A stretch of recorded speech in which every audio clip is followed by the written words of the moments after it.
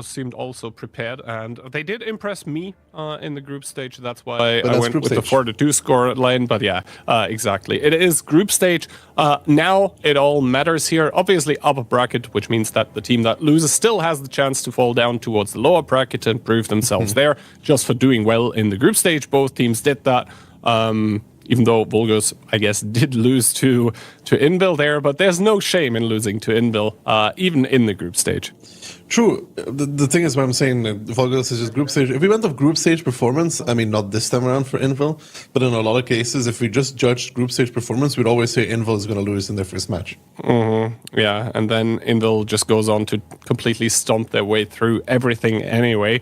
We'll have to see. I think we are about ready to bring the first round of the Clan Showdown, January 2024, underway. It's going to be Wolrd against Motivacja, so an international team against a transferred, I guess mostly Ukrainian team. Here we go. Wolrd coming in with a singular EBR, one whole re, double Fosh B, quadruple E5, a mouse, and the rest is 60 TPs.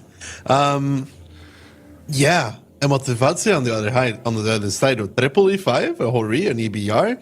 3 i7s, 179, double 60p, but most interestingly, 4 VK72s.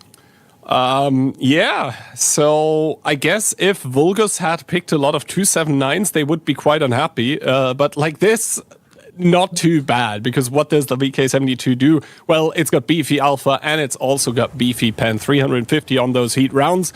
But there isn't a whole lot of 279s on the enemy team, so that makes it quite difficult. 4CB here trying to do a very aggressive run on that 1-2 line, though, gets some information.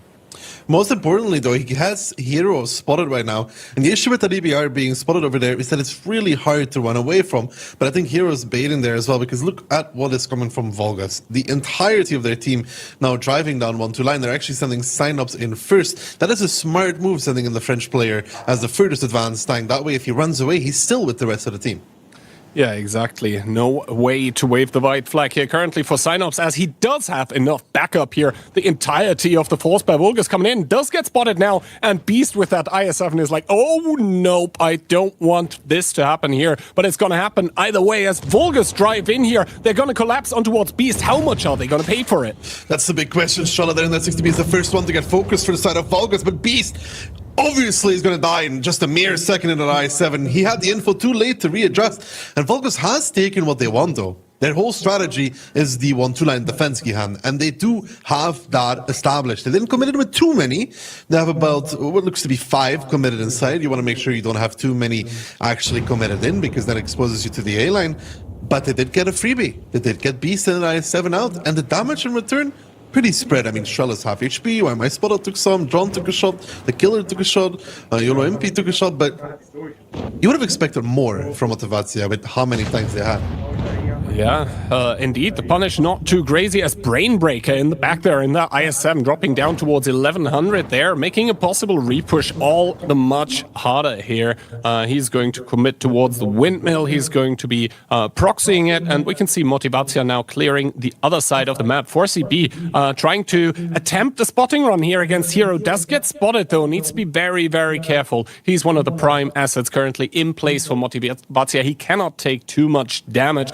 And he does manage to stay full HP. We see the VK72s also getting rotated around the map. Now Motivacja have found out the hard way.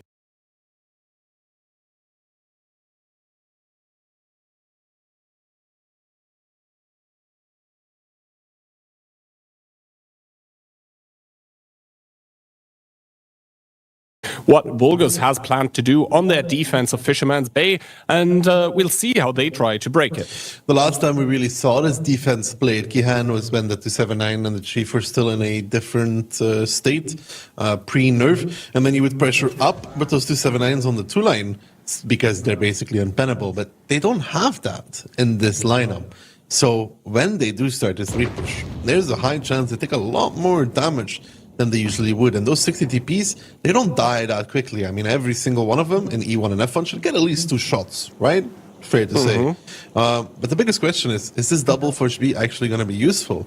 for this. Are these tanks at A2 going to be able to get the shots in on time? Because the info will be late. They will be spotted driving around the G1 corner, which means they all have to turn their guns and drive in. And again, Double Force B, I don't think is the greatest tank, but if they can get 6 shots out and hit them, sure. I just would love to see it happen. Yeah, we'll have to see, especially at that range with the Force B. I don't think you're ever going to do 666. Maybe they're going to get some magic done, however, and we can already see that Hero has readjusted, so it didn't feel safe anymore on that A line against the EBR of Force B. Meanwhile, though, what we need to keep an eye on is what Motivacja is doing here on that 1-2 line. The team here in pink, they're starting to form up a push, and the big question is going to be how brutal is going to be the punishment by Vulgus, because yes, they do have a lot of tanks, a lot of beefy, meaty tanks established in that one line with those 60 TPs, but the DPM on them is rather lacking. All they do have is alpha damage, but that's about it. But they also have that HP, though, that they're bringing in. That's also the 3K of the VKs. I think you almost have to start the charge with them because they can get bounced a little bit. I mean, let's be real, the VK, yeah, lower plate, around the gun ring, but shooting that on distance is not the easiest thing. They do seem to have some shot on towards Patras, though, in that 279, but we both know that the push is going to have to be down 1-2. We'll say Motivacja did overall have that HP advantage, but still, it's going to be a hard push in. You got to remember those IS-7s don't have DPN. Breaker is not going to commit in. I'm just a little worried that there's too many tanks from Vulgus at B2. I'm not sure where they're looking, but it's not that easy to hit those shots on the distance, man. Especially not with the double Force B, like I said. No, the E5 is not too bad simply because it has heat and the heat doesn't lose pen over distance, so it's kind of okay. The whole Re has enough base pen anyway, but now the march of the elephants, the charge down 1-2 line is going to start happening. So we'll have to see how much Motivacja takes. Turns out a whole lot on towards Dreiser immediately, but YOLO MP is going to be the first one to die. Yeah, he seemed to be a little bit forward in that 60 DP, and that's good for Motivacja. They will trade off Dries. He was the initial guy driving in, taking the damage. Now comes the second wave of attack. Diavol, Skittle, and Little coming in. The killer there getting focused out. Good shooting, actually, from Motivacja. And this is a little bit of an issue here for Vulgus because they are losing gun after gun, and they've only been able to pick off Dries so far. They need to get some guns out of this game, and it doesn't seem to be happening just yet. Now they lose Trella, John JM, and then why am I spotted? And here comes Synapse in the charge with the E5, but it's a little bit disjointed from Vulgus. They are trying to drive back in here, but now they have to push against the established positions of Motivacja, and that doesn't seem to be working too well, especially when you're driving into VKs. Yes, exactly. The E5s, they started driving in as soon as all the tanks by Vulgus were dead. Just lambs towards the slaughterhouse that Motivacja has created in that 1-2 line. Yes, the HP are kind of even still, but MV Mark, both of them are gonna die. There's little to nothing that they can do about it. Maybe they can still take out Nico Heinz here, who's a one-shot as MV gets him, but he's gonna fall in turn. And after that, Vulgus is not gonna have the guns anymore. The Foch Bs, one of them at least, seems to be reloaded, but as soon as they start running out of steam, it's gonna be all but over for Vulgus in round number 1. There's the big issue, right? Those B2 tanks, they were not really in a position to do too much. And like, sure, man, you know, you blow up Dries, but you lose that 60p, that's a little bit too far forward. So YOLO MP there in that 60p kind of dies for free. And the biggest factor there for Vulgus, they have 0 DPM inside of 1-2. They have just 60ps, and they're just dying one by one by one, and they're not able to retaliate on towards the kills. And I think the biggest mistake then for the side of Vulgus is this actual attempt to push down 1-2. Not sure what they could do better, maybe an A-line repush or something, but most of the Motivacja team was there. There was barely anything on the other side of the map. But pushing back into 1-2 when your tanks are already dead is too late. Yeah, definitely. It has to be like instant. Like when they're pushing, you gotta repush. That's the only way. Yeah, they didn't, and so Motivacja is going to pick up a round number 1 here. It did look kind of okay there for Vulgus at the beginning when they did pick up the IS-7 for free. But then at the end, having all of those TDs out of the game, having the E5s not really being able to contribute damage or HP during the initial repush, did just prove to be detrimental for a team of Vulgus that you know, it kind of seemed at the start that they had the right idea, but now even Hero missing that shot is not going to be the best of things here. Brainbreaker is going to take aim, is going to kill Hero, and it's going to be 1 for Motivatia, 0 for Vulgus. At the end of the day, Motivatia had a good lineup to play against us, with a very lot of meat with those 60Ps and those VKs. And like I said, those VKs are a bit annoying to shoot at on range. The upper plate is strong. The turret is strong enough. Unless you hit certain parts of it, they are able to get in, and they do have that beautiful gun, which is better than the 60p gun as well. But for Vulgus, if you play this camp, you should know your reactions. The most obvious one is the enemy pushes 1-2, and now they just kind of gave up 5 tanks and then tried to repush when the game was over. Yeah, and the thing is also that comes to mind for me is that, you know, realistically, all of those tanks that were not committed into the 1-2, why were they aiming at the A line? Because there is not really a whole lot that, you know, could be coming there. As you outlined, there were no 279s on the Motivatia team that could have pushed A line. There simply was nothing. It was at that point in time, I mean, not maybe 100% obvious, but it was kind of likely that the 1-2 line was going to get repushed. And it's kind of concerning that they thought they could hold that with just like 560 TPs, when instead, when there's a push coming in with like 10 tanks, those 560 TPs, yes, they're going to hold for some time, but they are going to falter. And after that, it's just going to be the cascade effect that's going to come into effect. And we can see here the damage numbers, the E5s with that DPM really coming in quite handy for the team of Motivatia.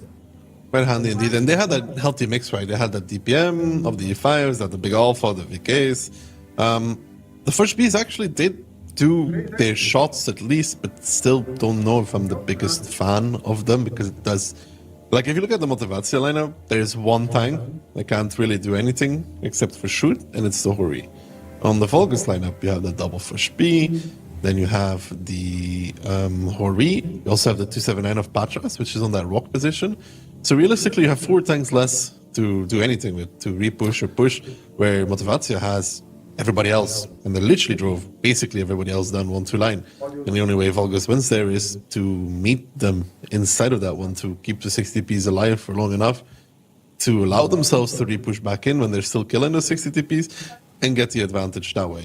But yeah, and also with the Foch Bs, like, yeah, they did have a lot of damage, but then at the same time, you know, they were the tanks that were, they were not contributing HP. And also, when did they do the damage? Because both of those Foch Bs were basically the third wave, behind the 60 TPs being the first, then the E5s came in second, and then the Foch Bs had a last hurrah with another clip of damage at the end there when, well, the battle was already over. So, yeah, they were quite high on damage, but how useful was that damage in the end?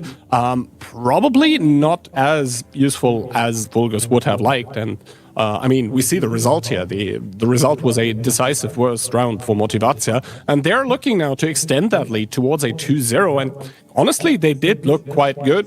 They didn't do a lot or any mistakes in that round number 1. If they just keep playing their A game here, it should be smooth sailing. And for Vulgus, yeah, I mean, they tried that defense. It's kind of concerning that, you know, the reactions weren't quite on point. Then again, they, I guess, got a little unlucky with the setup that they had to play against. So now it's going to be up to them to, like, ignite the sort of the action here. They are going to be the attacker. That means they are going to be shaping the time and the place where the action actually takes place. Hopefully that's going to be better for them than having to react. Well, nowadays the meta, well, in terms of like perception of the map, at least between the teams, has changed. Used to be pretty def biased in 279 meta, but nowadays teams prefer attacking normally on Fisherman's Bay because you have a lot of options, and Vulgus is going to be trying to exploit those options with the triple 279, double 260, an IS7, double E5, a VK, a Hori, an EBR, and the remainder being 60 DPs. And for Motivatia, we see a little picking up that E3. Then we have positive with a whole E3. We have quadruple VK7201K, 1E5. We have quadruple IS7, quadruple 60 TP. Ducky, I want back the days of the 279 and Chieftain just so we can be quicker with those lineups. Gotta point out though, on the Motivatia lineup, no EBR. So they don't have that initial info available to them, which is always a little bit interesting to see. You can also, I mean, the HP, it's a lot extra. You can hold without an EBR. I mean, if you take a look at the lineup, the only tank that isn't really like a super heavy, Hero, they're already taking a shot of damage with that EBR. The only tank that isn't really like a super heavy per se, or a TD, obviously, is that E5. Basically, the IS-7s can rotate around if they are really needed to, but other than that, this is a pretty stationary setup from Motivacja, because Oi, Strele! Oh my god. Oh god. Well, you know, at first I was like, oh, IS-7 magic side armor. Space armor, but then the next 3 shots. Minus. Eta minus for the IS-7, losing his turret, losing his life. The turret flew so far, man. I think it's like 50 meters ahead of his tank. It's okay, they're sending in the secret weapon sign-ups. Oh god, hopefully the same thing doesn't happen to him here, but obviously when something like that happens, that is immediately such a bummer when you're playing, right? You're down 0-1 and then one of your tanks gets ammo-racked. Then again, they did blind commit that IS-7 in, so, you know, kind of their fault, but yeah, obviously unlucky. Then again, what would he have arrived there with? Like 750, 1000 HP? But it's about spotting though. If he's there, he can kind of spot the city, cross him back and forward. He can get pressure back, but it is an annoying position to deal with. Let's put it that way. Definitely. Nice. Sign-up starting to outtrade Rambo here. Unbelievable. Sign-up starting to outtrade. If I'm Rambo, I'm just closing the game after that. Alter 4, ja. Yeah. All right, a rotation coming in, though, by the team of Vulgus here, sending all of their 60 TPs, the 260s, the 279s back away from the city. They saw all the VK-72s with their explosive firepower, and we're like, yeah, we don't want none of that. Instead, we're going to commit in towards 1-2, where we have some control established already. Signup seems to not be able to currently trade against Rambo there. He hit a Lakiner this time. From behind that rock, I'm pretty sure he hit Lakiner. I mean, Lakiner got hit for like 800. Yeah, if it wasn't the killer and Mark simultaneously, then probably Synops here. And, you know, that is kind of concerning for Motivacja. If Synops keeps being able to keep up those trades, then again, we'll have to wait and see if he's actually able to do that. Surprised they haven't pushed anybody across yet, though. If the killer makes it to E4 quadrant on that building, he can start shooting Rambo. Of course, with the less heat pen now, it will be annoying, but it wouldn't be possible. Oh, Synops there with another swing, but a miss, as he does now get proxy spotted by the IS-7 here. And now in comes, once again, the 1-2 line push here, this time with some more, I would say faster tanks, 260s. They're eating the first couple of shots. The Hori getting spotted. Positive, oof, taking 1200 for his troubles. Rambo trying to get out of there, but Positive down to 15, has to be very careful. He's dead actually from the middle. He got spotted, he died. That's one freebie for the side of Volgas. Rambo, they're trying to escape in that IS-7. Not sure where he's going, but they'll find Brainbreaker as well. Another freebie now. Double IS-7's crossing over into A2 for the side of Motivacja, but Gihan, that just looks like another 2 free kills to me that Volgas will pick up along the way if possible, but they are committed now, and now these VKs are marching through the city, but what are they marching on? The closest tank is also the furthest one at K5 at 279. That's a long drive for Motivacja. Yeah, and realistically, what are they going to get out of killing that one? Immensive there, prematurely driving over the 1-2 line, taking a lot of damage here, and it seems like the 1-2 push by Vulgus has been halted for now, because the fire coming in from the middle is just too large. It's just too punishing by Motivacja. That being said, though, they're taking a lot of damage here as well, but Vulgus, have they overextended? If you take a look at the HP, it's just Motivacja in the lead. Yeah, Motivacja in the lead with an extra tank as well. They did a good number on these tanks on 1-2. Yola-MP, MV and company taking a lot of damage there on this crossing down. That's the punishment given by Motivacja. Sami now falling in the 60p. That's one of those 1-2 line tanks. They need to be able to clean up those IS-7s, so maybe that double free kill that I said is not turning out to be quite that. A good shot from Diavol shuts down the killer, and Teju and Yola-MP here not guaranteed to win this whatsoever just yet. Clownic has a lot of HP. Signups now coming in with his VK, but takes 812 on the side from the middle of the map. He's trying to find Beast. He actually does find it, but at what cost? Now Vuri driving in with his E5. It's a little bit disjointed here for the side of Vulgus, but they will clean up 1-2. But those VKs have arrived at destination K5, and as you said, the HP massively in favor of Motivacja. Yeah, Motivacja able to just trade so well off of those kills that Vulgus have been getting, but the return trades coming in here as the team captain, Why Am I Spotted, does fall to the grave, and now Dreiser and Nekoheinz trying to bully Envy out of that position as Dreiser does fall. Nekoheinz, I think, not connecting here, or rather not penetrating on towards the 279. It's still a 279, but the side armor not going to save him here from the shots that are coming in from Gus Roland and I said. And now Motivacja here, 7,000 HP in the lead. Yes, Vulgus have a lot of positions. They do pick up Lakiner, but they still have to somehow either cap or kill all. This 1-2 push, it was a bit over eager. Like, was it Envy driving? No, it wasn't Envy driving up. Who was it? It was one of the guys driving up in the beginning. Took a tremendous amount of damage, and then the rest came one by one. If they did it all at the same time, you accept the damage from one guy, you drive down, they don't take nearly as much damage as they did now. It was a very disjointed push to A1. Yeah, and now a lot of one-shots here on the team of Vulgus. We can see Signup still hanging on onto 19 HP here. But the playmaker here right now is Hero for the team of Vulgus, but even he is down to 320. He is the EBR. The enemy team from the start of the game has not had that crucial asset. They haven't picked one, but for now, obviously, the HP lead should secure them a victory here if they don't start throwing away tanks needlessly on their defense. I mean, they still have double the HP that Vulgus have. I mean, Vulgus with an extra i7 and some more HP on 1-2 could make something out of this, but in this scenario, I don't see it. I really, really don't see it. They have no time. Yeah, and if they had time, let's say they had 4 minutes, but they don't. But let's say they did have 4 minutes. They could bring the EBR south, like he's going now, outspot the VK at K6, and then push across the K line.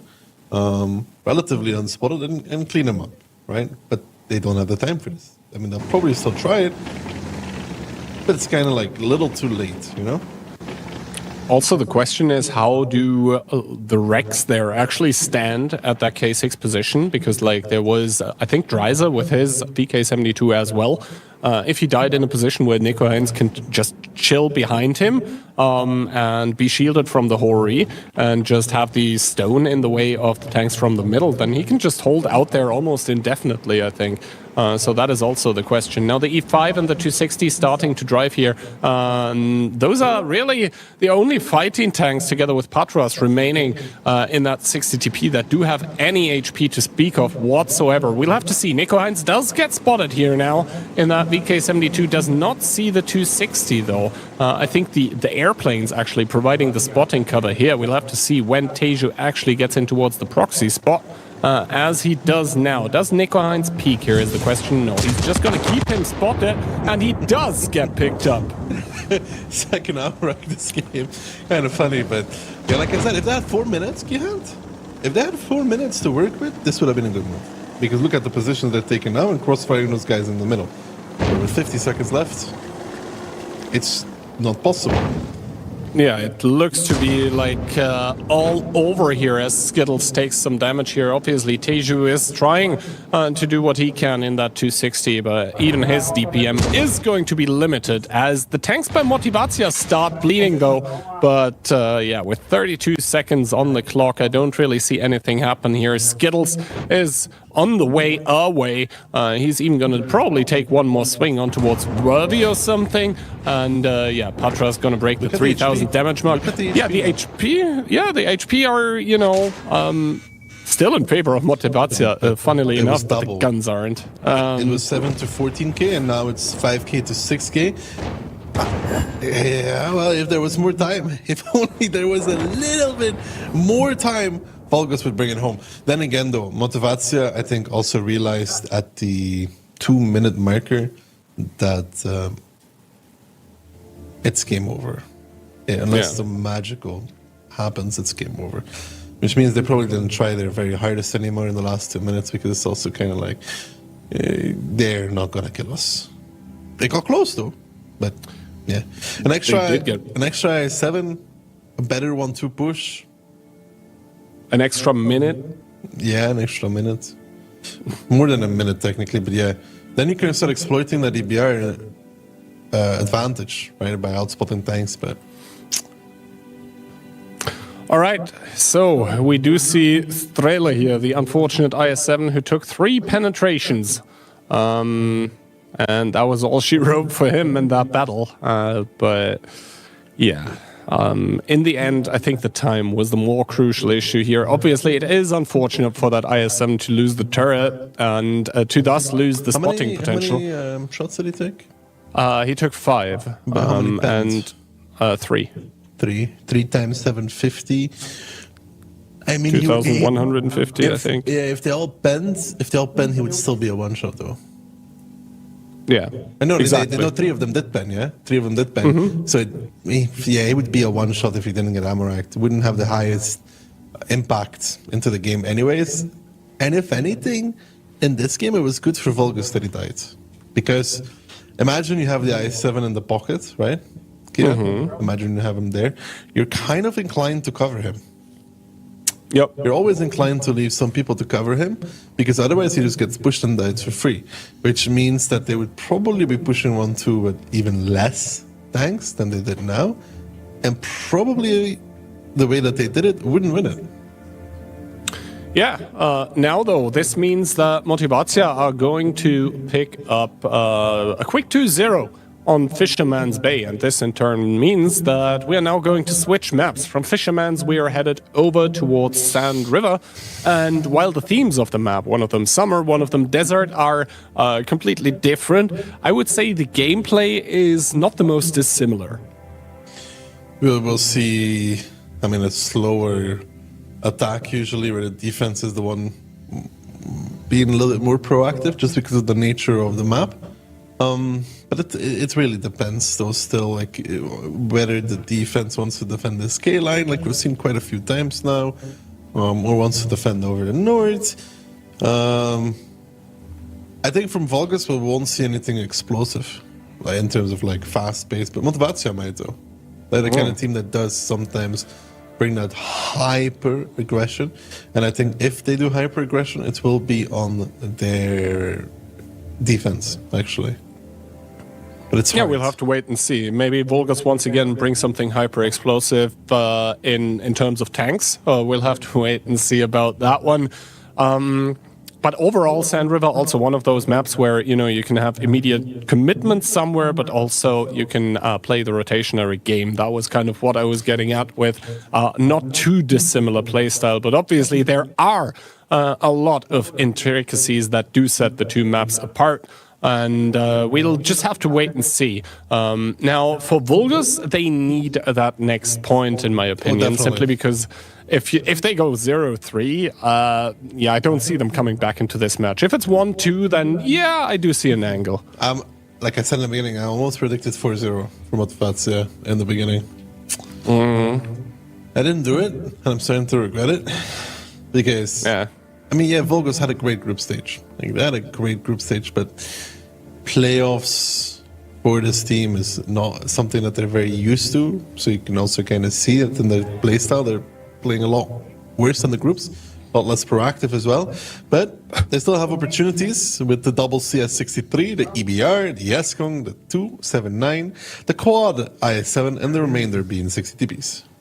And for Motivacja, we have the single EBR, we have 1 E5, we have quadruple S-Conk, 4 IS7s, and then 5 60 TPs behind that. That is a lot of fast spotting potential tanks here for the side of Vulgus.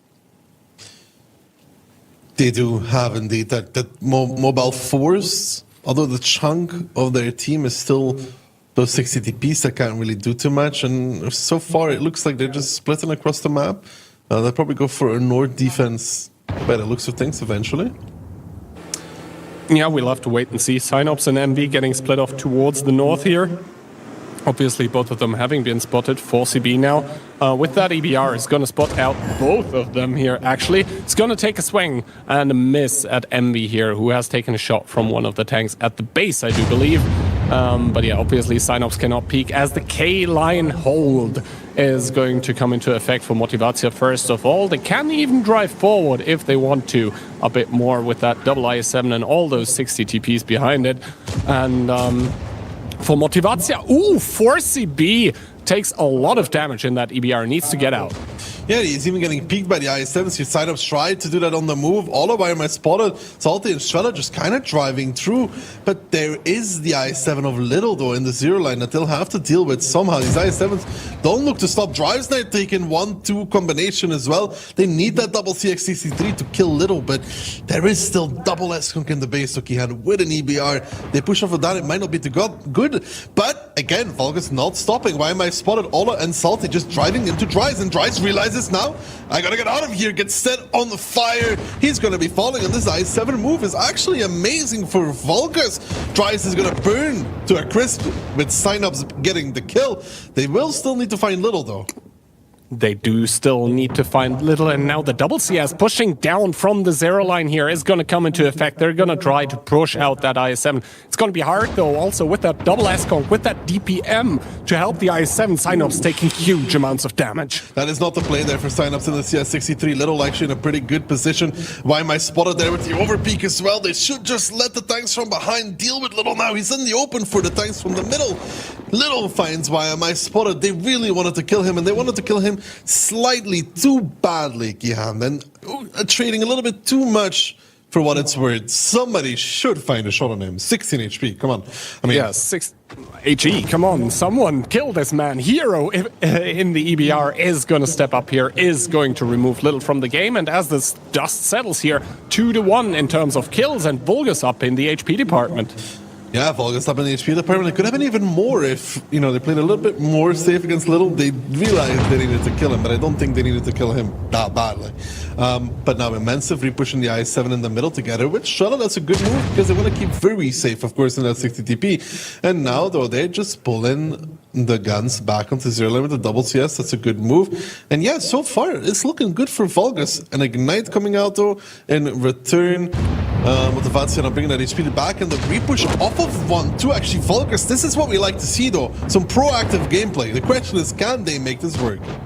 Can they make this work? They did get a good kill there in G1, but I don't think they can really continue pushing, as now the middle push by Vulgus here is going to get halted, as Sami probably the next one here to die for Vulgus in the middle. I think they're trying to do too much at the same time here. Yes, they do have Crossfire, but it is only 2 tanks for Vulgus in the dried out riverbed. Sami now down towards 1400, but Hero with another crucial kill. Sami down towards 547. It's going to take one more shot by a 60 TP, but in come Vervi and Teju, 260 TP sledgehammers. 60 TP sledgehammers indeed, and Positive is left behind. They're going to go for Brainbreaker first, though, because he's trying to run around the corner. That is a good decision there by the boys from Vulgus. Envy now pushing in, but it's CS63. This is a little bit too much, but he does get picked up by Sami. Now, though, they're going to be careful, Vulgus. This road down the middle will not result into much for them.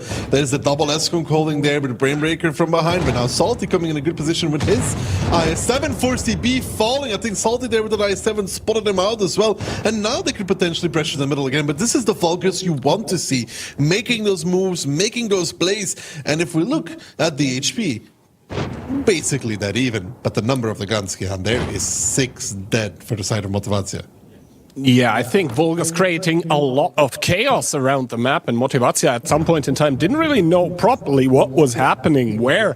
Good moves coming out of Vulgus. Now they just need to solidify the state of things here currently, and then they need to start letting these the number of guns work for them. Still 13 available, and they do have a lot more map control. They do have the middle of the map as well with that EBR, but now Motivatia, I think, have all had but just about enough on that 1-2 line here, starting to drive in with the quadruple, almost full HP 60 TP. They're going to collapse on towards Mark and on towards MP here, who are looking very, very out of place.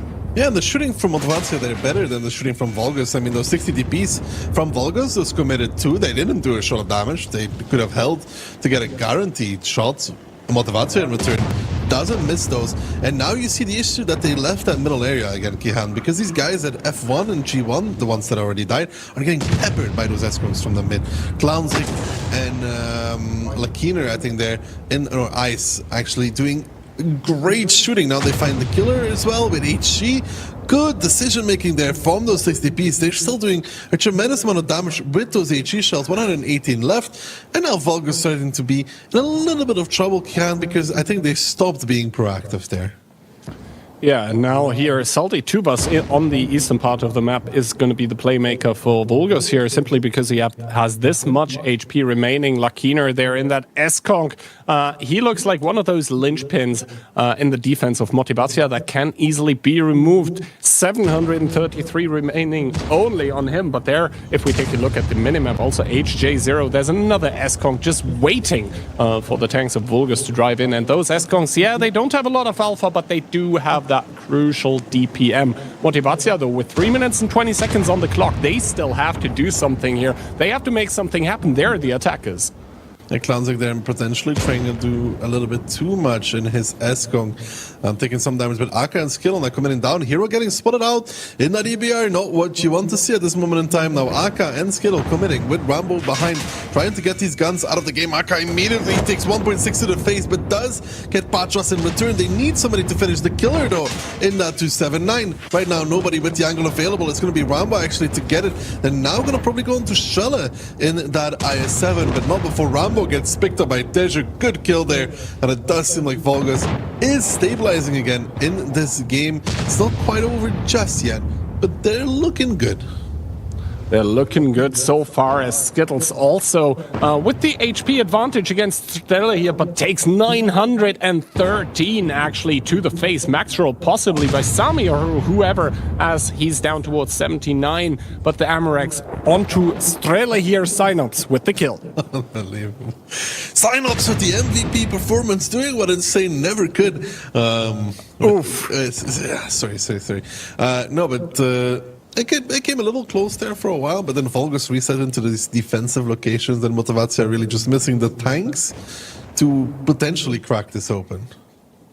Yeah, and I think also Motivacja got surprised by some of the moves, some of the aggression that was coming out of Vulgus here, particularly that move in towards like EF0, and also the repush then after that in towards the dried out riverbed with the punch combination on towards the one line as well, just picking one tank up for free there, not continuing with the smart move. Yes, that one did cost Vulgus 2 tanks after, but like, first of all, Motivacja saw that those aggressive moves were coming out of Vulgus, and then they had to react to that, taking away so much time, and time is something that they don't have anymore here, together with HP as well. Vulgus now firmly ahead in the HP department, and the thing is also that all the one-shots that they have, Synops, Hero, Strele, they're not about to die here, really. They're not really committed into positions where they're in any kind of meaningful danger, save for maybe Strele.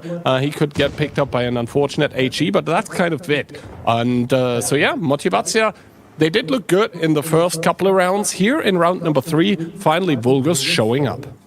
Vulgus showing up just when they needed it most, preventing Motivacja from going onto match point from the favorite side. Not Vulgus, but Motivacja from the favorite side on Sun River. So that's a real opportunity for a 2-2 here. Yeah, we'll have to wait and see. Salty taking 1 HE there to the face, but he did have the medkit available to heal his loader. And yeah, with 20 seconds on the clock now, this game is gonna run out, and Vulgus is going to get a first point on the board as Sami picks up Direwolf. And the thing is also, Motivacja at the end here, they didn't really have the tanks with the HP required anymore to make any kind of plays. We see here now, Hero coming in, he's gonna get the roll, and at the end, Vulgus even with a few stylish kills here to finish it off. Yeah, and deservedly so, they pick up this round. The mid and 1-2 push working out there for the side of Vulgus. Most importantly, pulling more tanks towards the middle to win it. Some good shooting on Brainbreaker there. I think they could have continued after, but they were a bit afraid. That almost put them in a little bit of trouble, but they had way too much tank advantage. Like even with Motivacja killing like 3 of them, they were still down, and then they had to make the push, which is always going to lose you a lot of HP. So good stuff from Volgus overall.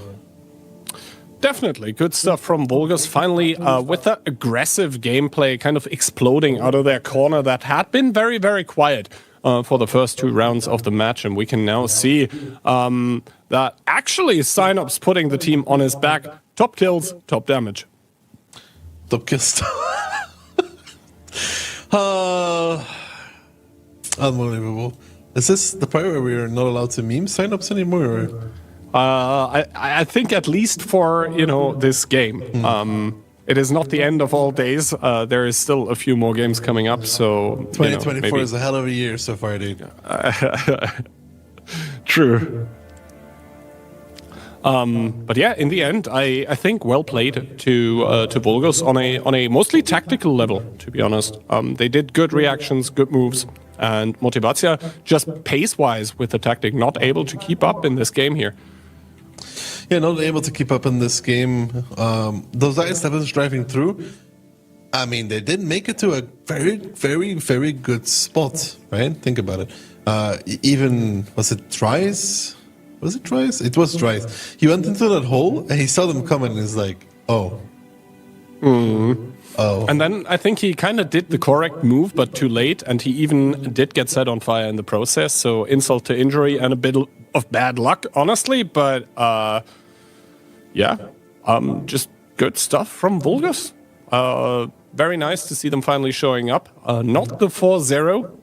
Maybe the 4-1 will have to wait. 4-1 after all. How the turns have tabled. Yeah. Covering all my angles, Ken. Covering all my angles. No, but this was the Wolrd that they kind of need to play, though. I think Motivacja is also the kind of team like Invil where if you sit like you did on Fisherman's Bay, they will destroy you. If you do take some proactive movements against them and don't let them just execute their game plan, you have a pretty decent shot at potentially surprising them, getting some people out of position, and just keeping the speed of the game to your expectations, not theirs.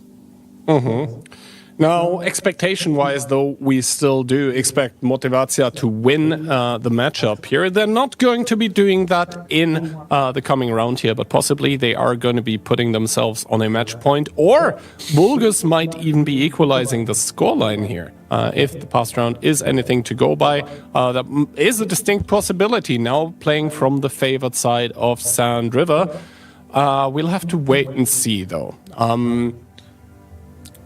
Wolrd did look pretty good in this last round, but the thing is that they kind of did unexpected moves from also the defending side. Are they going to be able to surprise Motivacja with something here on the attack?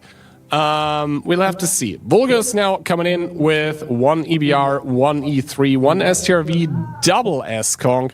We have a double 279 and the rest is 60 TPs. Motivacja, on the other hand, though, quad 907, a CS 63, triple S, triple IS7, and quad 60 TP. That is an aggressive lineup for Motivacja, one way or another, especially because of those 907s. They only work if you're pushing with them. However, we've seen Motivacja play something like take Nord, hold K-line, repush, for example. That's some of the things they've done in the past that I'm thinking of right now. This meta now, man. When is the last time we saw quadruple 907? Well, last time Motivacja played Sand River, the last tournament. Yeah, well. That's on me. The question was too easy. All right. Middle spot here does find a lot of tanks for Wolrd, though. So with exactly 40,000 HP, they do know kind of what's up here. The 907's immediately getting turned around, though. And Hero, at least at the start here, playing a good game of spotting. Doing what he needs to do with that EBR, except for taking that shot right. But yeah, he did get a lot of info. And Motivacja is kind of doing what they did in the past, which is what you see right now. It's, how do you say it? It's like hold K-line, hold North, keep 907 somewhere in between, right? If they push North, we repush K-line. If they repush K-line, we repush K-line. One way or another, they end up on the K-line, but, you know, it's just a matter of time. Now, This being a matter of time, Patras now being committed in here with that 60 TP. He's going to be the first line of attack here on that K line against a lot of tanks by Motivacja. Obviously, the dune's shaped in a way where the team spawning from the west normally has the disadvantage. At the same time, once again, those 907s here lying in wait on that one line. So as soon as enough tanks get committed in by Vulgus, then Motivacja are going to be trying to spring that trap. Positive here in that single 907 kind of on his own, on an adventure. Then again, if basically he manages to get at least a couple shots on towards the enemy tanks and connect them, he doesn't even need to pen them, but simply, make Vulgus think that there is a larger 907 presence in the northeast than there actually is, then maybe Vulgus will start committing in the southwestern part of the map and possibly even overcommit, and then those 907s in F1 can actually start springing their trap. Yeah, well, the thing is, though, if you're Vulgus, Gian, you should have a pretty good idea how Motivacja wants to play this. If I can remember, being the boomer that I am, that they've done this 2 tournaments already in a row, then they should be aware as well, right? At least I would hope so. I mean, they should be aware. You'd hope that they have studied past tournaments for Motivacja. Then again, those 907s, they are very mobile tanks. Maybe Vulgus is thinking that, surely they did it once, they did it twice. Are they going to do it a third time? Is it going to be, Invil on the Prokhorovka attack, 1-2 line in 7v7? Surely not, right? I mean, Skittle is slowly getting peppered, I think, by Ola and the STRV. That should be kind of the goal right now, anyways, for Vulgus. Try and get Skittle out of the game, do a lot of damage. But you look at this, look how much map control, Bryce? Yeah, he drives on towards the top of the hill, and then IS-7 Space Armor. He's so lucky not to die for that. I was going to say before Dries, I thought he deceived for a second, but he peeked really wide, is that Motivacja has taken an extreme amount of map control with very little tanks. It's an IS-7 and a 907 that have pushed back 5-6 tanks from Vulgus into the base. Yeah, indeed. A lot of map control being generated here with only 2 tanks. Yes, there is a CS hanging back behind the IS-7. There is another IS-7 in the middle of the map. But the rest of the tanks is actually in the southwest here, where also the majority of the Vulgus tanks is still, mind you. But this means that Motivacja should have an overmatch in the firefight, should it come to pass. Vulgus' time is starting to tick down, though. I mean, Synapse hits a good shot against Skittle, and here they come. Here is the march, but they're way too split right now. Way too split away from each other. I don't like it. They have, committed? 6 guys committed, right? An Eskung pushing up now, so an E3 and Eskung covering, but look how much is still defending the base. Only good side here is that Motivacja has now 4 tanks out, where they had 2 before. But still, the numbers game doesn't add up yet.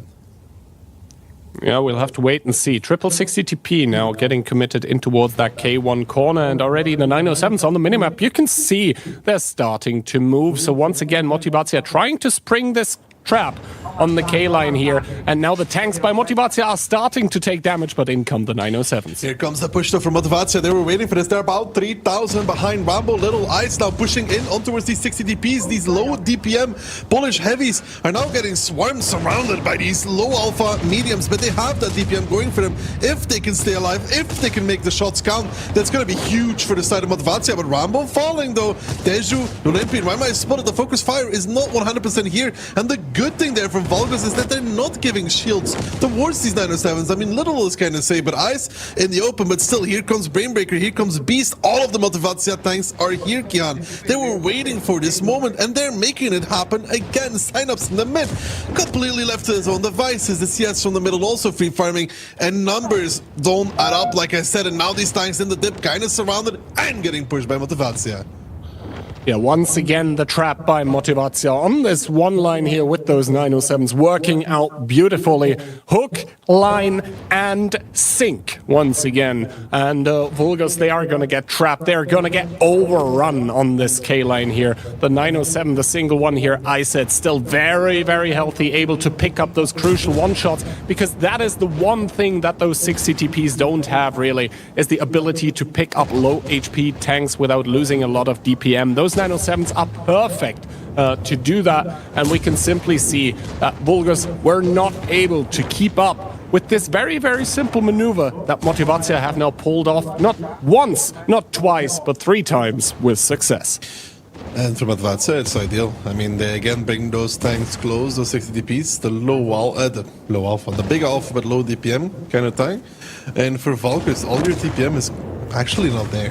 You have one S-Kunk there, I think, but the STRV, the tank that is able to free farm, isn't in position to actually do anything. We have an S-Kunk in base, also not really able to do anything. And yeah, for Vulgus, I feel like it's a lack of understanding how the Motivacia's repush works. They just hold J1. They want you to commit to K1. Anyways, they want you to go there. The moment you go to K1, it's ideal for them because the 907s have something close to push on, right?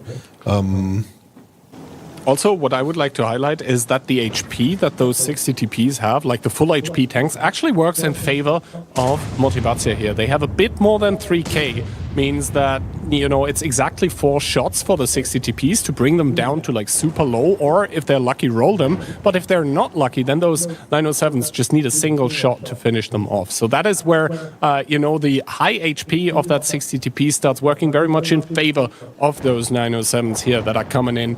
Basically, they're the perfect complementary force together with those heavy tanks that are there by Motivacja already. Now, the HP at the end of the game, I mean, kind of close, but to be honest, not really here. It's just Motivacja driving in, finishing off tanks left, right, and center. And it's going to be match point. It's going to be 3 for Motivacja and 1 for Vulgus. Yeah, and talking about that K1, right? They want you to go there. And I think the biggest mistake you can do is send 3 tanks there. I think if you're approaching this against Motivacja, like in hindsight, you have to play very limited to K1. Something like an IS-7 is actually ideal because, well, let's be real, it's not going to get bent when it gets there because it's hold down.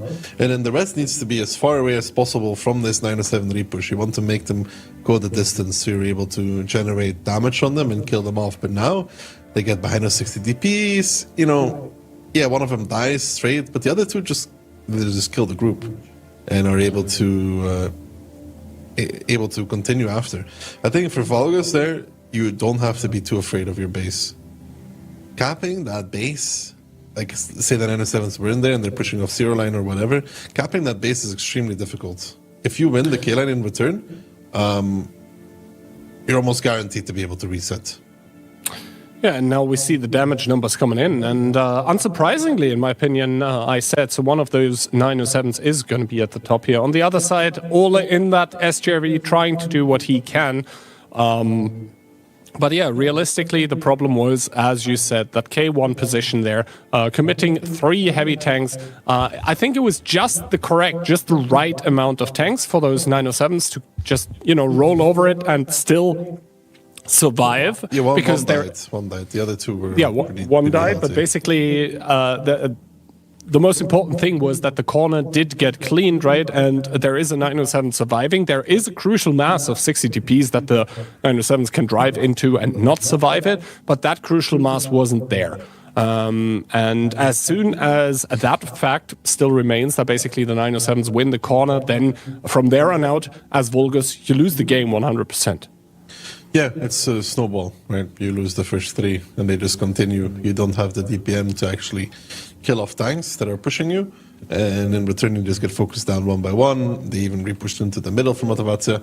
Yeah, I think the problem there for Vulgus is the over worry that the 907s aren't there and that they're going to push 0 line into the base and you don't want to get capped.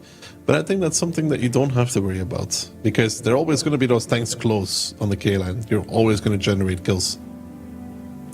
All right, that means that Fisherman's Bay goes 2-0 the way of the team that it got picked by, Motivacja. And Sand River getting split 1-1 means we are headed towards Prokhorovka now.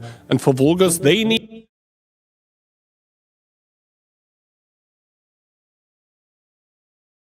need to win 2 rounds in a row here to even make it to tiebreaker. Are they going to be able to do so?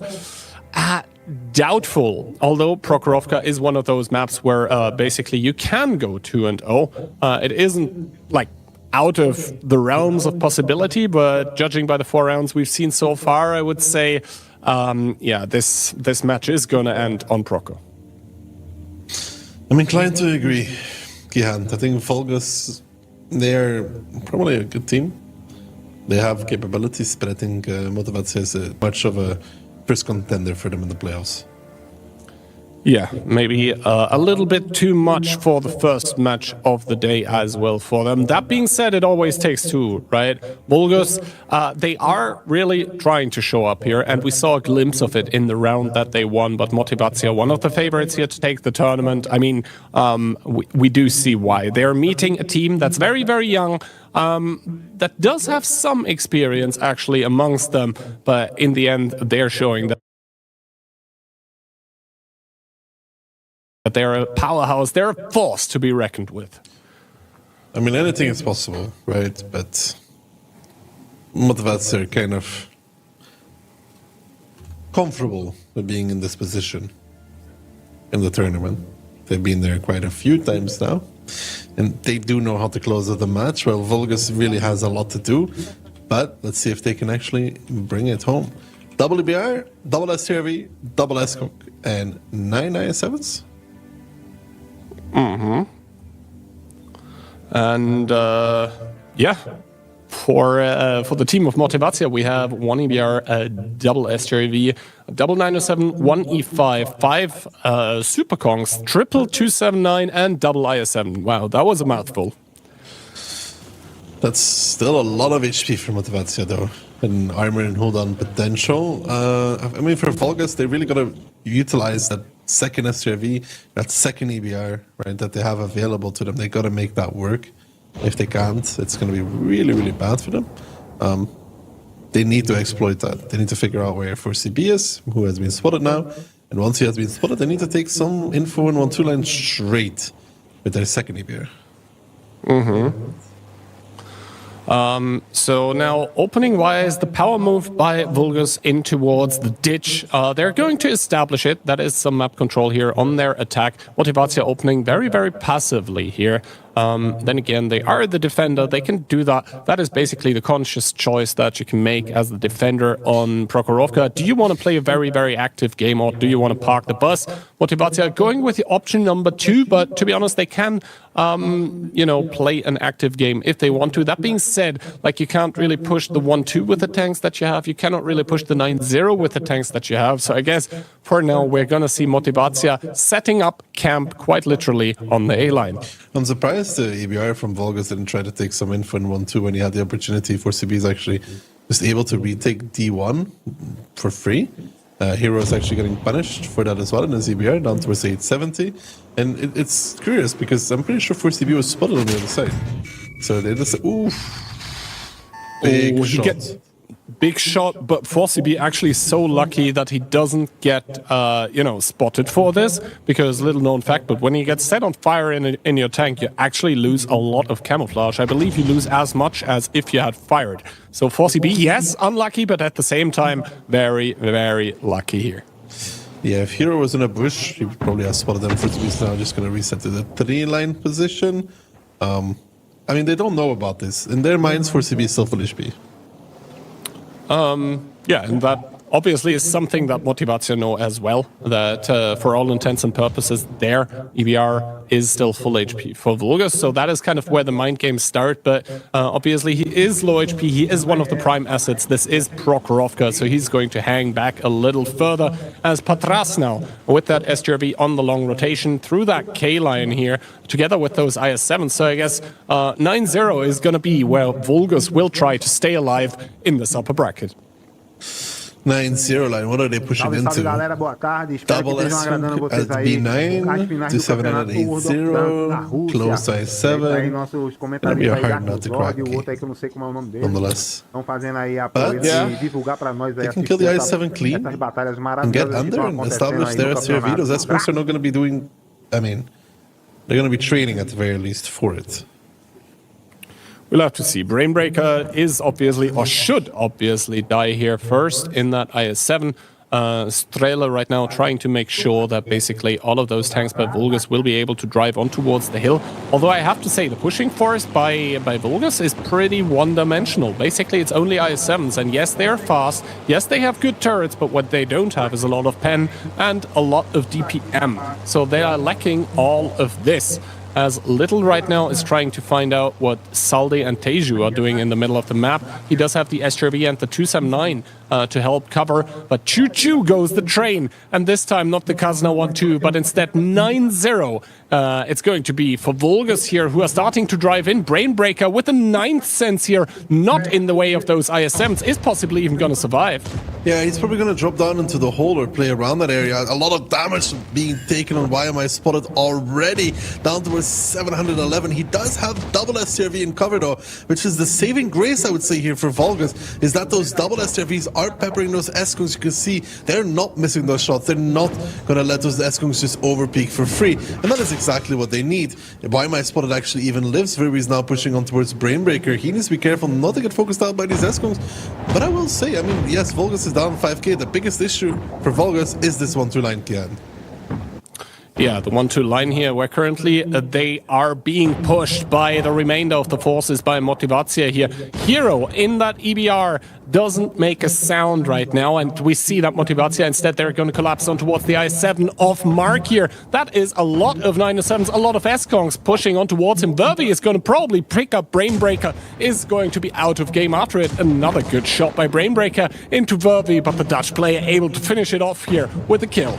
Yeah, and the hero and the S-Kung 1-2 are also just gonna die though. Kihan, Teju and Salty now coming back in towards the middle, trying to hold those positions with the double STRV from the hill, and Hero still just sitting in that bush and trying to spot. Strela gets tracked, gets held, gets deleted by these S-Kungs. One more shot to finish him off. He tried to take that upper position, not working out, and Vulgus could have really used an IS-7 in crossfire. YOLO Impi is now going to be trying it himself in his IS-7, maybe with a little bit more of a success ratio, and actually makes it across without taking a single shot. I think Strela's patting there, Kihan. Not ideal. Good shot there from the killer on towards that 279 as well. It's not all over here for the side of Vulgus. Yes, they're 3k down, but they do have that triple S-Kung and even that tank carry 0 that they're able going to be focused on. And I think Motivatia realizes this by pushing through the middle. Yeah, Dries and Skittles now driving on towards Teju and Saldi, but that is a lot of alpha that's currently aimed at Dreiser here, who's down towards 550 to make that the garage as Skittles now drives over, but he's going to be another victim on towards the RNG gods as Immensive falls here. Hero now starting to chase 4CB, who is also down towards one shot. Ooh, Hero does get picked up. That is a crucial fight, not going Vulgus' way on the 1-2 line. He tried to get the roll against CBR with HE, but he didn't manage to actually get it. Rambo they're going to spot it in his STRV, and the good rotation there though from Vulgus. They put one of their STRVs back in the south at that J7 position, and he was able to really hammer down on Dries. And now Sami in a little bit of trouble. YOLO Impi there in trouble as well in that I7 because he's trying to push onto Beast. He's out of position. That STRV, I'm not sure which one it is, on the F8 should be getting shots on towards Beast. He should even move down, but that was a full HP I7 that they lost for this. Yeah, completely thrown away, that full HP IS-7. And the other ones, well, not so full HP anymore. YMI spotted Dakila, Sami, all of them on one-shots. Synops also possible 2-shot here. And now 4CB trying to spot out MB in that EBR, but Patras has already left in that STRV, meaning that MB doesn't even really have support anymore. He might be able to pick up 4CB, but after that he cannot really continue counter-pushing K-Line alone. He doesn't have the DPM to do that in the EBR.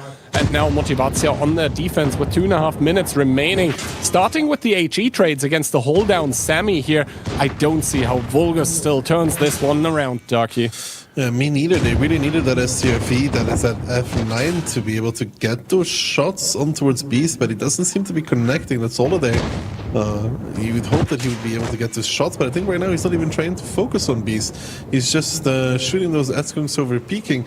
But still though, 2 minutes left, Gihand. I mean, yeah, there's a lot of guns available for both sides. Batras with that STRV push back up, finds one of the S-Kungs from behind, and Vulgus again.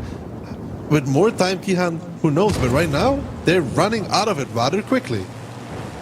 They're indeed running out of it rather quickly. They're also running out of HP. 5,600 here left. Skittles not connecting with the 279, but Teju with that swing in towards the 279 also not connecting. Goose Roller now down towards 445. Needs to be careful himself, but that bulwark, that basically, that throne that Beast has taken here in A0, still not conquered by the attackers of Vulgus here. He stands strong, he stands tall. Finally, the shots are starting to rain in by the STRV, but a big problem for the side of Vulgus is also that Ola still has 1,800 of the HP. Finally, Beast does go down. It took them a while, but 1 minute only remaining. The HP, though, kind of close.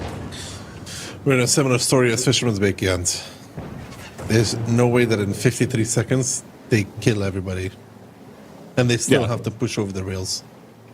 They still have to push over the rails. They still have to find for CB. They're not going to be able to do so as Why Am I Spotted and The Killer both get picked up here. Iset also still very, very healthy. He could take that 1v2 against Sami and Synops here any day of the week, as Ola with that STRB starting to drive in, but you all know what happens to an STRB that has to expose in front of many enemy tanks. He just gets blown up, as we did see here. Rumble picks up Patras before that one can kill the Escon, and now it's just kills being traded back and forth. But Motivacja, at the end, victorious. The score is going to be your prediction. It's going to be 4-1. 4-1, but there was potential there for Vulgus to do a lot more, especially in this round.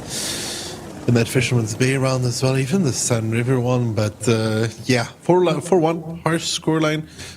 Deserved, though, at the end of the day for Motivacja. They did bring those rounds home. It doesn't matter how close they are or how much HP you have left. A win is a win.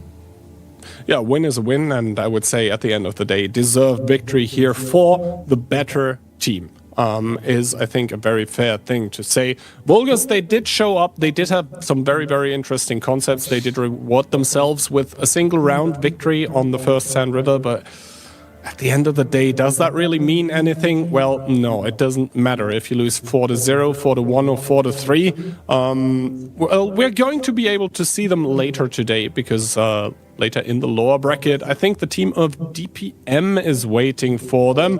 First of all, though, let's take a quick look at the post-game stats. All of them doing 7, Patras doing 6. I mean, the SRV is definitely doing what they're supposed to do. Very important for the prediction game there too. There's like the prediction, how much damage does a tank do, and that's like, you know, below 5,000 is max damage, then 5 to 6,000, etc. And then the biggest one is 7,000 or more. So whoever did that in the prediction game already, congratulations. But yeah, that I7 push down 0 line, it was working out for them, I think. But they lost too much HP on those tanks. Like Strela dying, going 0 line, I don't think you should die for that, to be honest. I think they should be taking it with 2 and be able to pressure those S-Kungs down, get angles on the 279 of Beast because you can't angle towards everybody. If it was clearer, it could work. Also, I think Brainbreaker there was playing a beautiful game of World of Tanks on that 9-0 line because he was not actually in the main position where usually you see tanks getting caught by the defending team. Instead, he was a bit more towards the middle. Then he could readjust into the hold down with the IS-7. And as he got pushed then, he basically let himself drop down where, yes, he did get killed by Vervi, who was probably one of the higher HP IS-7s, but Vervi needed to commit into the hole because of this. And that was one of the highest high HP IS-7s, then basically missing from the push on towards 9-0 line, because realistically, what options does Brainbreaker leave towards the enemy team then? Well, they can either leave him down in the hole there, and then he's going to drive around and all of a sudden be on the hill behind the STRV, so they can't do they have that. To send somebody to kill him, but they have to send someone to kill him, but that someone is then basically missing on the 9-0 line. So good stuff by Brainbreaker, actually. What I didn't like is that they didn't utilize the fact that Motivacja only had 1 EBR. He was spotted in the beginning on the right side of the map. They could have exploited that on 1-2 quite a bit if they wanted to, because you could see the way it works in Motivacja is like the EBR goes there, he initial spots if you're pushing. Once he does get that info, he just rotates to 1-2, because the bulk of his tanks are on 9-0 line, so he adds nothing spotting there. And they didn't utilize that. I mean, they did blind fire him and set him on fire, which is just pure luck if you think about it. But you can exploit the fact that the EBR is on the other side and actually be ready to punish him coming back into 1-2 and work off of that. And I think that is a weakness for Motivatia that they have to be careful about. All right. That means that the first match is completed here. It's going to be 4-1 for Motivatia. Vulgus is going to drop down towards the lower bracket, but before we head into match number 2, let's first of all see what our beloved analysts have to say. Insane and Octo, take it away. Well, thanks a lot, guys. And yes, it has been a very convincing victory from the side of Motivatia. That's the first match of the day and also their last one as they are moving into the finals of the winners bracket. Regarding Vulgus, we'll get to see them a bit later again in the losers bracket, but they're gonna have a pretty hard task against the team of NTMG. Yeah, I think overall... DPM, sorry.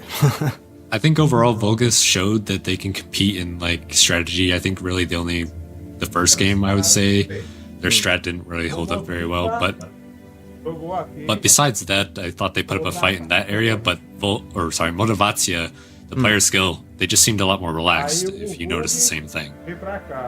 Yeah, I mean, they're used to playing in the playoff stage. In return, Vulgus, that was probably a first time for this team. So I'm not too surprised about the result. They have some potential and they will definitely get their second shot later against DPM. That being said, we should probably take a look at the replays to see exactly what happened between those two teams. As we were starting on Fisherman's Bay, which was a Motivatia pick, and they found the perfect play to counter what Vulgus was doing. The repush on the one line. Well, Vulgus, in the way they're playing this defense, I think there's a major weakness. If you go for that play, you need to have tanks capable of shooting a few times and actually repushing to the one line. And you could see that they had tanks like Forge Bees, and they also had many tanks out of position at B2. So Motivatia is going to take a lot of damage to make that push happen. But afterwards, when they managed to establish this position around E1 and trade their HPs among all of their tanks, it was pretty much over. Yeah, and even though the Fosh Bees did do damage at the end of the day, they're reloading, they're clipping for a good period of time where Motivatia just gets to kill tanks and nothing's happening. And beyond that, if the shots from the Fosh Bees just don't go their way, it's an autoloader, so you don't get a chance like if you're a Striv to just keep firing. So on top of it, Daki mentioned it, I think it was better for the side of Vulgus to actually accept losing the 6 TPs down the one line and repush the A line, try to make a different play because they were not in position to make that repush happen. So it was an extra mistake from Vulgus, and it was to be expected to have Motivatia take the round. But next, honestly, I think Vulgus did lack on the shooting department because regarding the push they made in the one line, regarding the positions they had, they definitely could have won that round. Yeah, here, I mean, it looks good off paper, but I don't think they got enough kills from the 1-2 line. The VKs were slow going up the 8 line, but at the end of the day, I don't think it really mattered as Motivatia traded extremely well, a whole lot better than Vulgus did, and they were able to just hold and they win by time, but you're just able to do that on this map when you split it like this, because again, Vulgus just didn't get enough kills, and they weren't really able to hold the K line. They end up having to repush as well, which it just takes up so much time when you have to do that, especially when you have 60 TPs, E5s. Not exactly the old Chief meta. Yeah, I mean, if they had better trades and a bit more time, they could have make it to the 1-1 score line. But good stuff from Motivatia, because they were pretty much countered. Next up, we had Sand River, and well, this time we have to give credit to Vulgus, because they have been very proactive on their defense. That's not something we usually see. Most of the teams want to play something pretty passive. And you'll see that this time, when they actually want to take the lead, want to go aggressive, make decisions, and not allow Motivatia to play their own game, it worked much better in their favor. Yeah, you'll see, like Insane's talking about, when you put the game in your hands against these teams with players, usually you can get the upper hand, but Motivatia for a second there started to come back for a second just because their players are so good. They were able to take the one line and not really lose much for it, but at the end of the day they just didn't have the position to come back as really Volgus took the aggressive positions in E0 and also F7, and they just held the rest of the map, and there wasn't enough time for Motivatia to rotate again because they have 60 TPs, all these really slow tanks, S-conks, so it makes it really difficult.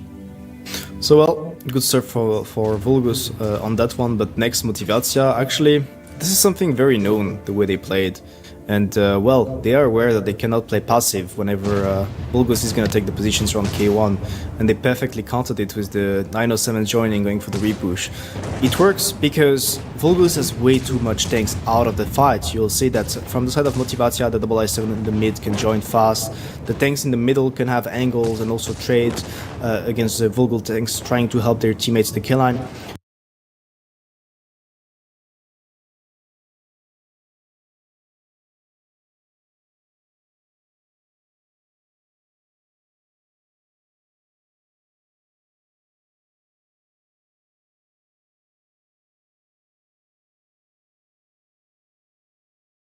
And this repush is good because they're leading the charge. So whenever someone runs low HP like this S-Conk from Gustrolen, it's just going to pull back like Inner 2.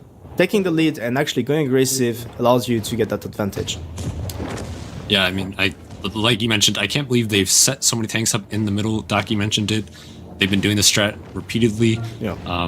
So I don't really understand why they were being so passive in the K-line when they just showed that you need to be a little bit more aggressive on their initial to really to force Motivatia out of their comfort zone. Yeah, it just shows Motivatia's experience. I mean, their experience and they're playing simple. They know that Volgus is not a top team. They know that they don't need to show their best tactics. Just like on Prokhorovka, going for a very standard defense, controlling all the entire map, the 6-0 line, the 1-2, even just having only one EBR, which is something that can be risky, because if he goes down and there are two alive from side of Volgus, you don't have eyes, you don't have spots anymore. But I have to say that Volgus goes for the 0-line push, good shooting from the side of Motivatia. In return, they're gonna win the 1-2 mid area. And yeah, at the end of the day, it was still close, but Volgus, they had no time left, so they had to go for a push, and Motivatia was just on point to get the shots done at the end. I really think they needed to develop the situation better. I think they went with too many down the 0 line, and you normally do that when you just don't know. You're basically guessing. I think with using an IS-7 in the middle of proc, you can, tanks from the A line are going to start shooting at your turret, and you can usually get somewhat of an idea where they might be. And I feel like they didn't really even try to do that in the middle of the game before they pushed down the 0 line. And if they did do that, then they would push down maybe with less and hold the JK line just a little bit better, providing a better position in the end to come back in the battle. But they weren't setting themselves up to do that. I mean, this is the risk. You can go with less tanks for the 0 line, but if the enemy team has enough, they can repush themselves into the hole and kill them, and then you'd have no place left because you don't have enough on the outside to make a push over the mid, over the 1-2. So yeah, I guess if they had maybe one extra tank in the 1 line and one less pushing the 0, it could have made a difference. Anyway, 4-1 win for Motivatia, very convincing. From the side of Volgus, we get to see them against DPM later, but now it's probably time to talk about the second match of the day, second match of the winners brackets, as we get to see the community prediction. Goodnight Nomi against Invil, two Polish teams, and well, Invil definitely being the better one, but the community prediction, 40% for Goodnight Nomi, that's not that bad. I wouldn't count them out for sure. Invil, especially like I was talking about earlier, I wouldn't say that they perform their best outside of the finals. I'm not saying that they're bad in any way. It's just they normally hold back a little bit. So we'll see what happens in that sense. But yeah, Goodnight Nomi is a well-known team in my opinion that should be able to put up a decent fight. Yeah, definitely. That's the sort of team that can beat anyone, I would say. So maybe they lack performance overall, but for one specific match, they can surprise us, and that's definitely what I hope to see against Invil. I hope to see them aggressive, take the lead, take the initiative, because that's definitely what you need against Invil. We'll get to find out shortly, but just before that, we have Kian and Daki that will introduce the second match of the day, give their insight, the pick and bans. Let's get back to the casters.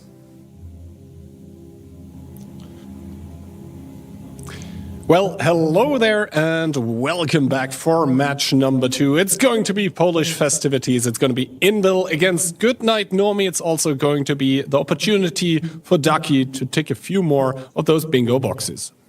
Yeah, I already forgot about them. I gotta find the picture somewhere. I closed it and now I can't find it anymore. I would just ask one of the observers to hand me the bingo chart. All right, that being said, though, the upcoming match here, obviously Invil being the favorite team here. I mean, any match that Invil goes into, they're kind of the favorites, you know.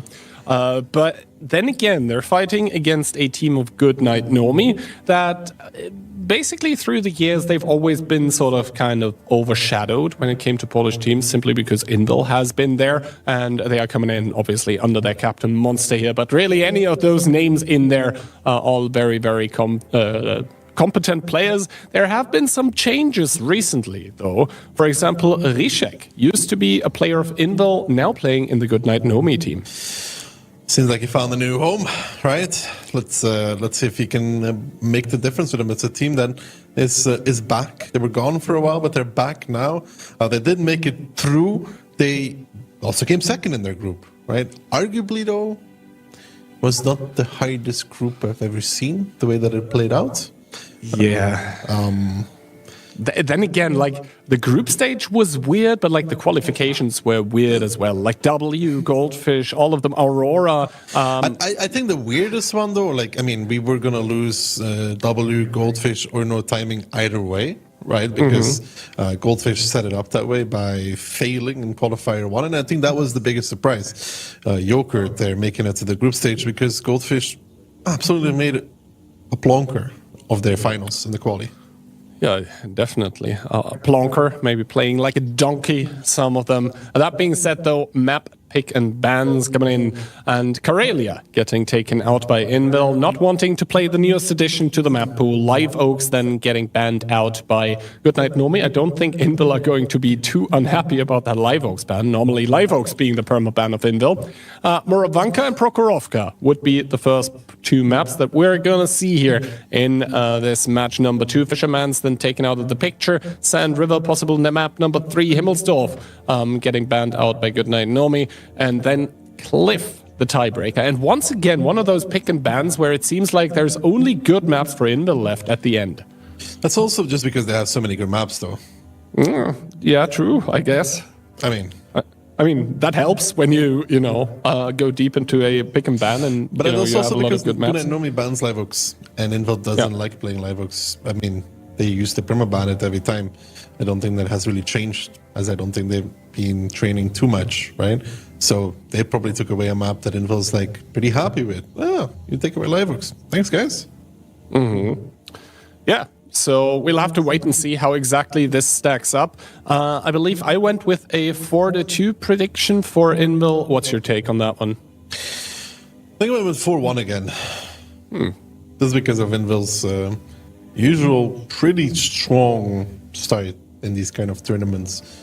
They very often make those upper bracket runs to the finals. And I don't know. I don't see it in Goodnight Normie. I could be surprised, though.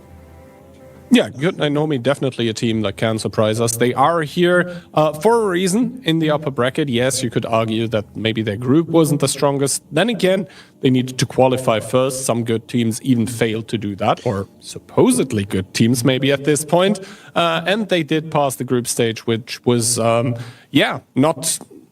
in it this time for some of the past tournament winners like Aurora. So they are still here, and for a reason, and I think they can actually beat anyone, just as I believe Octo has said. They are definitely a good team, and on a good day, who knows what can happen.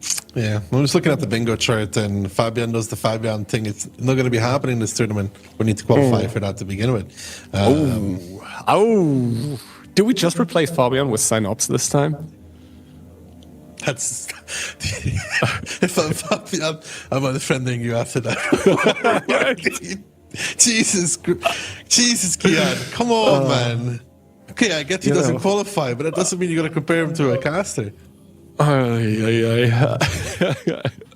You know, sometimes it's just too easy when people can't talk back immediately. All right. Oh, prediction-wise, we do see, Invil all the way here. Both Insane, you and me going with the 4-1 scoreline. October saying it's not going to be quite as brutal. 4-2, but still, obviously... the team that I think came as runner-up in the past event is being predicted to take it all here to make it towards the upper bracket final. Invil coming into this round number 1 of the Clan Showdown January 2024 with double EBR, double 907, 1 S-Conk, 1 Mouse. We have a whole lot, make that 6 IS7s and triple 60TP. And triple 60p versus Goodnight Nomi's 5 60ps, 1279, Qual S-Conk, double 907 and STRV and double EBR. All right, opening-wise, what are we going to see here? EBR left, EBR right by the team of Goodnight Nomi that is defending here with a pretty heavy lineup. And on the other side, for Invil, we do see a hefty 1-2 line commitment, double EBR, a lot of 60 TPs, 1 S-Conk, and even quadruple IS7.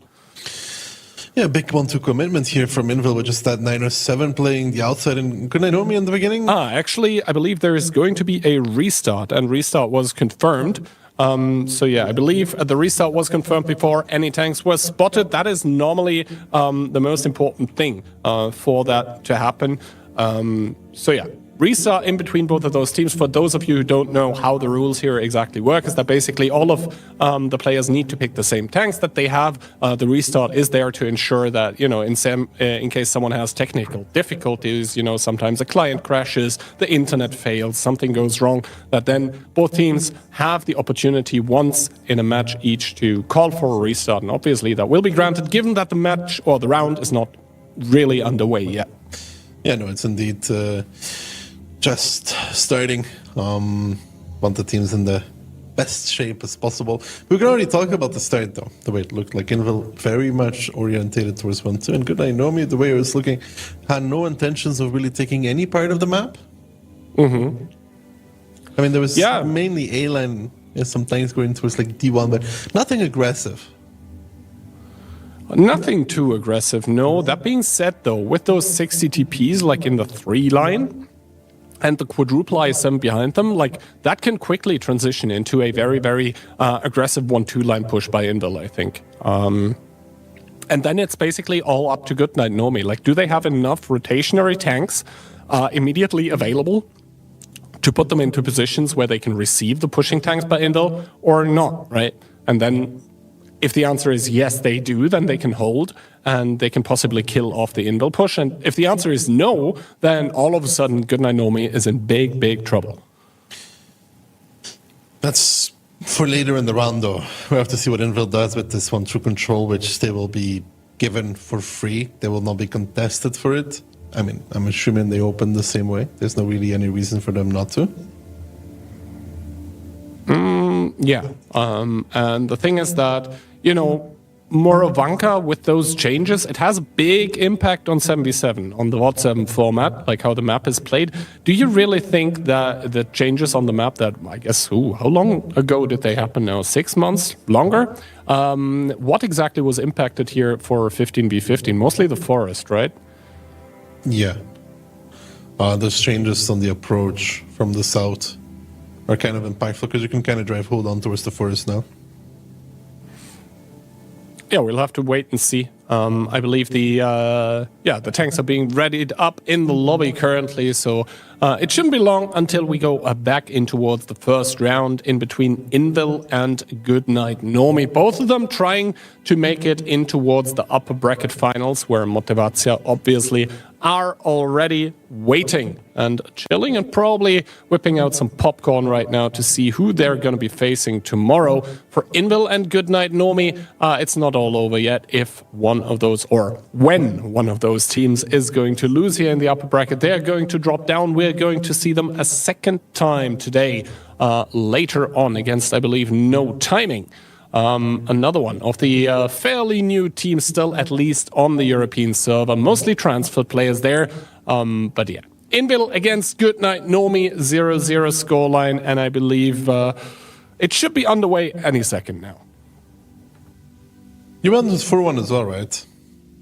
Yes, I thought I had gone with a 4-2, but no, indeed I have gone with a 4-1 scoreline because, well, whenever you're picking Invil, it's unlikely you're wrong, to say the least. Invil once again here, bringing the double EBR, double 907, 1 S-Conk, 1 mouse, 6 IS-7s, and triple 60TP. Nothing's changed. Nothing's changed. I mean, they can't change lineups anyway, so...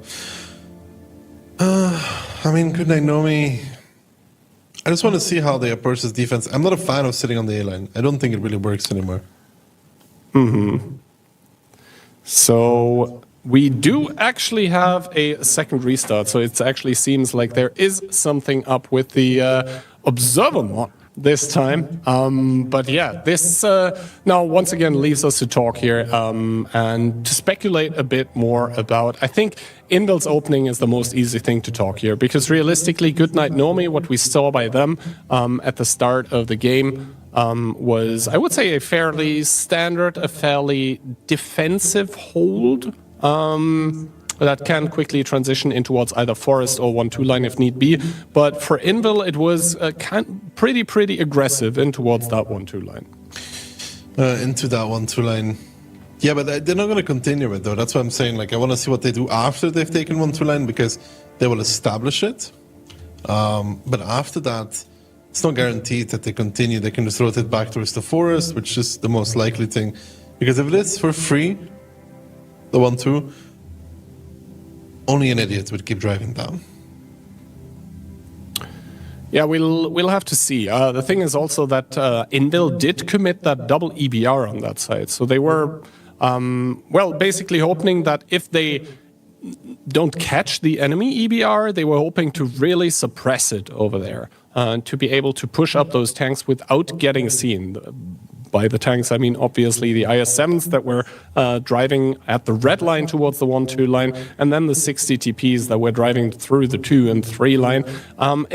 It's all going to be, I think, based on how much the double EBR from Invil sees, and then how they're going to be able to sort of play against that.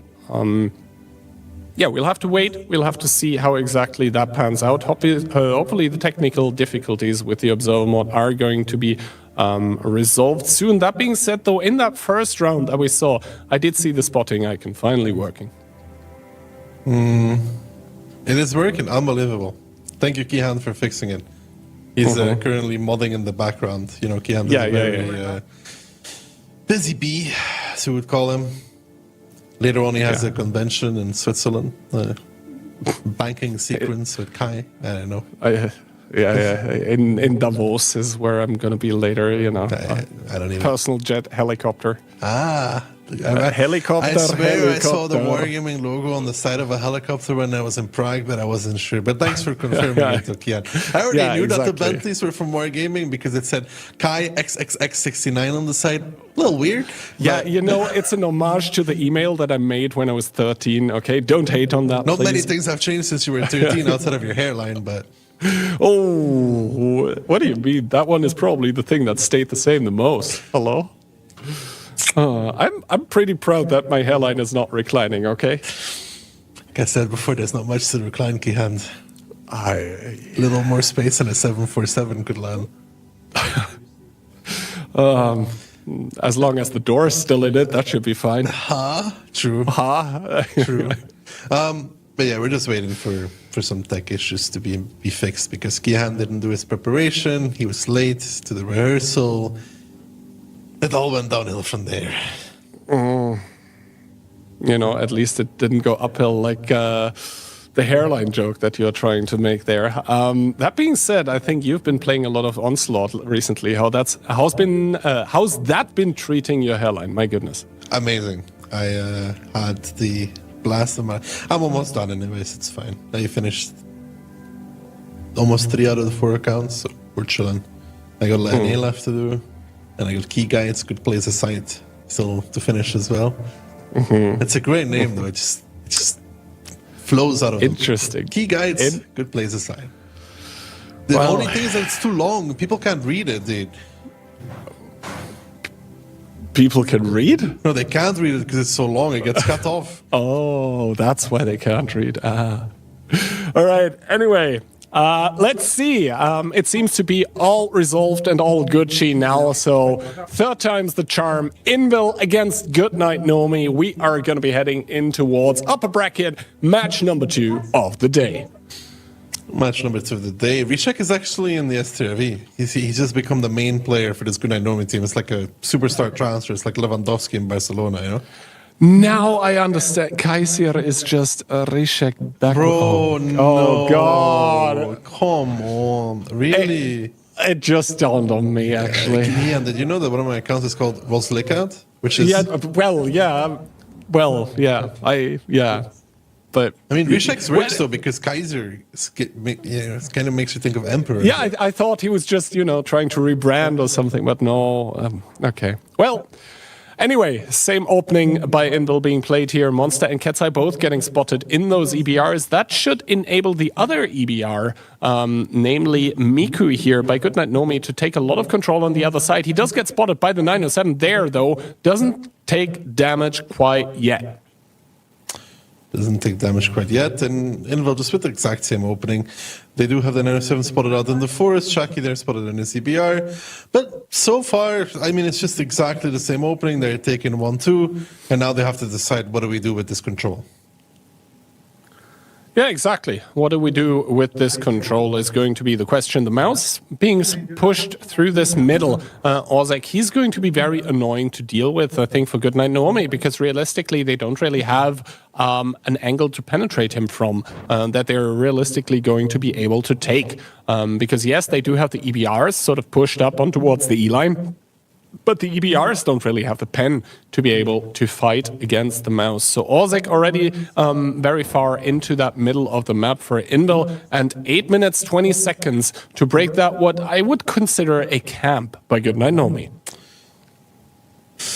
Yeah, that would be correct. I mean, they don't really progress past the C line. The only difference they've made is like Jordan is not going middle this time. Maybe he'll go middle to late with the 279. Yeah, I mean, Invil taking it slow here, not necessarily a bad thing, Slow and steady wins the race, is what they say. We'll just have to wait and see. Invil hoping that they're going to get some information handed to them, and at the same time forcing some information, as they're now starting to push up one of the IS-7s in towards that GF zero-line position here into the water. Actually, T-Sec not really giving a damn about the water, does continue on further, does get spotted by Miku. That's some information for Monster to work with, who crests the ridgeline, doesn't get spotted, doesn't see anything though. And Ketsai at the same time going for a 7-8 line clearing run with that EBR here. Very active play by Invil in the forest, starting to take form. I'm gonna say though, it's also interesting that Mentos is playing 907 here, and it's Ketsai and Monster on the EBRs. I mean, Mentos was their main EBR player. Let's see if this trend continues.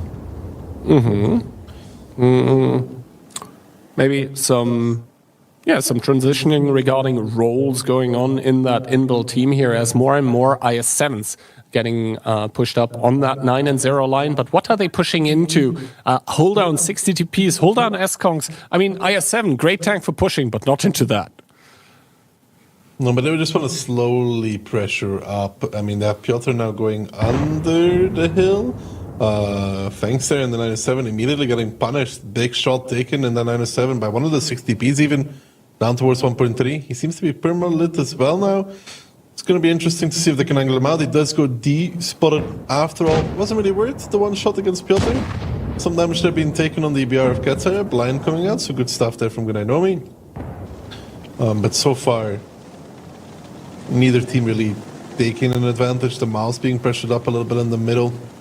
They could angle out both this 907 and this 279 though, if they wanted to. Yeah, now Invil starting once again a rotation with those IS-7s, and since basically I think a Purple Turbo is mandatory equipment now for player stages in IS-7s, those still can rotate around the map rather quickly. And you can see Invil, they have taken so much map control now that they don't even need to put the IS-7s on towards the red line to be able to rotate. This shaves off like 20 seconds, 30 seconds even off the rotation, giving Invil some more time to work with. Somehow they have already created 3000 HP advantage as well. Jordan taking another shot in his 279 here, being outtraded by what seems like Piotr in that IS-7. Piotr obviously with the higher ground, able to work well against the 279. Another HE connecting in towards the 279. Oof, and Kubash. That's a good shot there on Fangs in his 907, and Music starting to creep up the middle. This is what I was talking about. You can angle out those tanks, and yeah, I7 key, you said it, doesn't have a lot of bend, but once it starts being high enough above the 279, your amount of bend stops mattering quite a lot because of the angle. And now Music pushing up further, they're probably going to clear out this 279. This 907, Mentos finds the 907. Music took a little bit of damage for that, but they are starting to creep up the middle of the map. Progressing step by step, E5, now D5 with Yuzek, Jordan down towards 637. They can kill him, however, time is starting to tick a little bit low for my liking, especially because it's more Vanka, and you still do need that time to work with, right? I think at the 4-minute mark, we have to see a push. If it gets left longer than that, they're going to be in real trouble, and a potential clutch rotation there from Goodnight Nomi. I don't know if you saw it. Oof, Chucky taking a lot. A 907 and the SCRV coming into position. Yeah, and now Chucky here confirming what we already know, that there's a lot of inbuilt tanks on 1-2 line. Jordan, though, in that 279, getting blown out of the water in the middle of the map, and now the push starting to take shape here for Invil on that 1-2 line. Chucky in that EBR with a bad timing here, getting completely obliterated profuse there with the kill, and now the push in full effect. But Goodnight Nomi, you said it, they did have a good rotation, but do they have the HP? No, Twist completely picked up. Yeah, that 60p trying to cross A-line is nonsense in this scenario. You can't do that. The only thing you have left is the pressure back on the force, for example, but here comes these IS-7s from Invil, which have a 6k lead at this moment in time. And yeah, the SCRV crossed back over, but can they really do enough with this pocket of A3 to really make a difference? They would have to kill these tanks pushing down 1-2, and that's a quad IS-7 which finds Baku in that 60 DP. They're not going to be missing these shots. They played enough IS-7 to make that work. Baku now 452, gets one more shot, doesn't connect though. Rexar with the tremendous low roll, but Marcel with the finish, and Invil still with that HP lead, now generating a 5 tank advantage, and Igang seems to be the next one in that S-Kung behind that building. And now you see the march of the 60 TPs across towards A3, which is exactly what Invil needs. Yeah, Invil now, they need to crush that last pocket of A3 resistance that Goodnight Nomi have in this game, and as soon as they manage to do that, it's going to be all over. I want to direct your attention also towards the fact that Invil still has 15 tanks in the game. Incredible team cohesion once again coming out by the reigning vice champions here, coming in to crush the A3 resistance. Piotr now the first one to drop for the team of Invil, but immediately Rexar with another kill here for the team in the white jerseys here, as Click is going to get removed. Now Lucky the next one to the grave, and Goodnight Nomi. For the longest time in this match, it seemed like they were gonna be okay, but then Invil, with that simple 1-2 push, make everything fall apart. Yeah, they generated a lot out of that. Chucky, bad positioning, dies. Twist tries to cross over the A-line, which is, I think, a nonsense move that you will never be able to achieve against a decent team, especially not in a 60 DP. Like a 260 maybe, you get a cross keep. But even then, you'll take a lot of damage. But a 60 TP, man, that takes forever. The tank is quick, it's just not that fast. Yeah, and now here the push across the A-line. Invil still 14,000 HP for them. They do have triple cap going for them as well. Miku there, the team captain, full HP still in a push in that EBR, looking maybe for a last second reset as the cap is down towards 10 seconds here. They do find Zavistar in that 60 TP, who seems a bit lost on the 0 line, but now Mentos here with the pickup onto the S-Kong. Miku gets found, gets blown out of the water, and Zavistar, who's in the water, is not going to have a say in how this match goes. It's going to be Invil 1 and Goodnight Nomi 0. Yeah, that was a smacking. That was a smacking. That was not fun if you're Goodnight Nomi there. And you could see that the A-line camp indeed does have a lot of weaknesses.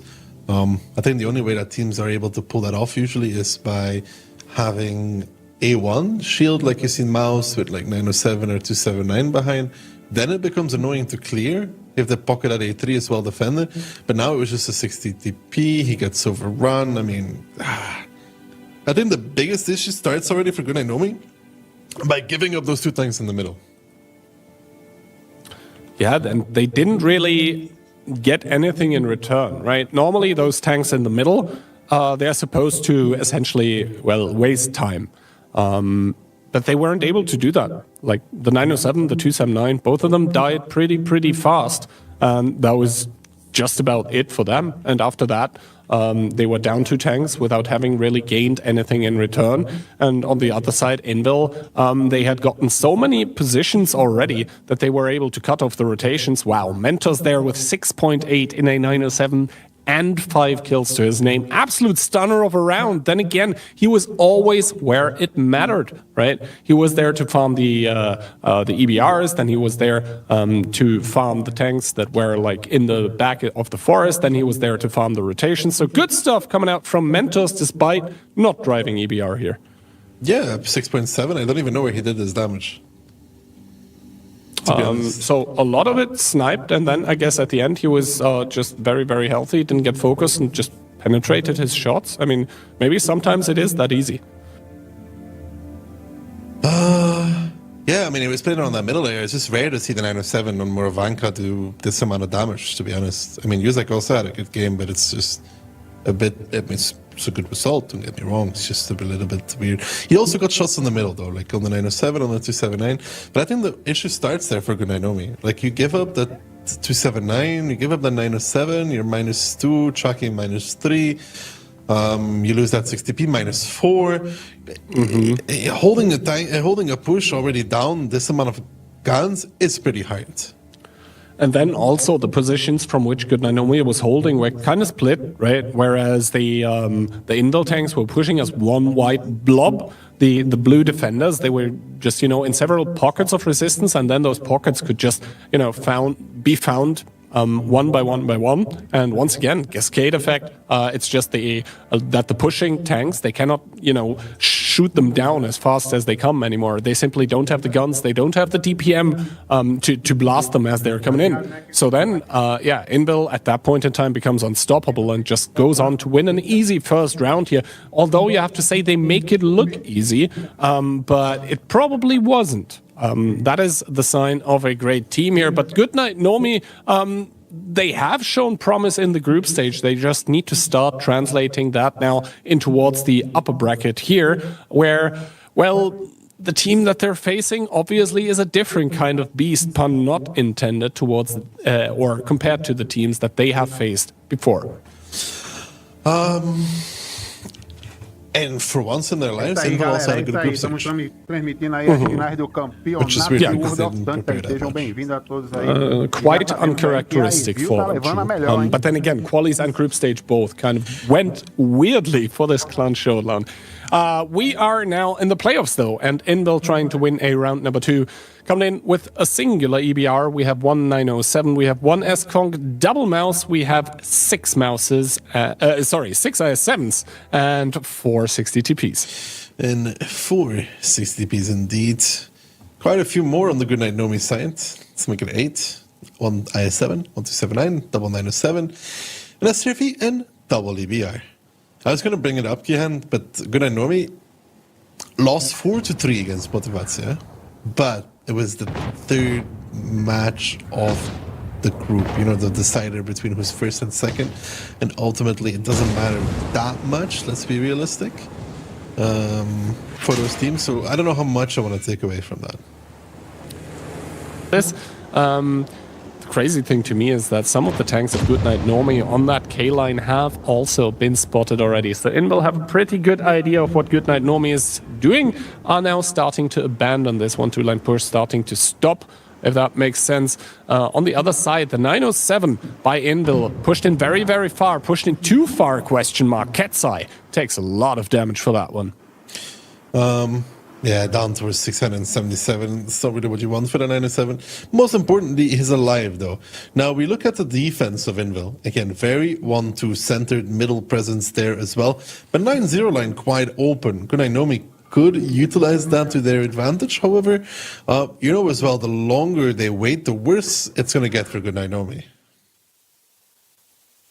Yeah, we'll have to see. I think Invil quite weak currently in the forest. If they, Goodnight Nomi, that is, commit like, I would say triple or double IS-7, 1907 and maybe 160 TP there, they should be able to easily clean it out and then generate crossfire. The problem for them, obviously, is that they don't know that.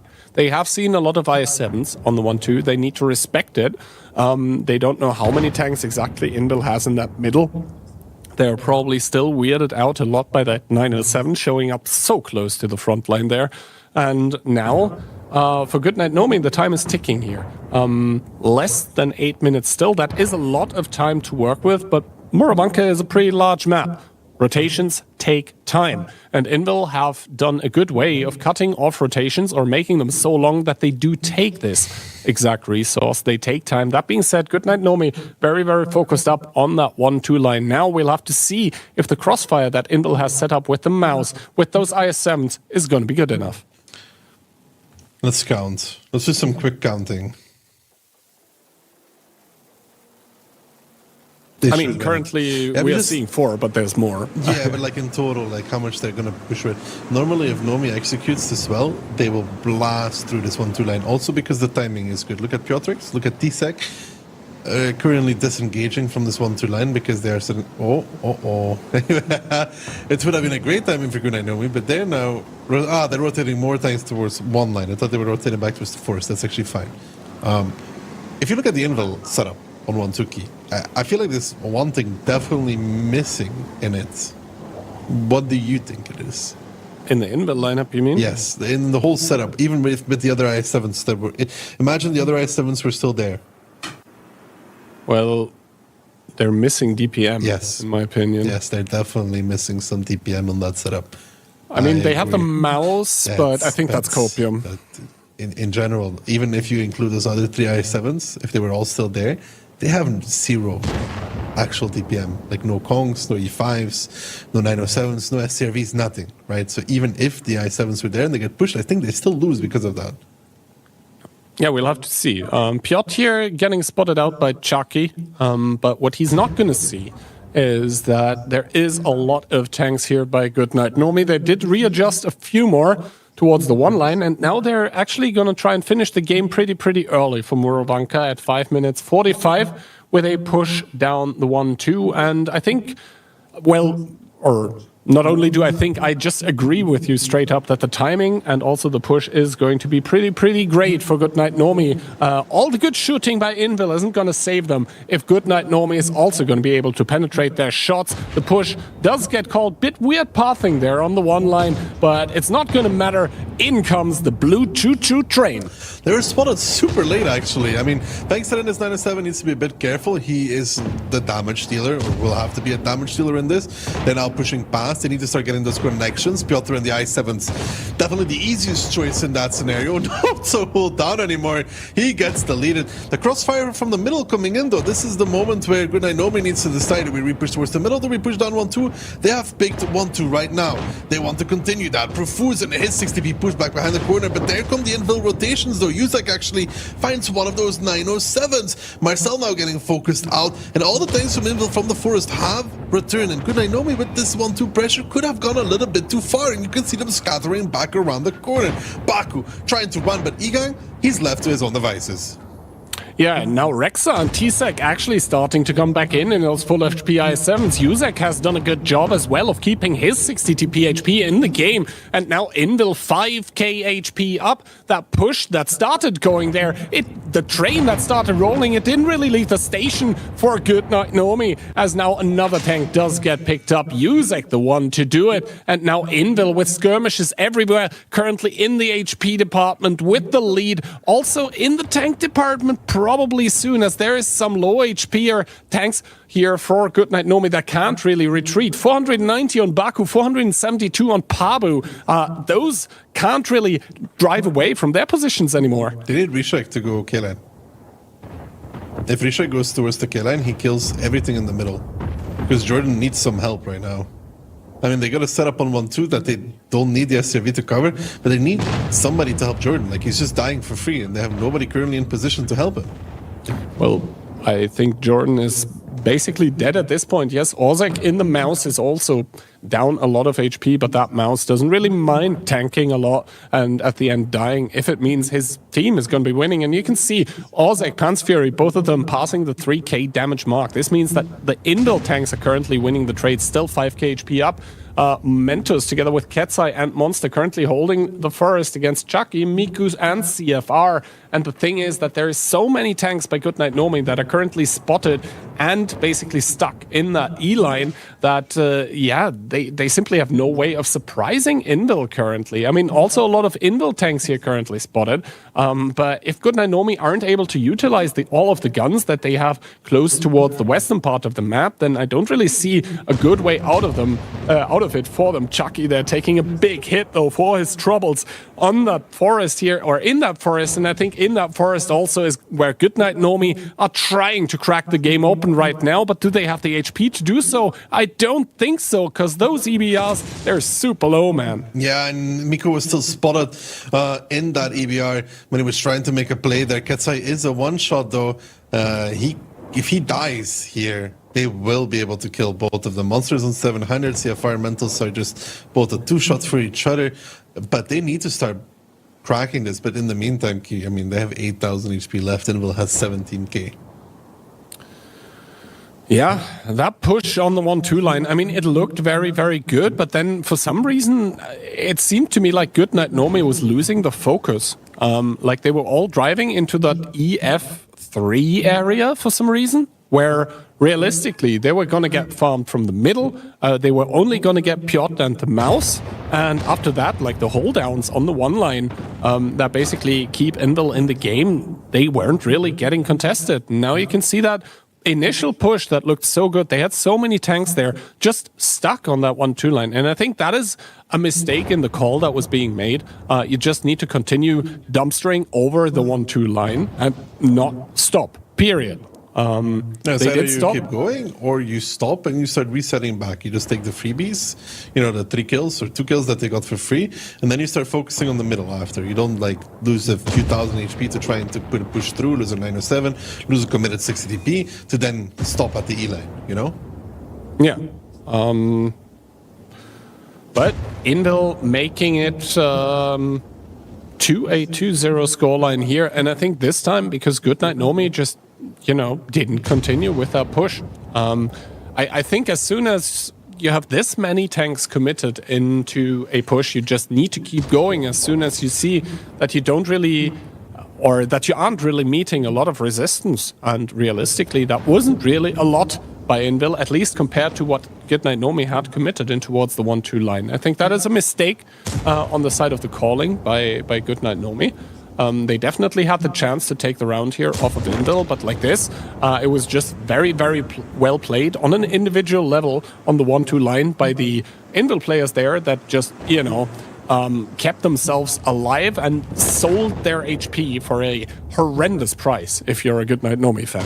Yeah, and Goodnight Nomi, but more time could potentially bring this back because look at it, they do have the tank advantage, but yeah, the indecisiveness about are we going to continue down 1-2, are we not? I think, honestly, with the way Invil rotated back, pushing down 1-2 is a mistake, fully. Because they did have C1, they had a stack at C3 as well on top of that hill, so you continuously drive in between the guns. But what they could have done for sure is stop on the E-line. You kill a mouse, you kill a 60 DP, you kill Marcel in that IS-7 as well, and you lose maybe 1, right? But then you can stop key, and then you can actually rotate back because Invil is forced. They can't really pressure out the forest, they're forced to hold 12-7-1, by the way. Yeah. And then you can cover Jordan. And really, if they have more HP on 1-2, and Reshak isn't forced to be there in the STRV, and he goes to like K6. He kills the mouse and he kills DJ in a minute. Both of them for free. And then you can work with it. Yeah, then you can work with it. But good job by Invil, I guess, for not giving more than needed towards this push by Goodnight Nomi. And I have to reiterate, like, it looked so good timing-wise, positioning-wise, but then this weird loss of focus down the 1-2, I think is what spoiled it, at least for me, and probably for Goodnight Nomi as well.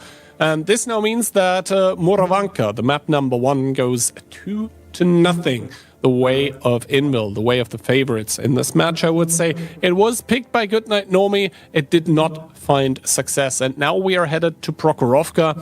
And every time I see Invil picking Prokhorovka, I am very, very interested, particularly towards the defense that they're going to play.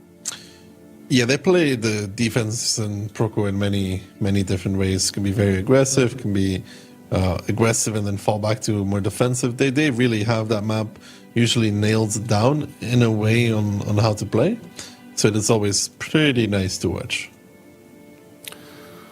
And for Goodnight Nomi here, already the trouble starting to mount. I think they need to win this first round here now on Proko. I mean, it's the same kind of thing as we saw last match here. If they don't win that first round on Prokhorovka, you're down 3-0, and then, trying to get the full-on remontada against essentially what is still the favorite in the match, it's going to be a hard time for any team. I feel like the second round was Goodnight Nomi's, but, they lacked that split-second decision-making to stop them from faltering, and you could see there still that they have a lot of room to work and improve on. However, I mean, we're talking like they already lost. They win Proko 2-0, a whole different ballgame. And it's very possible to win Proko 2-0. Pushes can work from both sides on defense and attack. It's not guaranteed that Invil's going to win a Goodnight Nomi. Could surprise here and bring it back. I mean, also, the approaches that Invil has, at least recently, towards their Prokhorovka attack are, either they straight push 9-0 or they delayed push split map by pushing 6-line. And as soon as you figure out how to counter both of that, one after the other, then you are kind of good. That obviously with the caveat that basically, if Invil actually figure out something new and do something new and you're not prepared for that, well, then you probably lose. But I think as Invil hasn't prepared too much, as weirdly as it sounds, but they just haven't for this event, that I wouldn't count on them having a lot of spectacularly new strategies. No, but it can still in theory craft though, and then try to execute it. Yeah, we'll have to wait and see here. But I think all things said and done, Goodnight Nomi already is in a very, very tough spot here. 2-0 down on their map pick, now headed towards Prokhorovka, which historically has been a pretty good map for Invil. And I mean, bad news for you if you're a Goodnight Nomi fan, I think. Potentially. But like I said, it's still Prokhorovka though. Invil could try to push, Goodnight Nomi could try to push, it can go either way. It's not unheard of. I think they'll pick up at least one round here. We'll see. But I think we're just about to head into round number 3. Is it going to be the 3-0 for Invil, or is Goodnight Nomi going to get one on the board? We'll see as Invil come into this one with double EBR, 1 STRV, 1 whole re, 1 CS63. We have a double 60 TP, and that is 8 IS7s. That's indeed 8 IS7s, and well counted. Goodnight Nomi bringing 4 of their own, double 60, triple S-Conk, 4 907s, an STRV, and a singular EBR. All right, so, I mean, the setup by Invil is pretty in your face, if we're being honest, but at the same time, not as in your face as some of the ones we have seen in the past, where basically it was like, I don't know, 10 260s, 5 907s. So it's not that in your face, but Oof, a lot of shots here actually whizzing past the EBR. Monster going for the repeak here. I mean, the success proves him right, but like, that was ambitious. Yeah, ambitious is what they like to do, though. Babux is already spotted. CFR is also spotted out in those tanks. That is the EBR from Ketsai there getting the spot on this massive 1-2 push, but it is triple I7, 4 I7s, and an STRV holding right now for the side of Invil, and sometimes scattering off. Lucky, Baku, and Fangs now peeling off of this group, but they're kind of committed. Jordan CLCK now jumping into the ditch. Now the 907's pushing down. The S-Kung surviving in the dip. They will need to hit the SCRV somehow, though, Kian, because if they don't, he's going to murder the entire team. Yeah, exactly. DJ is the one to be watched out for, and we can already see Kubosh and Profuse with the peaks on towards the IS-7s. Now the 907's getting split off here on that 1-2 line. They need to reach that STRV. They need to blow him out of the water. Pabu there taking a lot of damage. So far, no casualties on the side of Goodnight Nomi. The biggest casualty, though, being the HP, being the damage that they're taking. 6k HP up for Invil, and now the IS-7 hit squad that Invil had on the 7 line starting to arrive in the fight, starting to find those kills here. I think Goodnight Nomi not doing themselves any favors with this opening, down 10k. Down 10k, they do spot out the SCRV though, but is it going to be enough? DJ is not even getting penned by anybody right now, and he's still farming. Finally, the first shot of damage comes in, but that 10k HP lead for Invil is just continuing. I mean, A6 is being lost. The middle is going to be lost soon as well. Those 2-line dip tanks are going to die as well, and Goodnight Nomi, but this push down 1-2 meeting, what was 6 Invil tanks there? I mean, it was never going to be very pretty. I think them driving down the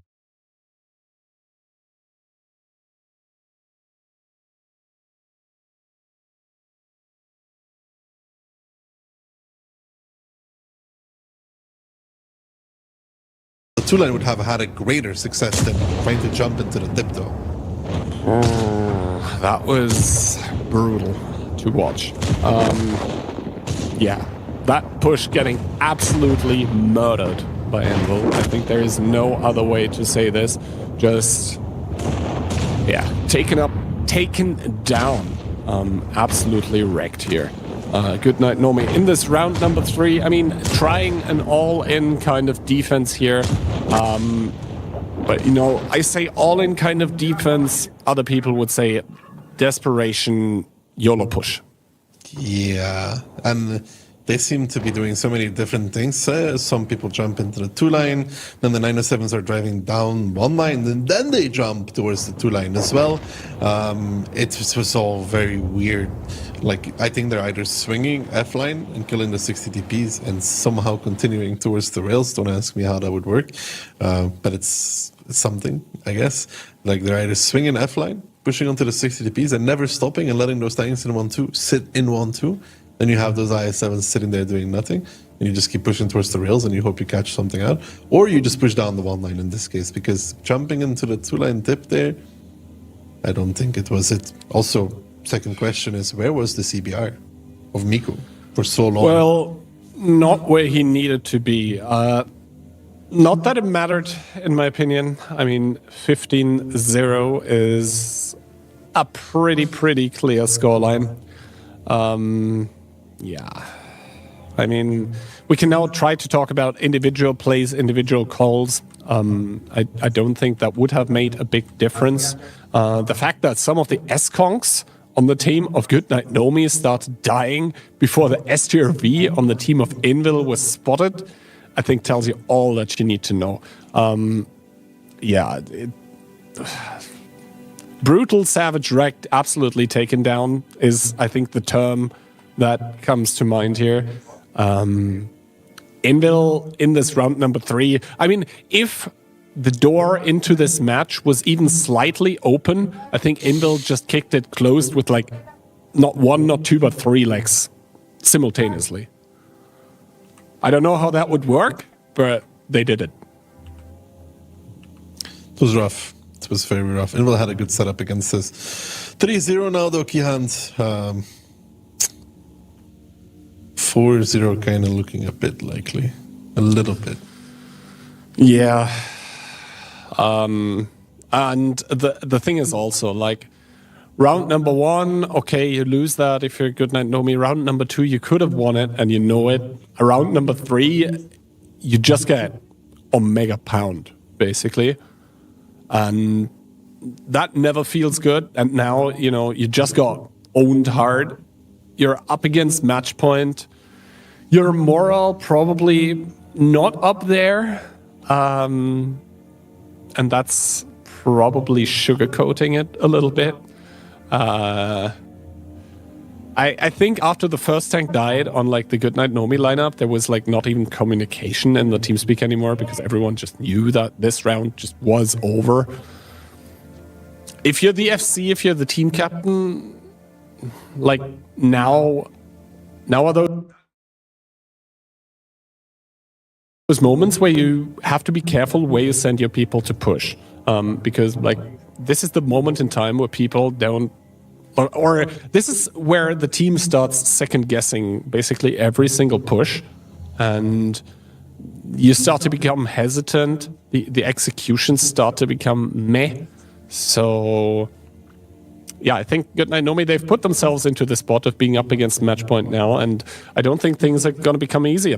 Invil, they are a team, you know, you give them one hand and they basically rip out your arm, and that is just what we are seeing here. Well, Goodnight Nomi, can they do a big remontada, Keyhand? No, I don't think so personally, but maybe you believe still. I have to say, I am really not a believer. I think it was just a bit too much of a beast for them. Maybe we can see one round for them, though, and maybe from there they can get something started. There is at least one more round to be played into that one, bringing a singular EBR, double 907, 1 SConk. We see what is 6 IS7s and 5 60TPs.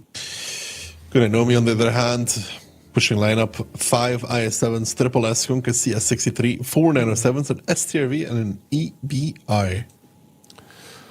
Now, the setup that Goodnight Nomi has, I don't hate it, actually, with those 907s. It is very, very light. The problem for them, though, is that not only do they start with, like, 5k or 4k HP disadvantage, they're also playing against those 60 TPs. And basically, the 907s pushing against 60 TPs, that can be brutal, because basically there can be that 1, 2, 3 tap combination against those 907s, and then they're gone. That being said, though, Mentos and Miko exchanging spots here. Good spots coming out from Miko. He does give a lot of information towards his team, and actually the opening by Invil, that can be quite dangerous here now for them, because there is a lot of tanks by Goodnight Nomi in the middle. Immediate power move into the dip. Zavistar, Jordan, and CFR taking some damage. Actually, CFR down to 1700, but now in relative safety. Those 60 TPs could be a focus. Zavistar, though, with the overpeak, taking essentially all of his life back into his face. Now, Invil pushing him back across the E-line, though, and the Goodnight Nomi 907s are spotted.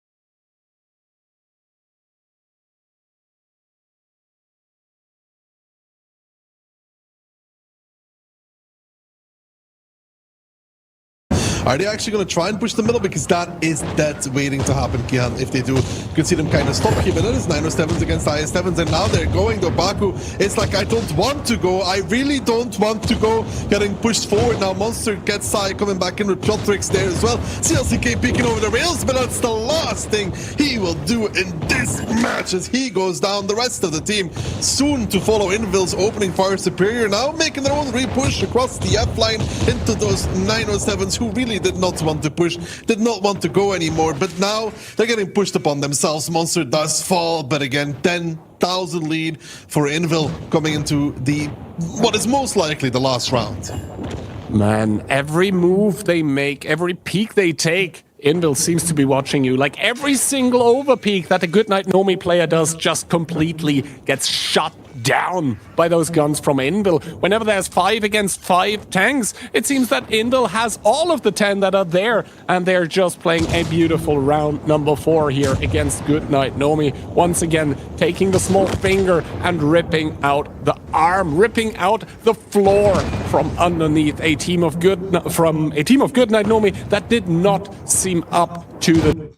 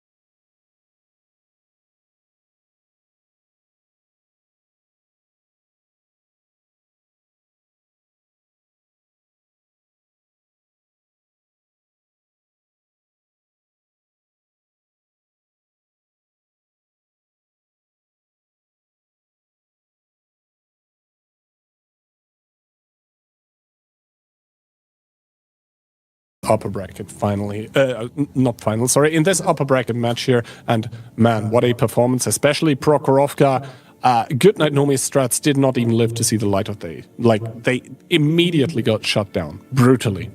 Yeah, that was rough. Goodnight Nomi, very, very rough. Deserved 4-0 scoreline. Goodnight Nomi gets a second chance in the lower bracket, luckily enough for them, and there's no infill waiting there for them. Yeah, and now with all of this being said and done, I think there are 2 more people who want to shed a bit more light onto, well, the brutalization of Goodnight Nomi, as some of you might be calling it in the future. Insane, Octo, take it away. The brutalization of Goodnight Nomi indeed key hands. Well, Invil, top EU team, we can say it. They are the most consistent in the EU tournaments, and they have been proving it once again today. Very good performance. 4-0 didn't give a single chance to Goodnight Nomi, and they're going to be playing tomorrow in the finals of the winners bracket against Motivatia. Not surprised there. Top 2 teams advancing in the winners bracket. Yeah, I suggested it earlier, just obviously.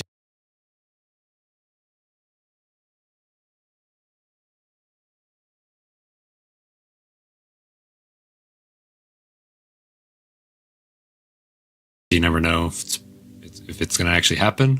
But then Goodnight Nomi will go down to the lower bracket to play the last match of the day today against NTMG. So that will again be a best of 5.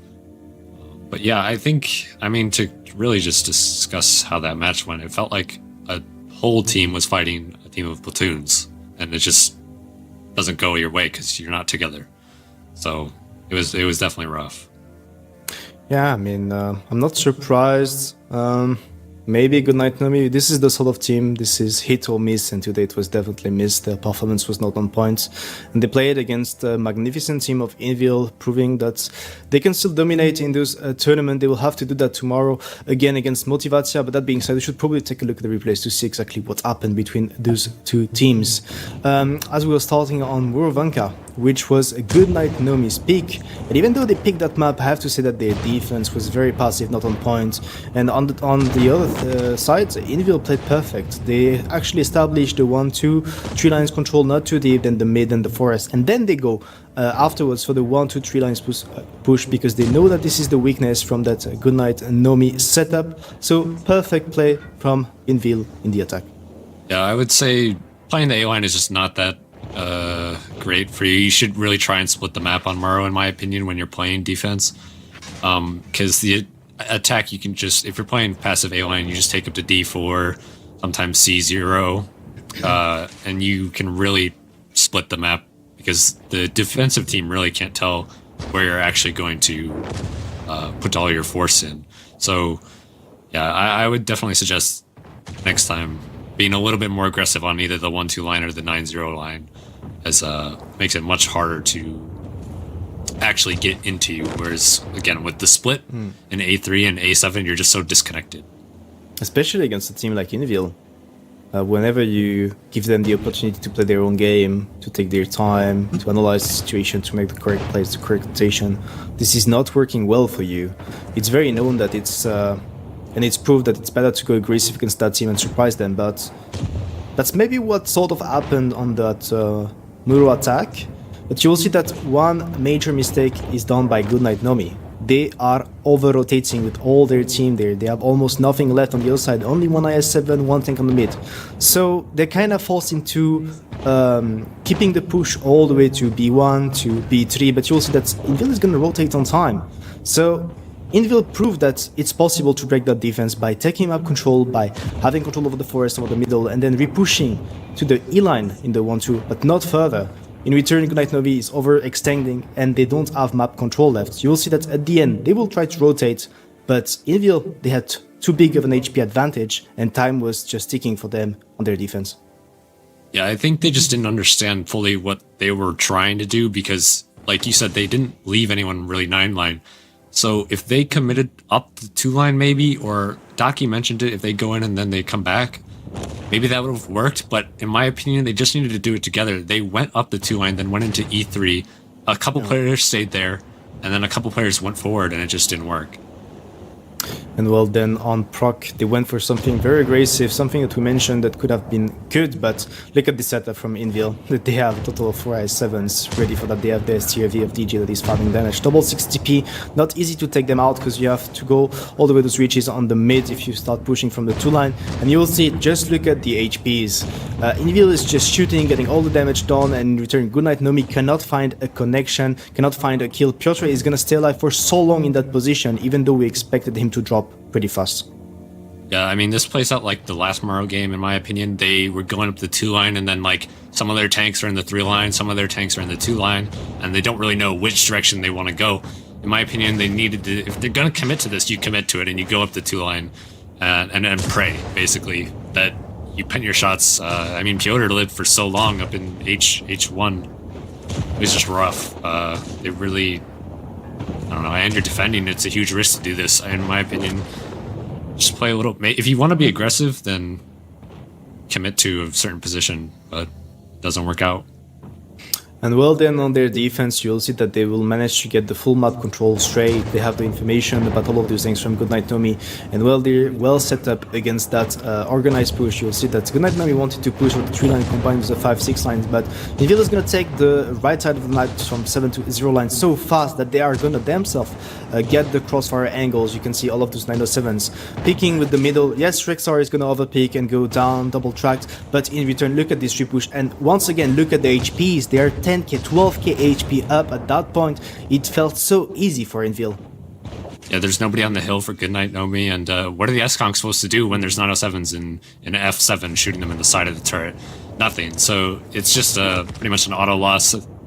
That's why it ended up being very quick, but I mean, again, like, they really need to use their vision better, on set up better on attack, especially when you're going to send S-Conks to the middle like this, in my opinion, against Invil, because they're known for, I mean, even when they play slow, they're playing aggressive middle, in my opinion.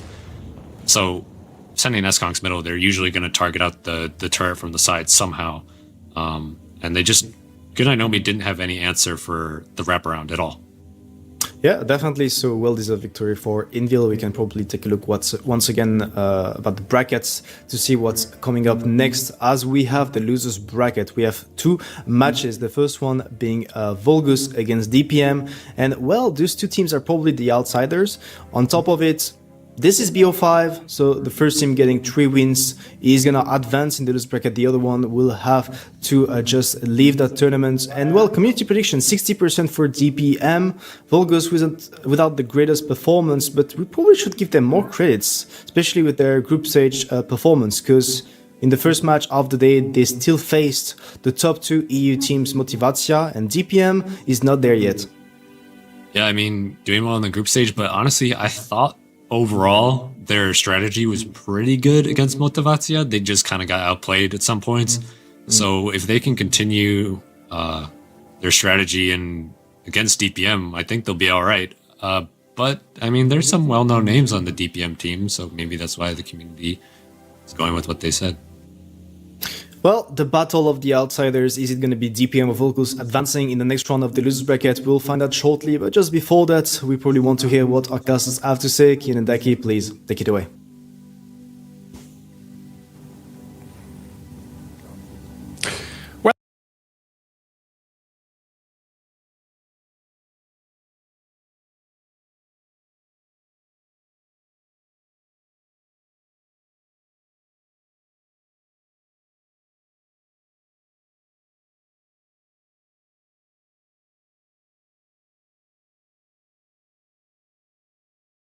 Number 3, or rather match number 3, and now this one is going to be between Volgus and DPM. So one team that we have seen already today against a team that is kind of fresh, however that did not look that fresh, at least in the group stage.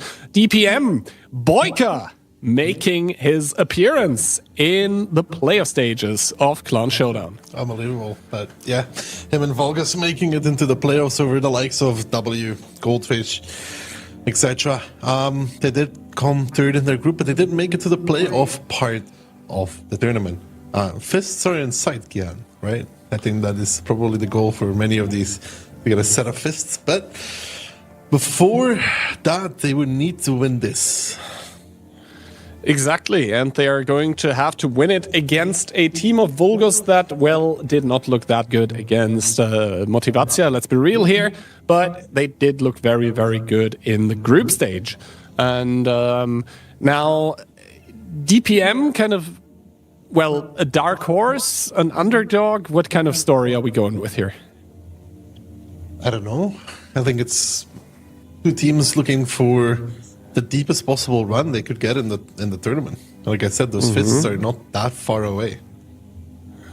Now, obviously, the deepest possible run starts by winning here. This is lower bracket. This is only best of 5. So this is why the pick and ban has slightly changed. But now, talking about the pick and ban here, Moravanka and Cliff being taken out by either team, and DPM, the new guy on the block, picking the new map on the block, picking Karelia immediately. So we are going to see the new map. Then that is going to get countered by Prokhorovka pick from Volgus here. At least one round on Prokhorovka. Fischer, Sand River, and Live Oaks are going to get taken out. And Himmelsdorf being left as, once again, the possible tiebreaker if we get there. That being said, Karelia. What do we make of this? We'll see. Well, we'll see how it plays out. It's an interesting choice that DPM decided to pick it in a best of 5. You have to be very, very confident about a map to pick it in a best of 5. And then you're picking the most recent addition to the tournament.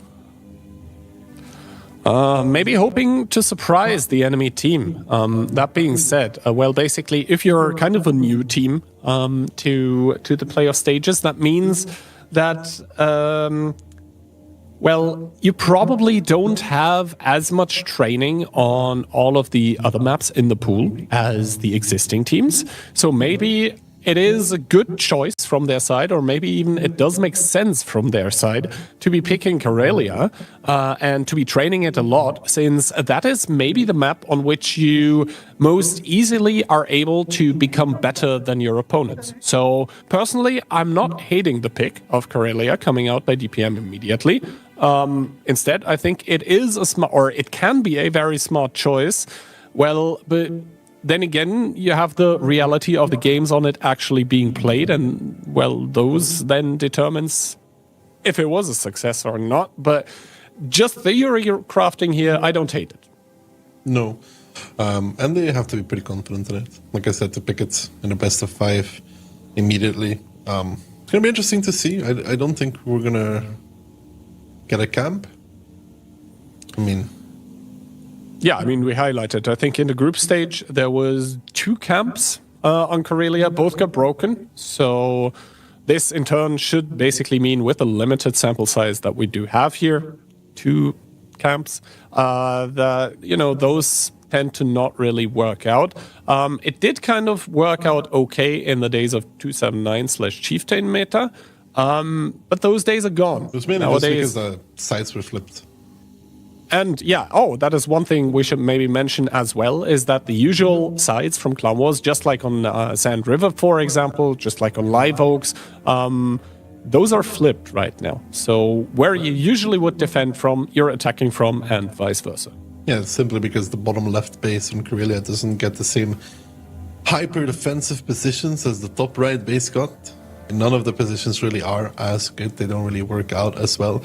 Hence, the defense is not going to be really able to sit and just camp. And if they do attempt this full turtle, it can be broken. Which, Karelia on the other side, it was a bit harder. Now, Karelia. I think the last time that I saw it being played in 15v15 was, like, in the playoff stage, was, I think, Tankers Day 2019 Minsk. And that was 2 very quick rounds in between Monic and Devi back in the day as well. But yeah, predictions, all of us going with Vulgus, rather. Both of you, Daki and Tensengun with the 3-2, and Octobear with the handshake, with me with a 3-1. So all of us saying it's going to go Vulgus's way, not really giving a lot of things over towards that side of DPM. Maybe a lot of us still surprised that Boyka's team has made it here. But here they are, and maybe they're even here to stay. Well, they'll have to prove that, though. They will have to prove that. We're starting with their map pick, so we're going to have to see some sweet Karelia from them. Yeah, I'm very, very interested how this one is going to go. I'm very interested how Karelia is going to be played in that playoff stage. That being said, I think the first round of the first lower bracket match is about to be underway. It's going to be Vulgus now finally trying to get a match going for themselves. Doing so with 1 EBR, 1 Hori, 1 907, 1 CS, 1 121B, 1 279, and 9 260s. That was a read and a half, huh, Kian? Mm-hmm. On the other side, though, DPM, double 121B, a CS 63, double Hori, an EBR, triple 279, 5 260s, and a 9-7. That double 121B and double Hori, we saw that already on Karelia, and it was Invil playing that. Yeah, now we'll have to wait and see here. Vulgus in orange is going to commit towards the northwestern part of the map. Meanwhile, DPM in green sending most of their tanks towards the hill. That is a very, very commanding position, which you would know if you saw the map guide about Karelia. Sending double 279 towards the 1 line as well. The 260s there, though, stopping at the corner there at the approach. Hero getting spotted by Yayas, who spots Yayas in return. But those 260s were getting committed on toward or towards the hill, but not on towards it. And now Koidicek spotting that cross with that 279 does not see all of the 260s though. No, he doesn't see all of the 260s indeed. Misses about 3 of them committing in. And Boyka's team is going to be playing, by the looks of things, over the hill. And I think it's really hard to hold over the hill. Just because of the way that the map works. You can commit into C1 and then pressure out the 279, where you see Koidicek, right? You can pressure him out for free. Well, for free. You're going to take damage getting to where they are now with the 260s, but then he is going to die. And once you clear that, right, once this one is dead, you can then start working on getting the F5, F6 position, which is under the hill there. And once you do that, you see the I7 position on G5, right, Gihan? Then this one is able to get pressure down. And once you do that, then you can start pressuring out onto G2. And once you do that, the guys from G5 under the hill will farm those guys at G1. So it's like a step-by-step program. That is how Karelia has worked in the past, and it's how it will continue working as well, which is why I'm saying that IMO playing over hill defense is really, really, really, really hard. Well, you're being proven right here currently by how the match is being played. Oh man, Bodo there with that 1-2-1-B. That was a shot and a half in towards the back of the 260. Basically speculating for it to drive back and then even hitting the pixel there. Patras, interesting setup there. Low noise together with vents and rammer. But yeah, the vents there are the obvious choice, simply because if you didn't know, you make everything in your tank a little bit better, which is obviously better than just improving one aspect of your tank. I hate it when you're like this. It's all good though. MV seems to have some spotting equipment on the 907, indicated by the HP. Full spotting actually. CVS, low noise optics. You can usually tell by the lower HP pool that that tank has available. But now you see, though, on the 7-8 line, you see that 260 on the left of MV, which is very... He will be pressuring up. The only thing I would like to see... Oh, the first person is going to kind of crazy. Is Strela at the same time committing forward? Why? Just to proxy spot the guy in D3. Because if he's proxy spotted, he can't peek. And if he can't peek, he can't do anything. I think that's a pretty easy concept. Vervi now being pushed forward in that 260. Does get spotted out. Does not see a whole lot though. And it's quite interesting to me how many tanks actually, how many medium tanks on both sides have that full spotting equipment. Meaning that basically, well, they have picked EBRs, but there is nasty surprises on both teams to be found for those EBRs if they are not being careful here. So there is more than just one layer of spotting attack and defense for both teams here. Now, DPM, I mean, you basically outlined the step-by-step instructions as to how to break this defense, and they did take a good first step here by eliminating Koidicek, but since then, not really a lot has happened, in my opinion. Now, though, Vulgus, they have rotated around. They are going to start taking the hill, and there isn't really a lot in place by DPM that could profit by doing damage, or that could counter push, or that could do anything. They have most of the stuff at their own base right now. That being said, though, if they full counter push, they could catch those double 260s. And the time is already pretty low in return as well. So if they full counter push, once this gets spotted, they will be picking up double 260, right? They are dead. They will lose. Maybe the 1-1B on the hill, he could be in some trouble because MV is spotting him out, and potentially even the 279. I mean, honestly, Dennis can just drop towards the middle here, maybe, because there is... Or if he gambles and drives down towards... no, okay. So he's going to chill on the hill for the time being here, taking one shot for his troubles. But, yeah, he's going to make it down. I don't think there is enough... They're not pushing down 1-2. Finally, so slow. Yeah, so they do initiate the 1-2 push. Feely here with that 279 does try to make it away. Does get tracked here, takes some more shots in towards the back of his tank. I think he's fully turned around. He's going to be trying to drive in towards the riverbed, trying to drive towards Dennis and Aking, but that is a lot of tanks. But Vulgus, that is also a lot of damage on towards Sami, and that 260 who has to stop here. Dead in his tracks, gets picked up by Kandegina. Yeah, he does get picked up by Kandegina, but Feely is going to be falling almost in return. Impy there trying to run away in his 260. He might just about make it to a slightly safer position, but that will still be dead waiting for him. My spotter actually gets into that cubby. That's a good move by him there.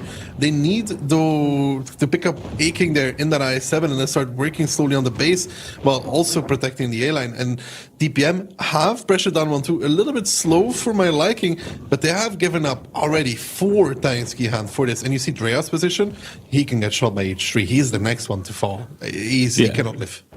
And also, the thing is that, yeah, double Hori 3 here at the base. Those are two very, very capable guns, but that is not really a lot of armor, to be honest. Oof, big hits into the killer. 1300 to the face, down to 50 HP. So the HP actually kind of equal, and Vulgus still with the superior amount of tanks as Dryer falls as well here. Vulgus doing a good job of picking up gun after gun after gun. That being said, though, MP falling as well in his 260, and 3 minutes and 8 seconds still remaining, and those Horis, yes, they don't have a lot of armor, but if they don't get spotted, that doesn't matter. Yeah, they're playing a very, very good game there with the double Hori and actually able to do quite a bit of damage as well. And again, Vulgus is kind of pushing in one by one. Signups takes one now as well, trades with Yuri 1 for 1, but Immensive coming in as well, gets a shot now. Verwi and John coming in as well with their tanks, but that's kind of driving across the open, and that's a lack of time there coming in already. Verwi down towards 634, but you can see the Horis, you talked about it, not spotted. Great. The moment they do get spotted, they get blasted from everywhere.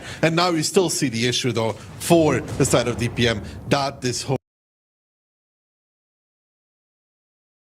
Hori is surrounded from all sides. The cap is slowly getting pressured. It's not looking too good for DPM, I would say. Yeah, that being said, though, DPM, they are going to pick up this pocket of resistance here by the team of Vulgus. Now, though, Vulgus, they are looking to overpush this cap here to possibly even put pressure.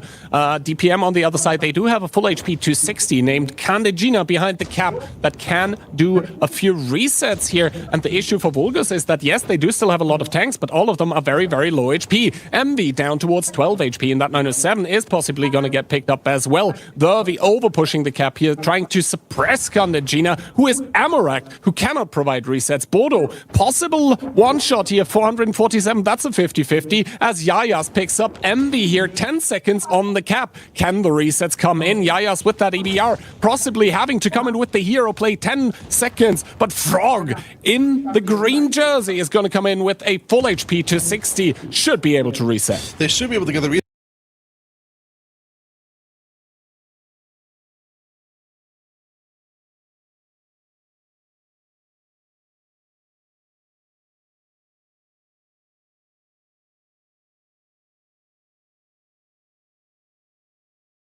Here, 12 seconds still, though. Yaya's from behind in the DBR is a nuisance with an HE reset. A good shot from Olodo makes him a one-shot, but here come the kills in return. Frog with that health to 260 coming in. It's only 3 tanks left standing, though, for DPM. And yeah, they have HP Kihan, but they are completely surrounded now. They do get another good kill, though, on towards the killer. And Ola in that Hori is shutting down the peaks, but they'll still be forced to push. 612 coming out. Can Mark get a shot? Can Yes get a shot? Yes, they can. They're trying to scatter because they know that they're going to get farmed from behind. Black with a good kill on towards Mark, and Ola potentially finish off Frog into 260. He can! Now Black being forced across the open, and they have Boyka and Black, the last two standing here, and Ola's still gonna be shutting down a little bit of that approach. Black does find the kill, but now Patra's hero both on a one-shot, and Ola with all the HP of his team.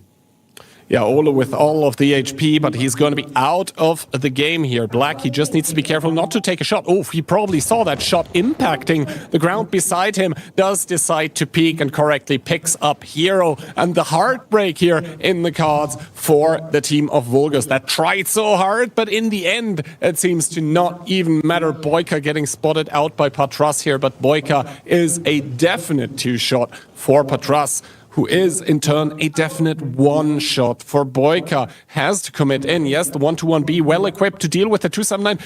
The side shot, right? The Hori once again not really connecting. Boyka there taking one by Patras, but Black is going to survive anyway, and it's going to be 1 for DPM, 0 for Vulgus, but boy, was it close. I don't know if I like this JK line pressure, personally. I'm not the greatest of fans of it, simply because they do give up those 2 tanks that they put there to kill the 279. I mean, why am I spotted lived for a while, but not the greatest game impact anymore after, right? He's stuck in a cubby, he can't really shoot.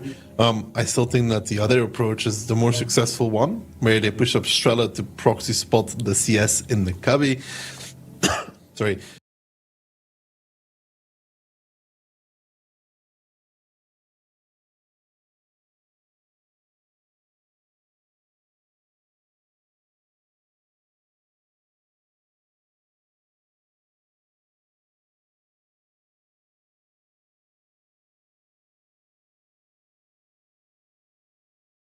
Yeah, because you can't sit in the base without getting absolutely railed from the middle of the map. Yeah, and now we do see the post-battle stats here, and I think Ole, yes, he is top damage, but if a couple more shots from that Hori connect at crucial moments in the game, then I think we're if he looking... drives off the hill at some point, it's also chilling though. I also think Envy, with that 907, the spotting 907, driving behind them, didn't add anything. I don't know if you've ever played Karelia or Salt Hand, I guess you have, right? Yeah. What is the position that shuts down F1 super high? Trying to visualize F1 right now. But basically, it's the position that you drive to when you're basically, as the attacker, immediately wanting to spot everything aggressively. It's where they were sitting with Candigina in that 260. The pocket shoots all of them from behind. MV would have had a greater success of sitting there and shooting at them and potentially peeking high part and shooting towards them as well. He would have farmed a lot more ammo, a lot more. I think they even had the 1-1B there at some point in time, if I remember correctly.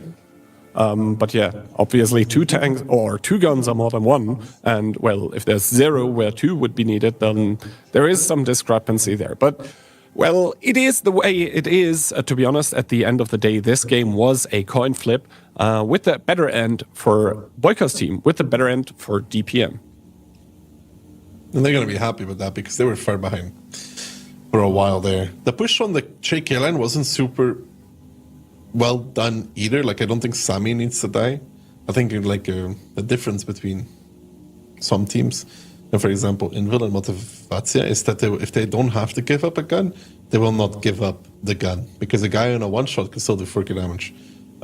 Sami doesn't need to die there, for example. They could have done a lot cleaner. And then even the push up on the K line into the double Hori was also kind of split again.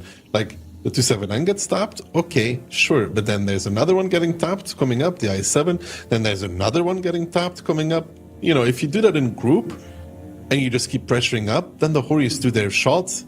The second time they shoot, they're going to be spotted because you're too close, and then you see what happens to them. They just die. Yeah, exactly. And the Horis on the DPM team were actually the tanks number 1 and 2 on damage. Like Conquistador and Yuri, they were both up there with above 4k. No other tank on the DPM lineup actually broke 4k damage. So, yeah, I think both teams had some potential improvements to how they played this. And maybe they can immediately implement that into round number 2 of Karelia here, where now the sides are going to be flipped. Vulgus will be defending. We'll see their take on it now. I'm surprised that the hill def, I mean, it wasn't really a hill def, but yeah, worked. We'll see how Vulgus approach it. I think we'll see a different kind of defense. Personally, I think the AB line pressure is the most easiest to hold.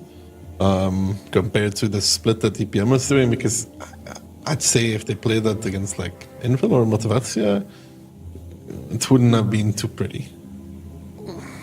Yeah, and I tend to agree with you there. It felt like both of those teams still have to make a step up towards, like player skill-wise, towards those established teams. There's so many free kills for the side of Vulgus if they wanted it. Like the size 7 where Aking was under the hill, he is for free because you can just shoot him from the north. He cannot sit fully safe. You don't have render, but somebody can just like tee it and you just slowly kill him.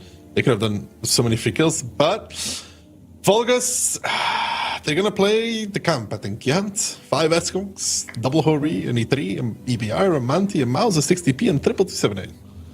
And DPM instead, they're going to bring 1 EBR, double Hori as well, double 121B, double 260, make that 10.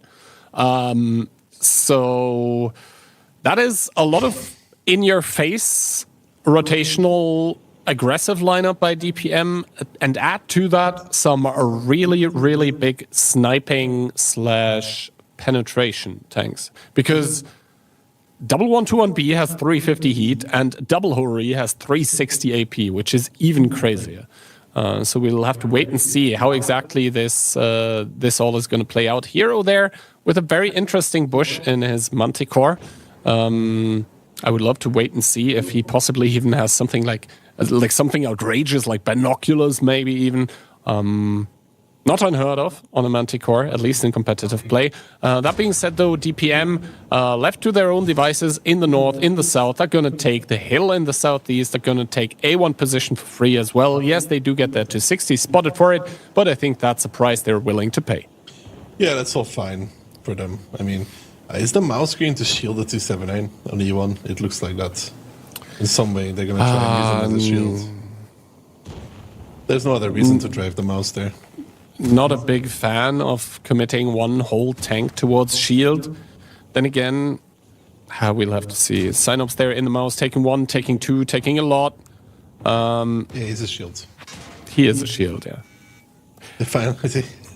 Poor Synops is being used as a shield. Yeah, like I was thinking, like, do I try and trash talk him for it? But I don't like it though.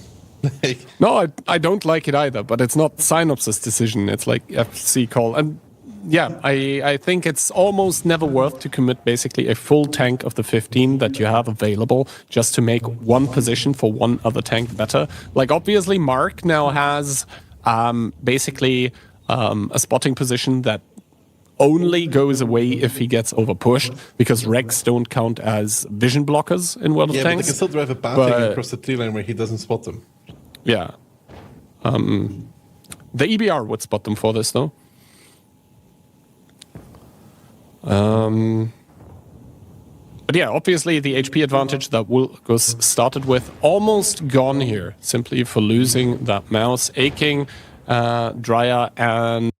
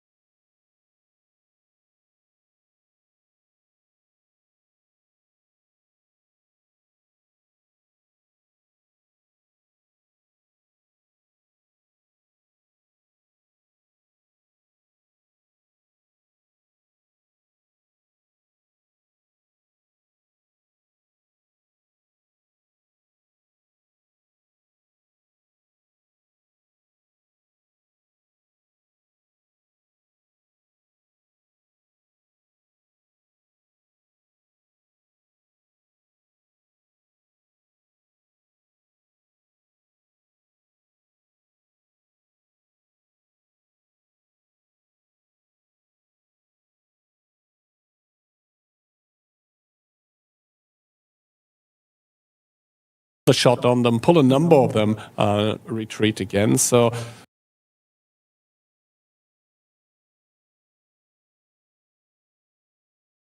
not too cool for them right now. Yaya's trying to find the enemy light tank here down in the water, but he's going to find out that there is essentially nothing. Now the 260s through the water are going to get pushed closer towards the Vulgus cap. They're not really taking a lot of damage for it, at least yet. And a hero in the Manticore gets found, gets blasted, taken out of the game.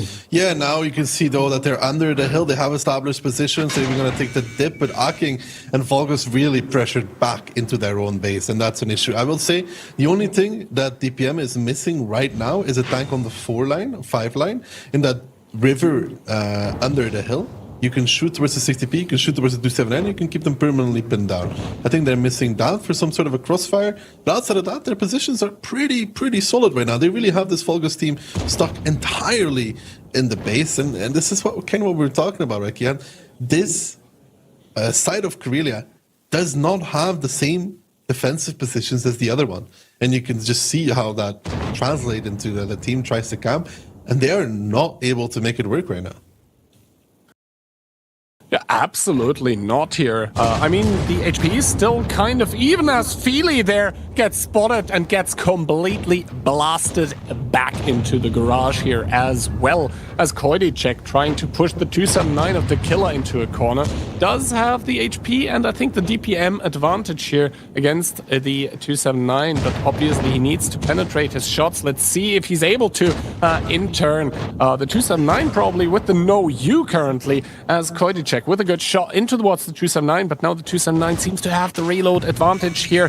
Both of them in that deadly 1v1, and now it's going to be who reloads faster, but I think the 260 actually gets the skill, gets a reload advantage here. We'll have to see. The killer there with a good shot. Is Kubik's going to be able to pick it up? No, as the killer seems to be on the side. Yeah, this is weird to watch, but as the dust settles, Vulgus starting to edge ahead in the HP department. I don't understand how he's managed to not hit this Boykanov falling as well. I mean, DPM had all the positions, but let's be real, Kihan, they just threw away, 2 tanks for no reason already? With being Philly and Koidicek, right? I don't think they needed to lose those. And now hacking the third one to die really for no reason.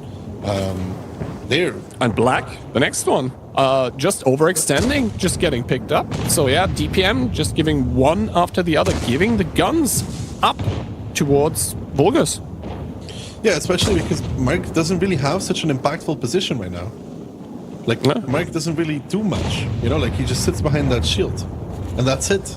Like, he's not really contributing much to the battle, so I don't know why they're so over-focused on trying to kill him. Realistically, they should be just shooting everybody else and getting ready to push Sami and cover it from behind, and they're not really doing that. And I think this is down to DPM kind of throwing more than Vulgus having a really good defense. Yeah. And now we can see Vulgus up there in the K1 corner in the Bastion, Emmy, like the king in his castle in the last corner there. And now DPM trying to brute force it with a push over the open field, but we can see how good that does towards your HP in that 1-to-1B. Dennis down towards a one-shot, Bordeaux down towards a one-shot as well. Those 1-to-1Bs have good guns, but are bad platforms as soon as you start getting shot. And now the HP firmly in favor of the defending team of Vulgus. Kill after kill after kill starting to roll in for the team in orange here. And DPM that start off with a very, very clutch victory against Vulgus are going to lose the second round of their map pick. Vulgus are going to equalize it. It's going to be 1-1. It's going to be 1-1 indeed. I do think, Ihan, I don't know if you agree with me, that this game... that this came down to me a lot that TPM had every position they needed to win and was unable to actually make it work for them. They had everything. They really had everything. They just have to take back the tanks. Well, first of all, Philly shouldn't die in a full HP 260. Second of all, that 279 can be pinned down. Like, if you have something with decent pen from the riverbed, you can just keep him down. But they just want to rotate back north.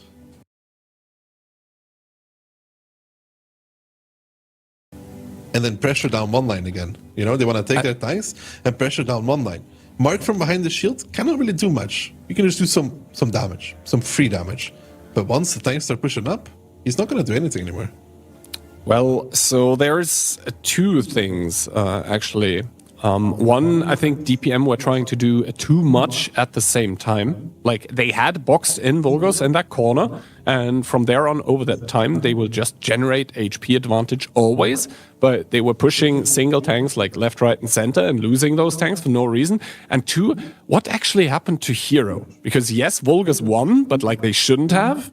And at the same time, the Manticore died, but he shouldn't have. Like, what the hell was he actually doing? I don't know. I'm not sure.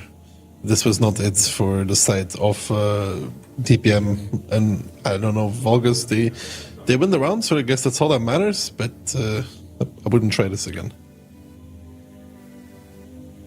Well, they don't By the have way, to the try this one-to-ones, again. I didn't do enough. I mean, one of the ones did 1.5k damage. In this game, you have like one playing one line, one playing hill. You know, like you have angles to.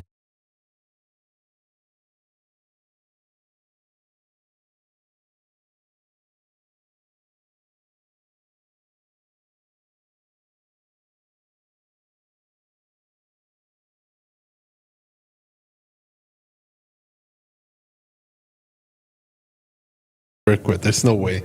You have to be able to find the shots. Yeah, I mean, they were on the hill for the longest time, and basically they were occupied blind shooting an EBR that wasn't even in the bushes that they were blind shooting, so yeah, pun not intended. If you waste your DPM like that, then you're not going to have a lot of damage at the end of the game. Unfortunately, is I think the reality for both of them here. That being said, though, Karelia going to be split. It's going to be two defensive victories that probably shouldn't have been. And then again, at the same time, I guess the positive takeaway that we can have from this is that the scoreline of 1-1 is, I think, deserved for both of those teams. Yeah. So, honestly, both of those teams taking a round that they probably shouldn't have. Prokhorovka up now. We saw Prokhorovka being played earlier today, but honestly, if you weren't attentive or left your PC for like 5 minutes, then maybe you might have missed it, because those were two pretty quick rounds. I don't expect the rounds in between both of those teams now to be as quick, though. In between Vulgus and DPM, simply because, well, neither of them is called in, though. I'm so glad I predicted 3-2. I feel like we're going the whole way. I'm kind of with you, or I would be with you on that one if I had predicted 3-2, but I think my prediction is Vulgus 3-1. After seeing this first map here, yeah, I think is about the most accurate comment that I have currently.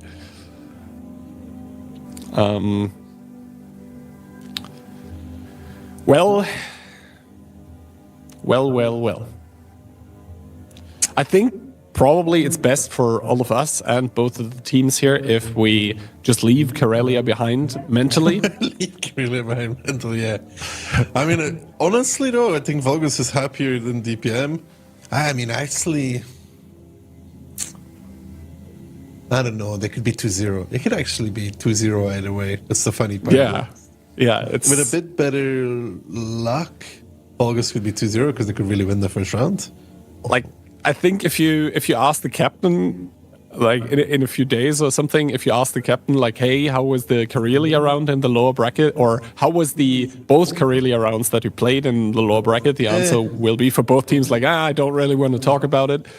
At the end of the day, it was 1-1 split period. So yeah, let's see though. Prokhorovka in between Vulgus and DPM. Whoever wins this round is going to put themselves on a match point. Vulgus coming in with double EBR, 1 STRB, 1 CS63, double S-Conk. We have seems like 5 IS7s and 4 62Ps. 4 60Ps versus DPM's 0 60Ps. 4 S-Conks, the Badger, and STRV, double EBR, double 279, triple 260, and double IS7. So, the Badger, where is it gonna go and look for mushrooms? It seems to be either the A6 or the A8 positions, possibly even A0, although I've never seen a Badger being played there, so far at least. But I guess it could be a good position for it. That being said, though, DPM with a good initial spot. Yayas, that is, in that EBR, seeing all of the tanks, but Vulgus in the middle and DPM on the other side. Heavily tagging Hero here for a spotting run. That, in turn, means a lot of information, obviously, for Vulgus. They know that there must be a lot of snipers on the A6 position, but, you know, you rather not have the information but a full HP EBR. Full HP EBR would be nice, Hero. The best part is that he's alive, though. Yeah. These aggressive spawning runs can really result in you dying very, very quickly. I mean... Okay, I gotta look at the colors a little bit. They're a bit too close. I mean, now we basically see the EBRs of Vulgus, like, switch positions, simply because Hero took so much damage. I think that's a correct thing to do. Hero here is not going to be able to fell the tree with the first HE that he's going to use, but you can see he's reloading the second one as well. Driving towards red line once again. Is the second HE going to do it? Yes. Tree falls. Well done, but he's maybe not even going to use that tree, but something else. So yeah, he does fell the tree to like make a bait where people should blind shoot. Goes into a different push. Good mind games going on. Rotation back towards 1-2 now, though, for DPM. They've established pretty deep hill, with Boyka and Aking being there under the hill, covered by double Eskum, Badger, and then a tank at A0. Ooh, that peak by the Vulgus tanks not going in their favor, though. At least one of them taking 1200 to the face. Yeah, that was Patras taking a whole lot of damage for what felt like a whole lot of nothing. I don't even know why they peaked. They were maybe hoping for some tank to be close, and then like three of them together just blast him for 2k into the face, but yeah, that obviously didn't come to bear. So instead, they end up, you know, looking a bit lost there in the middle of the map.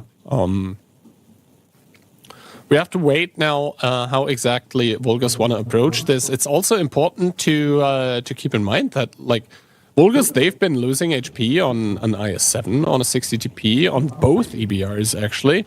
And meanwhile, DPM on all of their tanks still full HP. So a very, very clean game from the team in green here. And they're actually starting to pressure up on 1-2 a little bit as well. Yeah. Probably trying to... because the zero line is spotted and they're driving down there, so that makes sense. The killer, they're getting tracked, losing some HP. Boyka and Aking pulling back to the same position we saw Brainbreaker in already. But they're not jumping into the river, though. One of them just did. I think the other one is staying. But again, this 1-2 push, it needs to happen for DPM. If it doesn't, they will just slowly lose this side. Aking's down towards 578. Boyka is in the river. He's getting pushed just like we saw with Motivacja. But still, no 1-2 line push. It's very slow, Kian. It is indeed very slow. They're going to make it into the ditch now here, and they're going to drive away the IS-7. That, though, being said, Aking, the first one to die.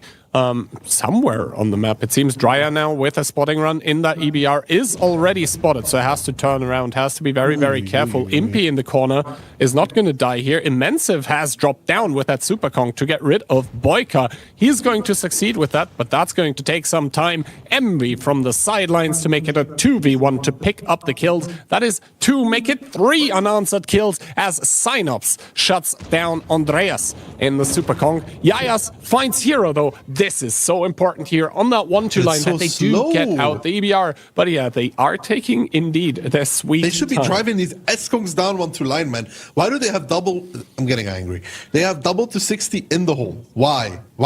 You saw Motivacja play already. You saw what they did. They don't care. They just drive down 1-2 line because they need to drive down 1-2 line. There is no need for this double to 60 in the hole. There's no need for the double Eskumkat C2. Just go kill the Eskumkat K1, clear the 1-2 line, and reset into a 1-6 line defense. The longer you wait, the worse it's going to get because you're not able to generate any kills, and it's taking forever. The Eskums that was at H1 even got to K1. Yeah, exactly. And K1 still being held by Vulgus. The DPM counter push on that 1-2 line still not fully gaining traction, still not fully They're in not effect. even going to go. The CS will get into K2 before, like, John's already going to be there before they even make it down. Like, Yeah, and I think Impy, even like in the 1v1 DPM duel, even though he's shooting at the EBR, is not going to lose out against Kandegina. And yeah, with one shot by Kandegina, even not penetrating into the S-Conk, that's going to seal the fate. Dryer there with that EBR still spotted, taking 700 to the face as well. Kandegina now in crossfire, he's going to die as well. He does put one more into Impy in that S-Conk, but that is going to be all she wrote on that 1-2 line. So the push that you were desperately calling for, that you were yearning for, it's not happening. it just never came for some mysterious reason. It just never came. This should be kind of a repeat of the Motivatia versus Jesus, who did it? Was it Vulgus? Yes.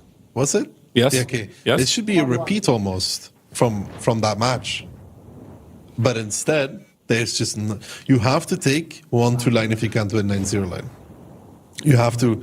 First of all, both IS-7s should drop off into the river to force 2 tanks to come down to them, right? Second of all, they should be clearing 1-2. There's no need to put double 260 in the hole. Like, what does it do? I can't tell you. Maybe DPM can tell you, but obviously not a lot, as Vulgus are going to be winning their attack on Prokhorovka, putting themselves on match point, putting themselves on 2-1 in this best of 5. Yeah, DPM on their defense here of Prokhorovka, not really looking too clean. A lot of openings in their defense, and the things that they needed to do, aka repush 1-2 fully into one S-Conk. Mind you, it wasn't like triple S-Conk or triple IS-7 like we saw before. It was one singular S-Conk. It simply didn't happen. I'm not sure if it would have happened at some point in time. But yeah, like this, the scoreline is going to be 15-1. The only tank dying on the team of Vulgus was a hero that was tapped from the start in his EBR, and then that basically got YOLO'd out in the 1-2 when it was too late anyway, realistically. No, but the only way DPM wins there is, first of all, I don't think the Badger should be crossing over the rails. So there's all of it is all of his HP. Let's start with that. Second of all, if you don't win 9-0 line, you gotta push 1-2 line. They had the numbers for that triple 260, double S-Conk still, and the 279, which they could have used for it as well, and an STRV and double EPR. They can definitely transition into a 1-6 line defense, like we've seen.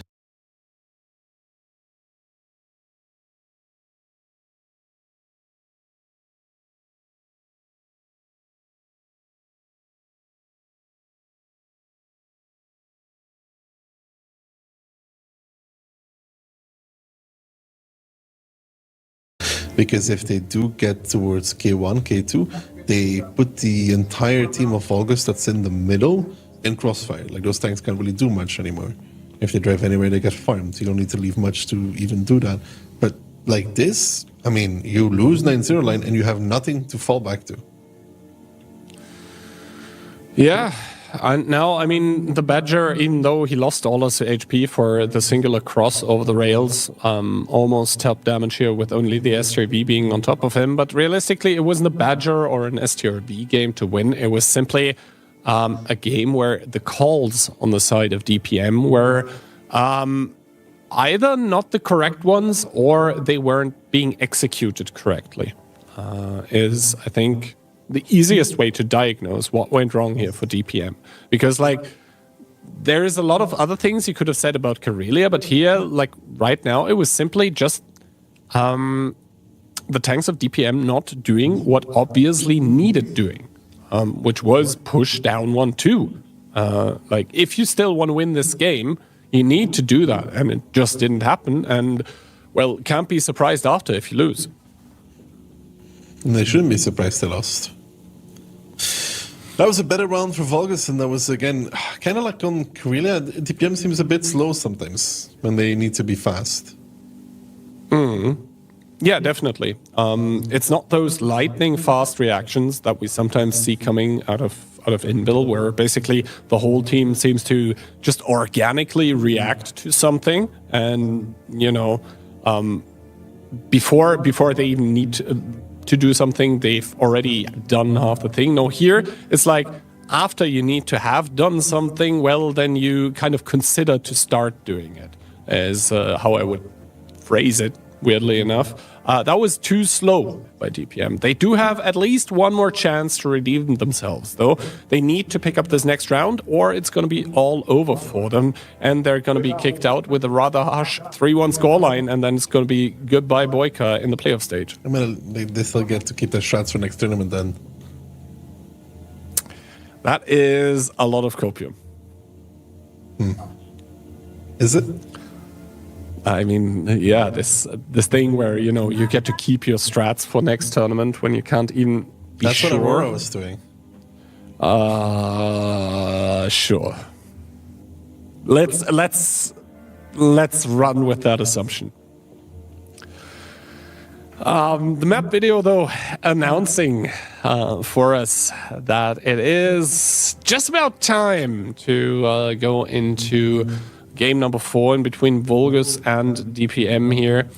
2-1 scoreline. I think it accurately represents what we have seen so far in this match. I mean, basically, Karelia was a weird back and forth in between two teams that at times seemed confused.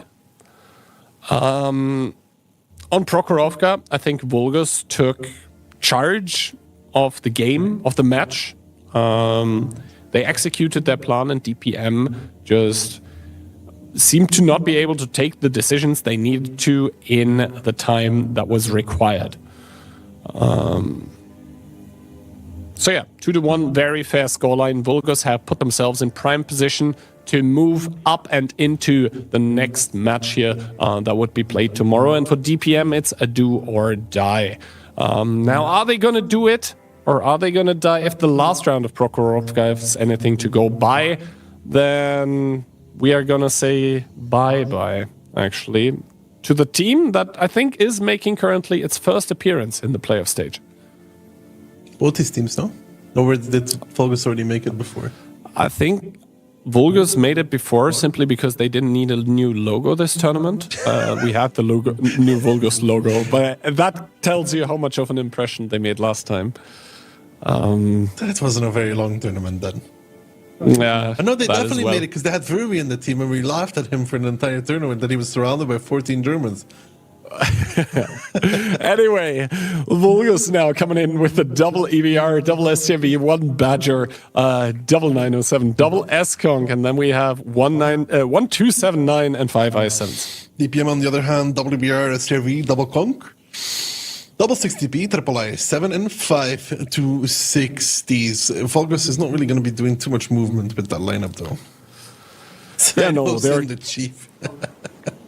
Actually, I'll have you know, in the group stage, signups in the Chief together with the Badger of Derby, they were sort of the stronghold in 8-2-3, and they ended up being like place 1 and 2 on damage, and they ended up carrying their team in one of the rounds in groups. So, maybe trying to repeat that here, are they? It's like trying to relive old glories, of which Gihand had not very many, but some nights when the plate's empty, that's what he thinks about. I mean, I think I had a very, very successul career in Clan Showdowns. Play 1, get carried to Goldfists, and then refuse to elaborate and leave. Hello?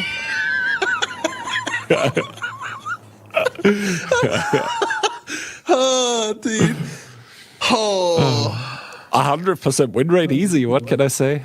Yeah. Coming from the guy that played 100 battles in the Chief on the first day because he knew it would be too hard to mark after. I'll have you know it was 97. Does that make it any better, though?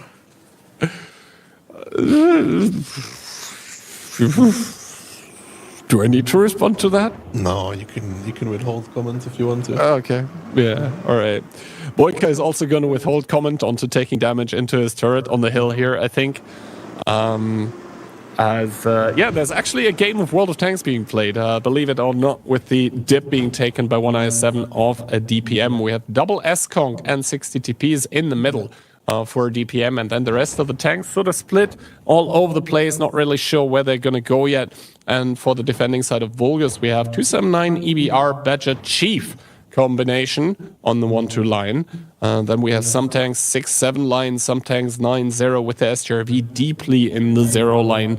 But yeah, fairly standard defense by Vulgus, not really a lot different from the one that we saw in the group stage. No, not really.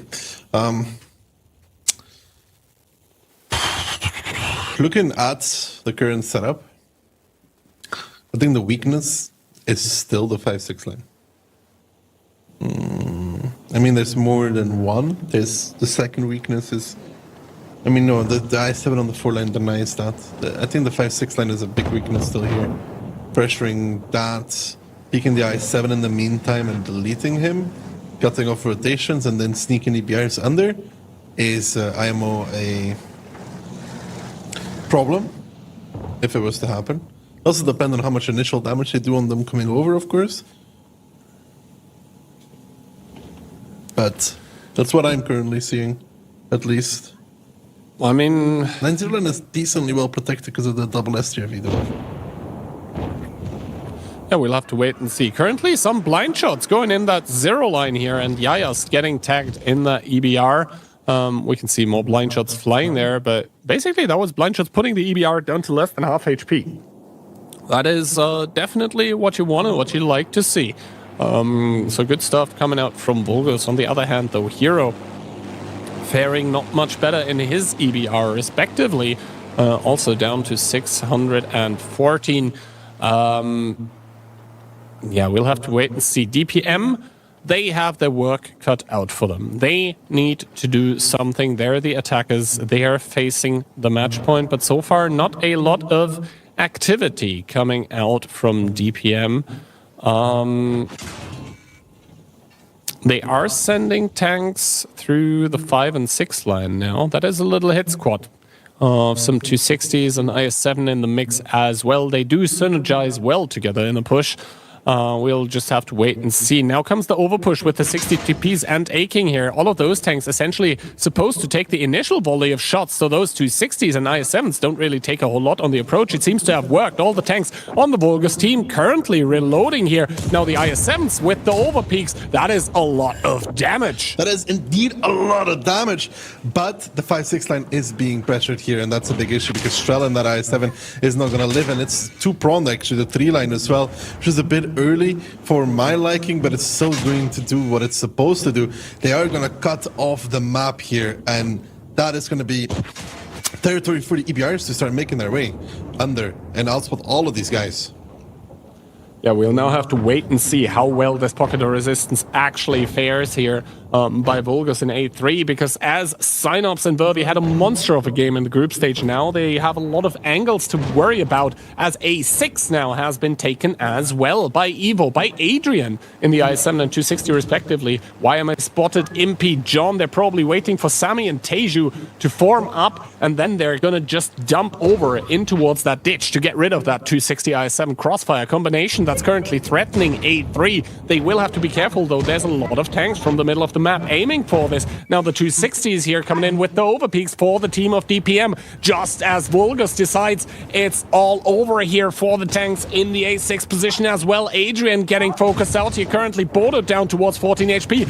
Does fall down here as well in his 260. Adrian down to 64. Someone kill this man. Somebody kill this man indeed, as the repush is happening. They are finding some success with it, gotta say, and that's potentially not enough cover from the middle of the map. Now they're transitioning into a 1-2 line attack for DPM, who had so much but trying again to do everything at the same time, not making it 100% work. And yeah, Synops and Viri potentially again bringing it home for their team Kihan from that A2 position with the Badger and the Chieftain. But I think the biggest issue there, the Ignite from Synops as well. The Yayas got set on fire. Kubik's not connecting the shot there. Synops maybe with the kill onto one of the 260s. No, but he keeps his friend alive for a while. Boyka trying to fight off Hero and Mark, that's not going to be working out too well either. But the opening for DPM was again great, Kihan, but they're always trying to do a little bit too much. Ooh, signups there though, getting picked up. That was a huge stunner coming out by one of those 60 DPs here. Black now starting to reload, trying to put a shot in towards tanks in A6 as Vervi gets picked up by Tankistador. That is the A3 pocket, completely gone. That is a lot of map control lost by Vulgus, but it's not going to matter as they have 7,000 HP more, and even more importantly, they still have an EBR alive, an asset that DPM does not have, an asset that DPM direly needs here in this, what probably is going to be their last round on stream, as Mark takes a lot of damage here in this ISM, but it's not going to matter. Vulgus on their defense, for all intents and purposes right now, are going to hold on. They're going to hold on indeed, but again, key hand for DPM, they had so much. I think this time they didn't need to take A6, they just allowed this repush to come out right onto them. They already had the 3 line, they just needed to cover these tanks on the 5-6 line and start working that STRV EBR combination on the 1-2 line, no? I think so too. Or at least I think they would stand a better chance this game if they would have done it the way that you suggested. But I think they were trying once again, and I think that is at this point an emerging pattern in their gameplay. They were once again trying to do too much all at once. And it ends up hurting them. It ends up costing them dearly, as now it's going to be Vulgus that are in prime position to make it into the next match in the lower bracket. And DPM, for them, it's kind of back to the drawing board. They did a surprising run this tournament through qualies, through groups, into the playoffs, but this is where it very, very brutally stops for them. This is where it stops for them, and they had potential at the end. They definitely had potential. That Karelia is gonna kick them for a while, and I think this match here is also gonna kick them for a while. They made the right move. 3 and 6, 3 and 5, 6 is correct, IMO. But they wanted to do so much again. You'll see teams do this move, and then they'll slow down a little bit because they know that the enemy team has to do something, because if they sit there in really bad shape, you can kill this 279 at C1 relatively easily as well. He will die, and then you just have the EBRs pressuring up the 1-2. Yeah, it's a Chief and Badger, they're annoying to pen for the STRV, but over time he's going to generate some pens though, and then you can push it once you really pressure down those A6 guys, for example. But now, putting themselves in a repush position and then can't kill 1-2 because they don't have enough guns. Potential is there, but you gotta work on the execution. Yeah, indeed. Work on the execution, and executioning is exactly what Patras does to the last S-Gonk here. He's going to put one more into the lower plate of Andrea, leaving him on 81. Not that it matters. It's going to be 3 and 1 here. Vulgus besting DPM on a 4-round best of 5, 2-map best of 5. Where, well, we best don't really talk about Karelia, but on Prokhorovka, it just became apparent that Vulgus is the more experienced team. For DPM, it's going to be all over this event, unfortunately, but they did show some promise, they did show some interesting stuff at times, and they're probably going to be quite happy with reaching the playoffs, and possibility for more stuff in the future, we'll have to wait and see. Yeah, potentially for more stuff in the future for them. But for Vulgus, 3-1, they're happy, moving through. They're going to be waiting to see who they're going to play tomorrow.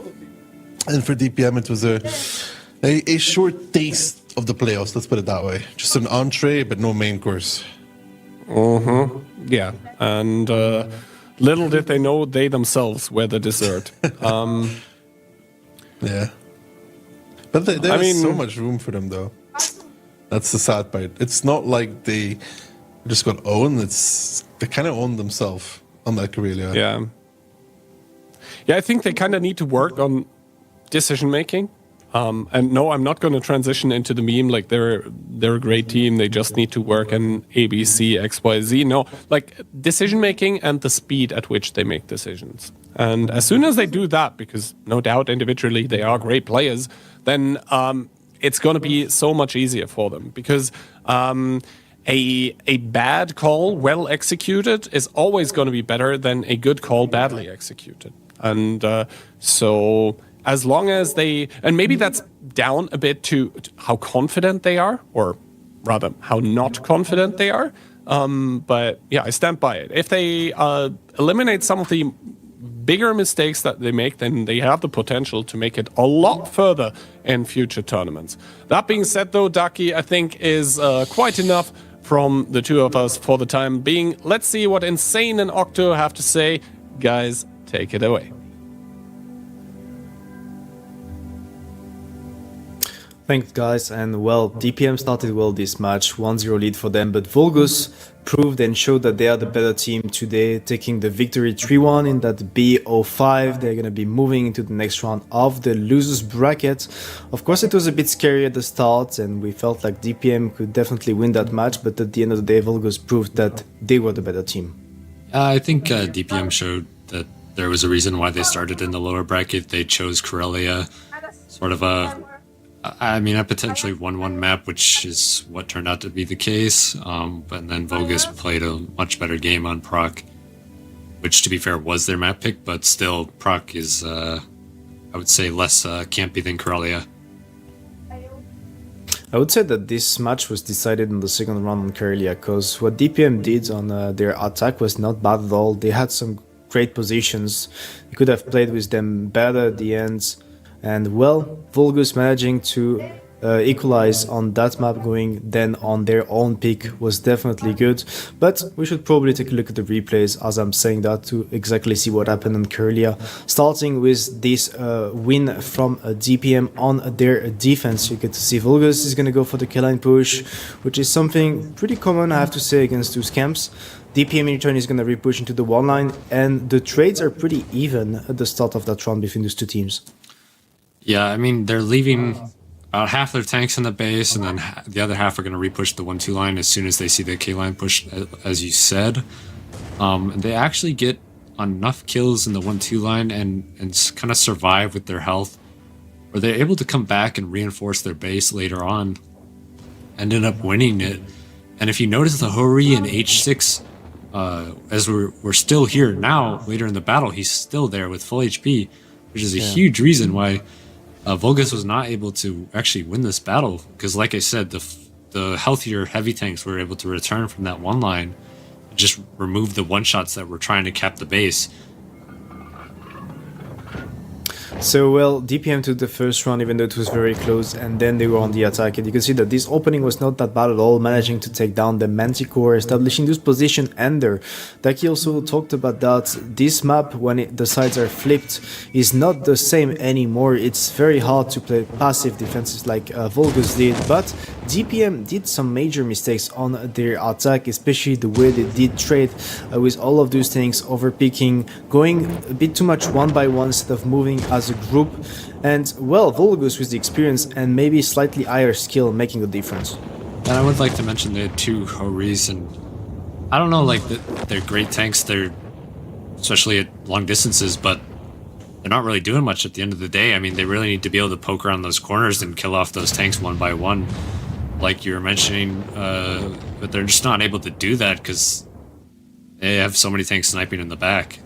Versus, this Proc game was much different than Corellia, in my opinion. They didn't really seem like they had control at any point. They were set up in the 1-2 line and had tanks on the 9 line, but they had really no plan to protect that 9 line. Yeah, I mean, the DPM reaction is very slow. And it's not just slow, it's not happening at all. You'll see that they try to establish deep positions in the 2 line that the ABR. Doing that is fine when you still have control over the other side, but they're getting pushed, they're losing all of those tanks, they're losing Cubics at A0, then the Badger at A6, and they're still not making a play. So they're providing the opportunity to Vulgus to hold the 1-2, to hold the mid, win the right side for free, and then get some things to A6, kick the crossfire angle. So it's definitely an issue regarding the tactics DPM is playing and also the rotations, the reactions they have. And Vulgus, being more experienced, made a difference there again. And then you can see DPM on the attack again, making a pretty good decision here. We would agree on that pushing the 5 line is the move here. Daki mentioned that they probably went up the 3 line a little too early. I mean, you never know. Maybe it's just because the tanks that they're using. You mentioned before we got here that they don't have chieftains, so the 60 TPs in the middle trying to cover these 260s and the IS-7s, it's not really the greatest tank at sniping, really, and it doesn't have the greatest penetration, so you're just kind of left with the missed shots, and then when they are going up in the 2 line, they just don't really have much help. They had double S-Conk, right? Yeah. Those tanks are great for that, but in the hold meta, when you would have 279 chiefs that would just peek constantly at the F line, it would be much better to cover the EA6. What Vulgus is doing in this new meta is something you're allowed to do because, as I said, the tanks in the middle are not the greatest. 60 TPs, not the greatest on range, bad DPM, one shot you just hit or miss. And well, it allowed them to actually go for that pick at A6 because they were out of solutions. This 3 line plus 5 line push is great, but Vulgus, at the end of the day, once again, making the right decision, punishing DPM for their lineup pick. And I think that overall on Prokhorovka, it was down to tactics, rotations, but also lineups. Yeah, I mean, the rotation that they did in the last game was pretty good. It's just, like you said, 60 TP, not that great for middle. I don't even know why they brought the tank, to be fair, if they're going to keep it for that specific position. But yeah, I don't know. They should have brought maybe another S-Conk or maybe another fast heavy to help push the 2 line there. And because if you did watch the whole battle, you could have told or known that it was very close with the Badger and the Chieftain. So maybe if they had another heavy there with them, then they would have overrun that faster. Yeah, well, it's still a good performance to get to the playoff. That's not something they have done in the past, so we still have to say congratulations to DPM for doing it. Vulgus, in return, is advancing in the next round of the losers bracket, and they will be facing the winner of the last match of the day. Another BO5 in the losers bracket. It's between 2 teams, one coming up from the winners bracket, Goodnight Nomi, that lost to Invil in a pretty bad fashion, I have to say, and against, they're going to be facing NTMG, a team that has been pretty consistent in the past 15 tournaments, so I would tend to be with the community and go for them. I mean, especially today, after watching that match, I mean, yes, it's Invil, but geez, it wasn't close, so, yeah, I mean, we'll have to see if that changes. Yeah, well, last match of the day, is it going to be Goodnight Nomi advancing in the next round of the losers bracket? Is it going to be NTMG? We'll find out shortly. But just before that, we want to hear what our casters have to say about that one. Ken and Daki, take it away. Well, hello there and welcome for the last time of the day. We are going to be spectating the last match of the day. It's going to be Goodnight Nomi, a team who we saw before, or did we? Because they didn't really show up against Invil in any meaningful kind of way. They're going to be taking on NTMG, no timing.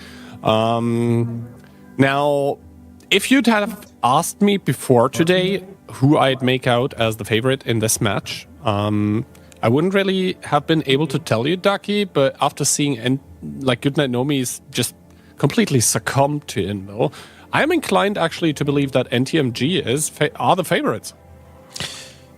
By far. Let's put it that way. By far, I think they are the favorites.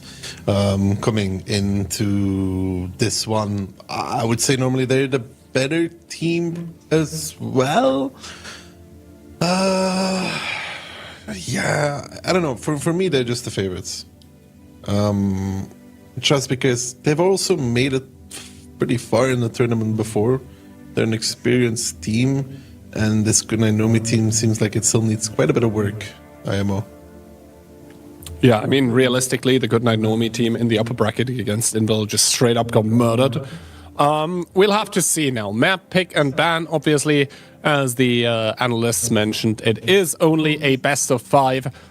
So only a maximum of 3 maps, including tiebreaker, going to be played. That being said, Live Oaks and Moravanka taken out of the equation. We are going to start on Sand River. We are headed in towards Karelia. So once again, the new addition to the map pool making its appearance. We're going to see at least one round there. And Proco, Fisherman's, and Cliff getting taken out. And Himmelsdorf seems to be the tiebreaker map of the day. I don't mind Himmels being the tiebreaker map of the day. I mean, it makes sense, right? If you think about it, it's a very kind of a balanced map where both sides can really play and win. So if you have that between Cliff, where I think it's a bit gambly for both teams, and still the north side is the favorite one, that's a good choice. But Karelia coming out again, and teams don't seem to be shying away from that one.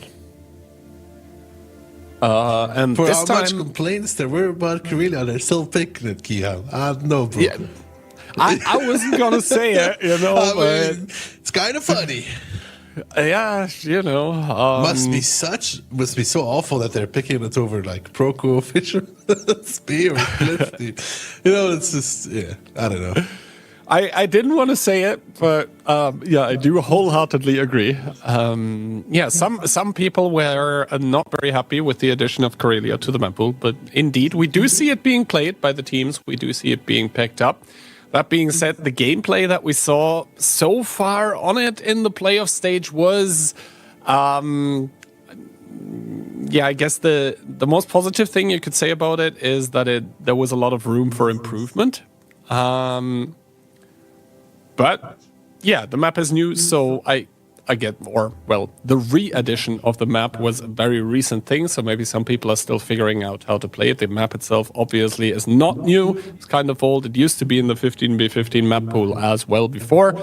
But yeah, let's wait and see. First of all, though, Sand River, prediction-wise, we are seeing once again, I mean, you're insane. One of you is copying the other's homework, and then October and me once again also with the same prediction, 3-2 and 3-1 respectively, but all of us going with NTMG.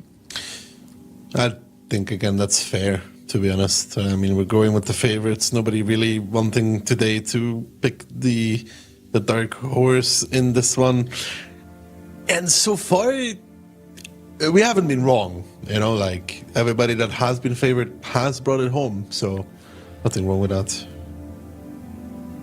Although I think this is kind of the match where an upset is not likely or anything like that, but it's the most likely match in which I see an upset happening. Is I think a fair way to put it. Like, I think the difference before this day, I would have said the difference in between those teams is like less than possibly in between the other teams that we saw. We'll have to see, though. We'll have to see. This no timing team, if they're playing well, it can be kind of a scary thing as well.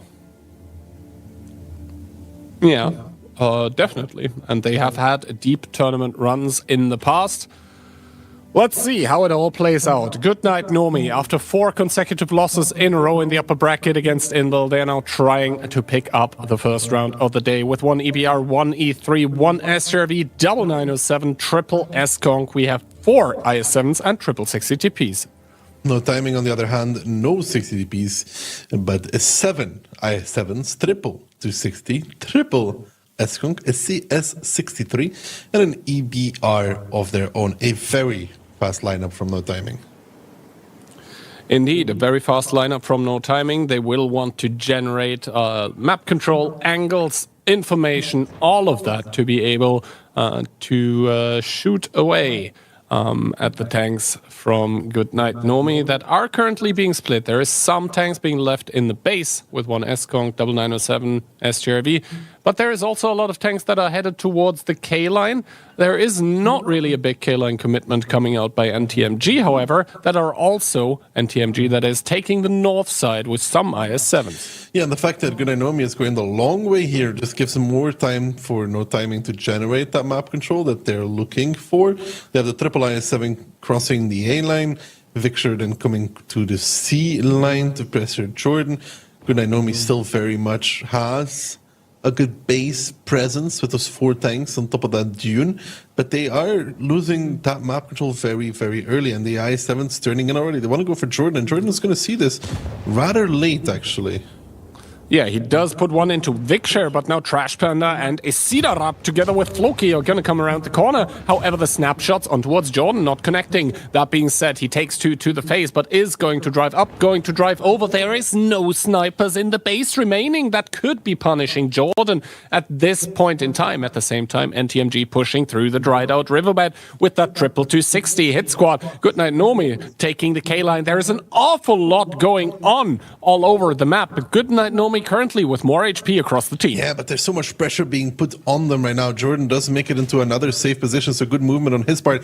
But now Yannick in the 60 TP is in a whole lot of trouble. Sisa there taking a good position against him. Rated and Dreamer are going to make work of Jordan, who's actually escaping one more time. Good stuff there from Jordan, staying alive as long as possible. But they are going to lose this to 60 in return, though. Floki getting repushed. Oh, God. Takes 1.2 to the ground. That is not ideal whatsoever. Lucky with the fire to delete him before that I7 was going to die. Yeah, Floki there with Monka steer moment. And Jordan, the man is literally Neo in the Matrix right now, dodging all the bullets thrown at him. Now Lucky seems to be the focus, as Victor gets a fire, immediately shut down. However, Trash Panda down towards a one-shot. Isidarap needs to be very careful as well. Lucky down towards 152 is getting counter-pushed here by all of the team that, or what feels like by NTMG. They're pushing through that F-line here, through the dried-out riverbed. They're pushing into Crossfire, but they're also pushing into a lot of low HP targets. Finally, they pick up Fen at the cost of Trash Panda. Yeah, now they need to find Twist, though. They need to find Jordan as well. And Jordan's done a really, really remarkable job at staying alive. They somehow lose Chucky, though, in an S-Skunk, which is also interesting. Not sure how that happened. Jordan is now down towards 600. And I think they will finally be able to take him out of the game, as the base Dune is now left undefended. They should be able to get that I7 out at some point and then be able to switch back on towards Twist. But it's pressure all over from no timing. Now pressuring back on towards the K-line. They're not winning that fight, though. It's a 3v6 by the looks of things. And Rated will find the I7, you would hope, at this moment in time in a CS63. No, not quite yet. And is Rated stuck? No, he's going to get out. No, he's... I'm not sure. I mean, there's kills happening elsewhere on the map, but if Jordan survives this, he's going to be my MVP for the round. Never mind, Rated finally does get the pickup.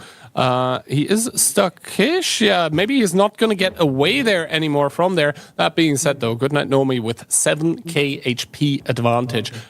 Glorious job there by Jordan in the northeastern part of the map. And now we can see that Good Night Nomi still have a very, very firm hold in that J4 area as well, where they have the E3, the 60 TTP times 2 even, and the double IS7 that has pushed up towards F1 as well, starting to engage against Q-Sprite there, starting to trade against Solo. As that is still a 2 versus 1 situation. And taking a look at the HP, I mean, Good Night Nomi, they just need to trade and trade well. And every single trade that they do, that is like, 50-50 in terms of HP, is going to be good for them just because they're ahead so far. Man, some good shooting here, though, from Squeezy as well on that I7, but he's in a little bit of a predicament. Q-Sprite is just trying to trade away every time that Solo fires, doesn't want to peek back into it. Twist now coming back down from his position that never got removed in C0. He's going to even push into Crystal. They're going to find him there. Love now getting found as well. The up and over from Twist, literally, over that to 60. Now Vladislav exposed, and yeah, Good Night Nomi is holding this pressure that was applied everywhere pretty well. Yeah, they're handling it. They're handling the team of NTMG that came in here as the favorites, but you have to say the players of Good Night Nomi that at the end fell apart in the last 2 Proco rounds against Invil seem to have recovered mentally. And more than that, look to be in a prime position right now to take this round number 1. Click with another shot into Vladislav as... yeah, he does get the pickup here. The S-Conk with the reload, with the DPM coming in. And now NTMG with what seems like kind of desperate moves here at the end as Pabu peaks. Pabu picks up Squeezy and only 6 tanks remaining for NTMG. 8,000 HP for them, rated down towards a one-shot. He seems to be unstuck. But that's not going to remedy the situation. That's not going to change the fact that Goodnight Nomi are going to put one on the board. They have more than enough time to pick up the remainders of the team in red. Yeah, and it was looking okay there for No Timing for a little bit of time, but they were never really able to generate those kills. Jordan surviving for so long was really annoying, especially because that made the CS not be at A0 to cover. Then those IS-7s dying, the 260s coming back in. But then I think that what really shut the deal is when they tried to repressure this K-line with those 3 guys. And that was never going to really do much for No Timing. They had to hold there, lost a lot of HP, then had to fall back. And then slowly but surely they lost the positions. And the fact they never got to clear C0, not ideal. Yeah, and I mean, now mop-up operation, as some would say, going on here. Goodnight Nomi are gonna reap the rewards of a very, very good round on Sand River, where they were like, all right, NTMG with the aggression, let's see what they do. Okay, we got our assets in place. We can easily hold everywhere. And yeah, then just with the correct reactions, good stuff, and 1-0. So NTMG, I liked what I saw actually from them. With that aggression everywhere, it just seemed like there was something off about where they were applying the pressure. And also, once again, you got to give it to Jordan. That was beautifully handled by that IS-7. Yeah, he did draw a lot of time in that IS-7. Time that No Timing could have used to, for example, push C0. But at the end of the day, Nomi holds on. Good stuff by them. Yeah, it's just, I mean, an S-Kong doing 456 is never ideal, to be honest. Not when it's one of your DPM tanks. The rest can be understandable because it's pushing tanks, but S-Kongs are not pushing tanks. They're only meant to do damage.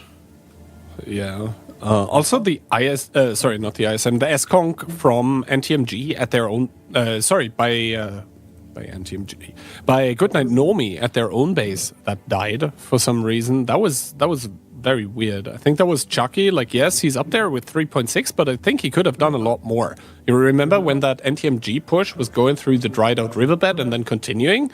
If the Super Conk there stays safe, or rather just stays hull down, not necessarily safe, then I think he has potential to do a lot more there.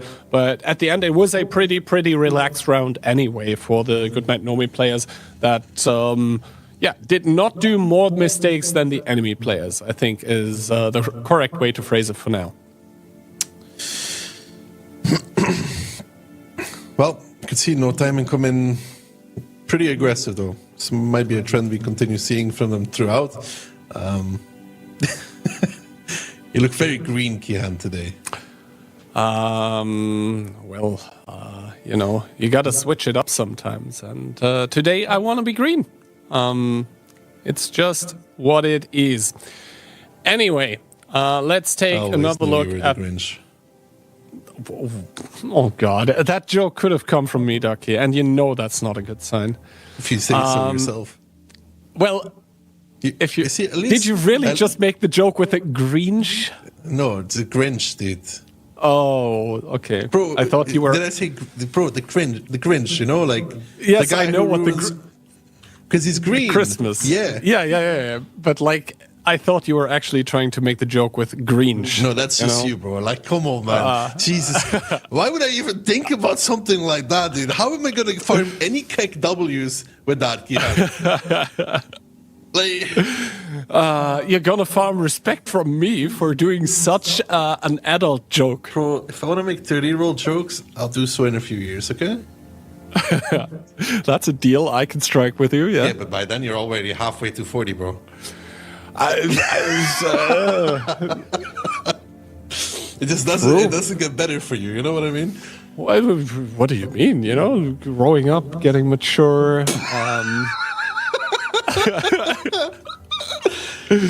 Okay, I was actually surprised I was getting that one out with a straight face before I started laughing. He says while watching a video tank game.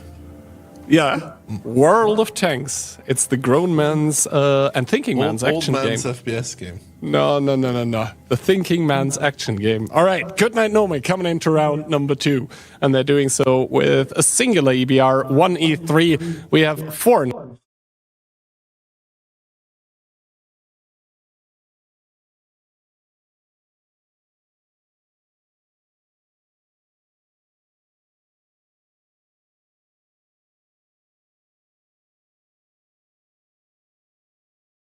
.907s, 1E5, a double S-Conk. We have quadruple IS-7 and double 60 TP.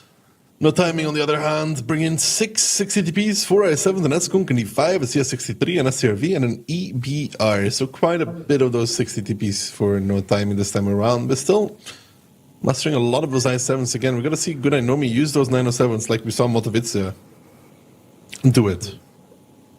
Yeah, we'll have to wait if they're going to be met with a lot of success by NTMG. Ooh, Jordan, they're taking two on the cross. Does actually get tracked. Not sure if he still had a rep kit available. Does continue his journey here now, but him getting tracked means that there is the possibility of him taking more damage. Seems to not be the case so far.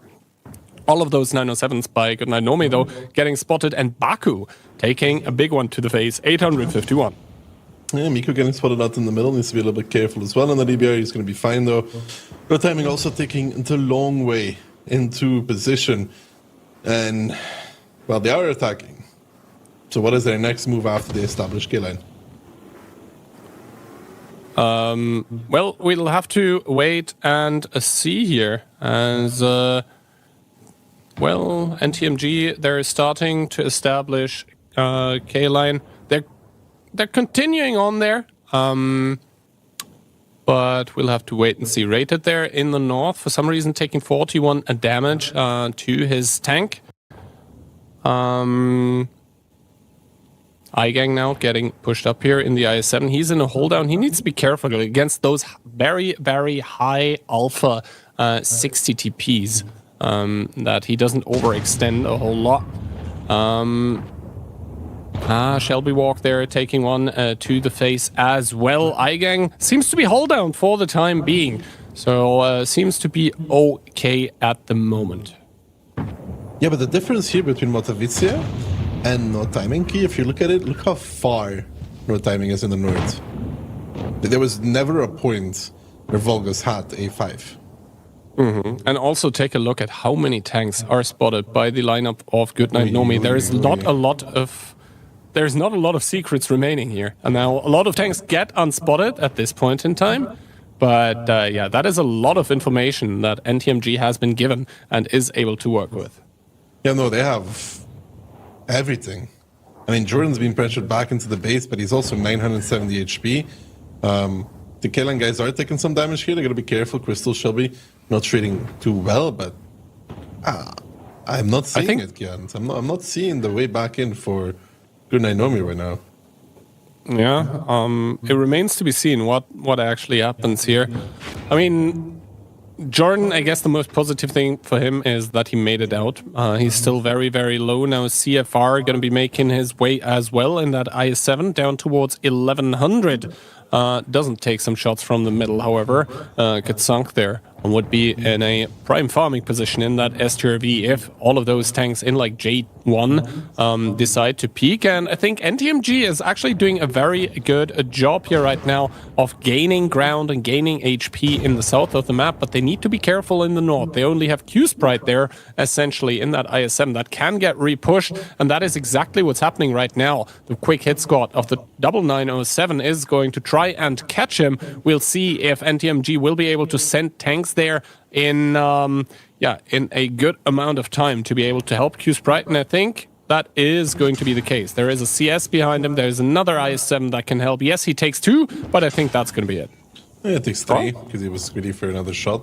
But he does have some coverage. So he has Fixture above, Rated behind, and then EBR and Crossfire as well. Like Twist and Lucky are not going to be able to make this work whatsoever. I mean, the damage they just did to Q-Sprite, they take back and potentially going to take some more as well on the way out. As they now realize, yeah, this is not possible. Lucky does get into safety, but Twist does not. He's just dead, and Lucky still is going to continue running. And it's still going to cost him HP because he's still in the open. So yeah, there's still a repush can on paper. Cool. Realistically, yeah. Yeah, realistically, this is kind of difficult here for the team of Goodnight Nomi. Down 5k. I mean, they're still defending. It's 5 minutes and 10 seconds here at this point in time. Yeah. NTMG, they're playing it very slow. They're playing a very methodical game. And they're looking to bring it home in game number 2. They're looking to equalize the scoreline because realistically, in game number 1, they had a few very, very cool openings, but after that, not a lot started happening after they ran against this roadblock of the Goodnight Nomi players. But yeah, still 4 minutes, 35 seconds, and ooh, Sicer taking a lot of damage there in the middle of the map for what seems like not a lot of reasons. Yeah, no, a bit of an overpeak there. They're currently figuring out how they're going to approach this. Yeah, I do think that the guy Baku there in the mid is a bit of a liability to begin with. 2 guys pushing onto him should take him out of this game. He can get kind of covered from the base though, if I'm not mistaken, but I'm not too 100% sure. Actually, no, there is a hill in the way. He should just die for free. That should be another step on the step program of how do we win this game, right? Baku's now trying to run, but I don't think he makes it further than this. Nah, especially not with this many broken modules. Depressed, coming around the corner is gonna be picking up Baku.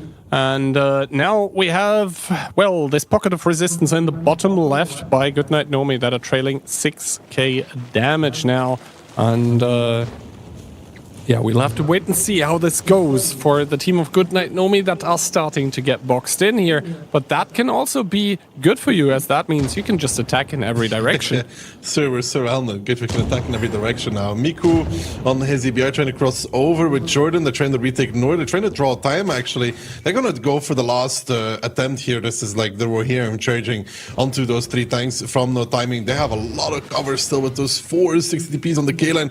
They're going to back over there, which even try to draw them into this pocket of death and despair that currently Goodnight Nomi is driving into, because they're losing their base and they're gonna have to keep going. It's gonna suck for them, and it's going to be the way it's going. Now Lucky pushing over with his 907. Miku's gonna die against Dreamer in the north as well. They do find Squeezy, so Goodnight Nomi is trying to put up a fight, but all this time Kihan will disagree with no timing backing off this much to begin with. Gives an opportunity for these 907s to come in, but the base is lost.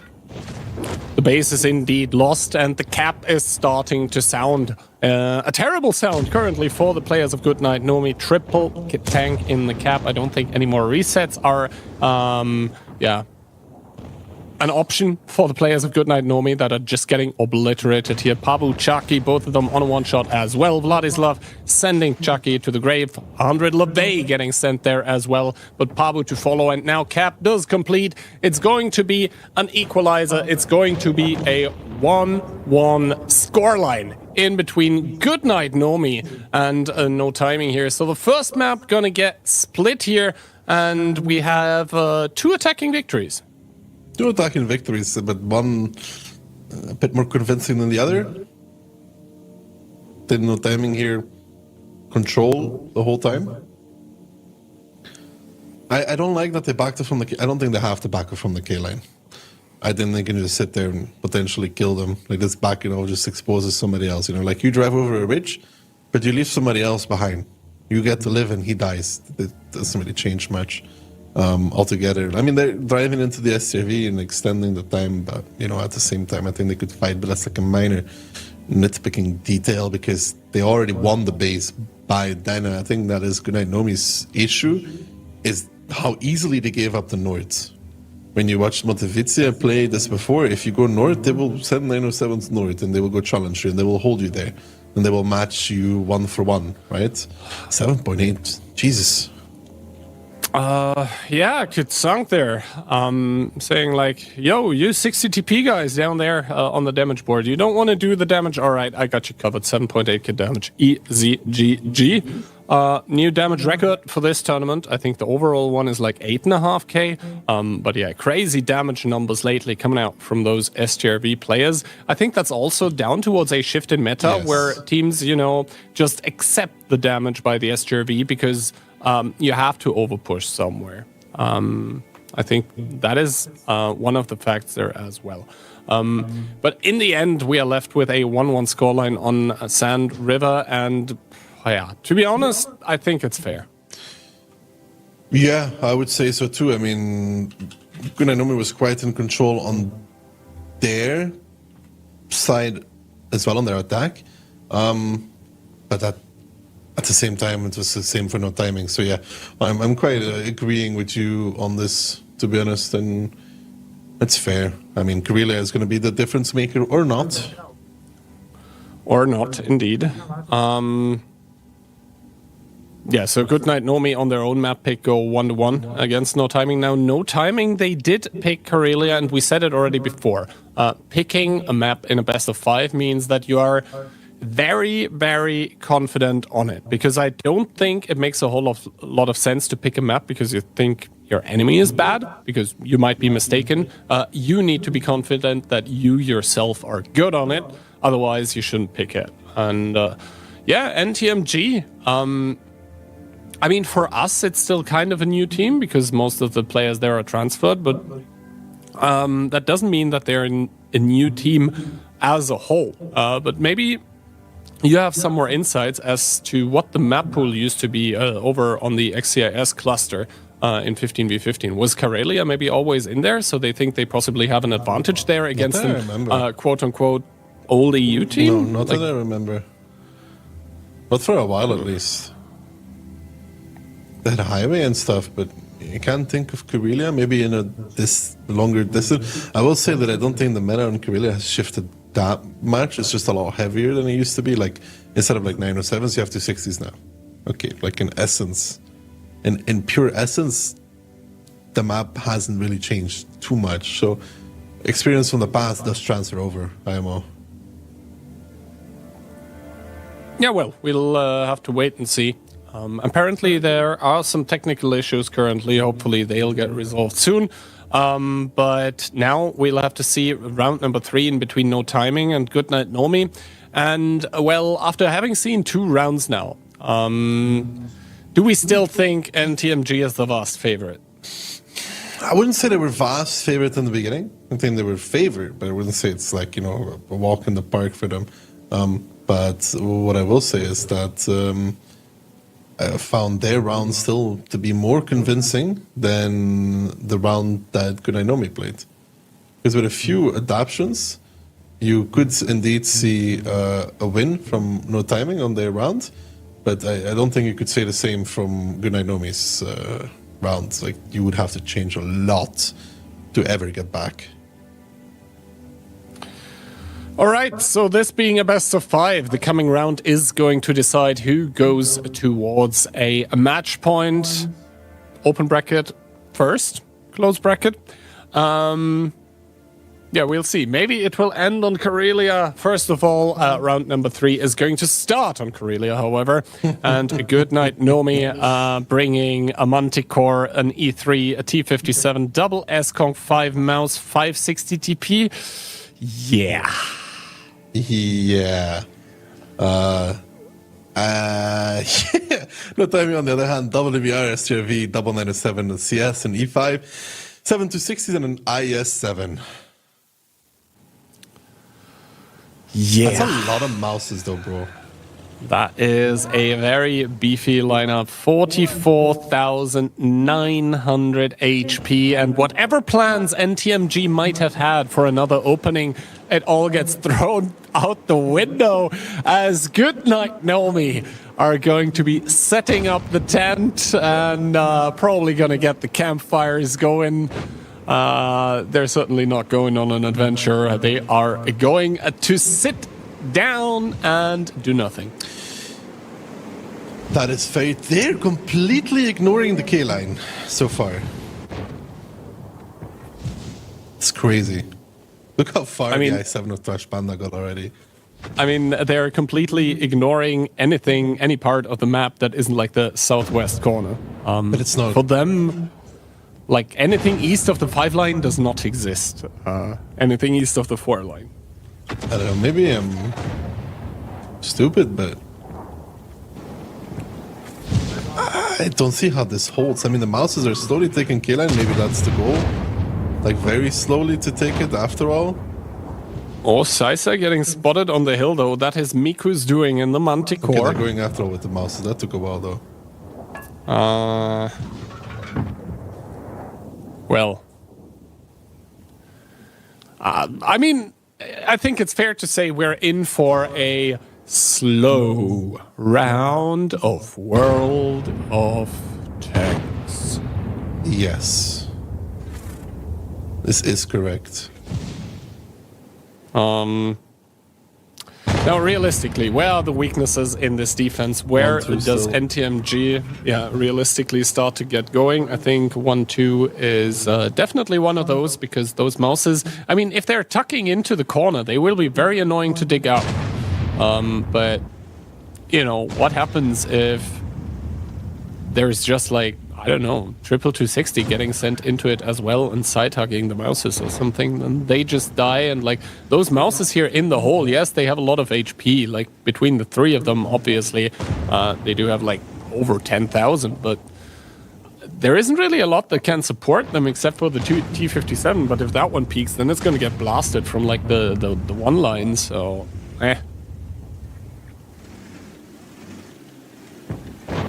I mean, they're grouping up around the middle, though. Like, the B5, B6. I think they just a little bit afraid that the Manti's going to spot them early, and that's my worry now as well, because they're already spotted coming around the corner. They're going to try and use the walks to cover. Let's see how this goes, though. Initial damage, not there, though. Literally, I saw like 5 or 6 misses.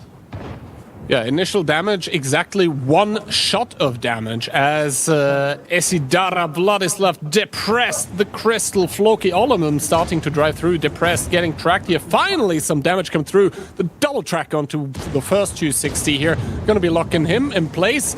Is he going to die is the question. And now the Mouses here with Solo, for example, starting to peek out. Ooh, the kill shot not connecting. That's something I've seen recently in Miranda battles as well. But yeah, a lot of punishment here on towards the tanks of NTMG. We are currently looking at 40,000 against 25k. Yeah, they do have a very significant HP lead for the side of Goodnight Nomi, and I don't know if this is the way that I would have liked to see them push, but it's the way they chose, and it's the way they're going to have to make it work, Ihan. They are indeed down quite a bit. 2 guns and quite a bit of HP as well. 17,000. Yeah, that is indeed a bit of an issue, but...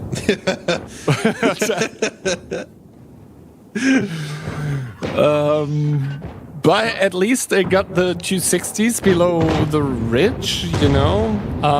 But honestly, I think if Goodnight Nomi at this point in time starts driving with every single one of their tanks at the same time, they just flat out win.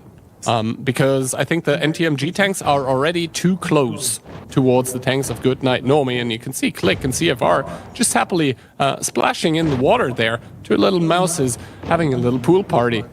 Yeah, the Mouse is having a little pool party. It's now 14,000 HP.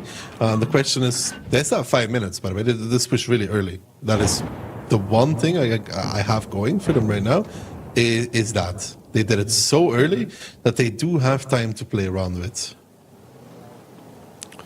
Yeah, they do have time. Do they have enough tanks? Do they have enough HP is the question. Vladislav there with a swing against Baku. Floki there with a good shot into Jordan. So overtime, actually, Goodnight Nomi starting to bleed. Only, in quote-unquote, only 12,000 HP difference. As we can see, big share here in that E5. Trying with the long-range snipes. Since the buffs, the E5 actually a tank that can provide very effective long-range fire support as well. That heat over distance is a very, very nice piece of ammo to use. Like, as soon as you're getting into that 550-meter range, the pen drop-off actually comes into effect, just not for the heat. So, yeah, we'll have to wait and see how this one goes. But obviously, Goodnight Nomi still ahead in the HP department. Although by only 10,000, make that less than 10,000. It's starting to drop, by the way. Even with this, they killed one of the mouses now. So there's only one left in that pocket. It's starting to go down, Kihan. It's within playable range. I know it's 8,000 now. But, like, you got to remember, man, they have 4 mouses left alive. All right? And that's a lot of HP on those mouses. That is indeed a lot of HP on those mouses. And remember, the HP difference was 17,000. But now it's, you know, less than 9,000. So maybe there is a world in which NTMG are able to do this. You can also see that the amount of positions that Goodnight Nomi actually have in those like JK1-2 positions is kind of limited. Phoenix not even spotted, but takes damage there regardless. And you can see Solo peeking out, taking some damage. Trash Panda now getting committed in with that IS-7 as well. Takes some damage for this push as well. Dreamer now jumping up there, up the ridge with his EBR, spotting out Zavistar. So that is an additional piece of information. And the fact remains that no timing, they do still have 3 minutes. But, you know, actually time is starting to run kind of short here for the team in red. Yeah, they're starting to run low on that timer. They need to somehow generate an additional angle on towards Click, but I think he's fully behind the shield. Squeezy's pushing up as well. Now they're just going to kind of ignore him and start pressuring up the angles everywhere, left, right, and center. Chucky getting pushed down. Babux and Rishai go behind that position, are able to kind of just shut down anything here. Click now peeking against Rated as well. That mouse being annoying. The Echelon there on that rock now for the side of Goodnight Nomi, who are up still quite a significant amount of HP. Quite a significant amount of HP. The one tank that is currently probably farming his heart out is that CS63 on the hill. Sisa here for NTMG. He has the side shots in towards the tanks on, yeah, basically everywhere. But you can see what happens if you peek into like 5 or 6 pre-aimed tanks. You just explode. One of the tanks of NTMG playing the ultimate price here. Squeezy trying to squeeze through, but instead having to shield Trash Panda in the IS-7 here, taking a big one to the face.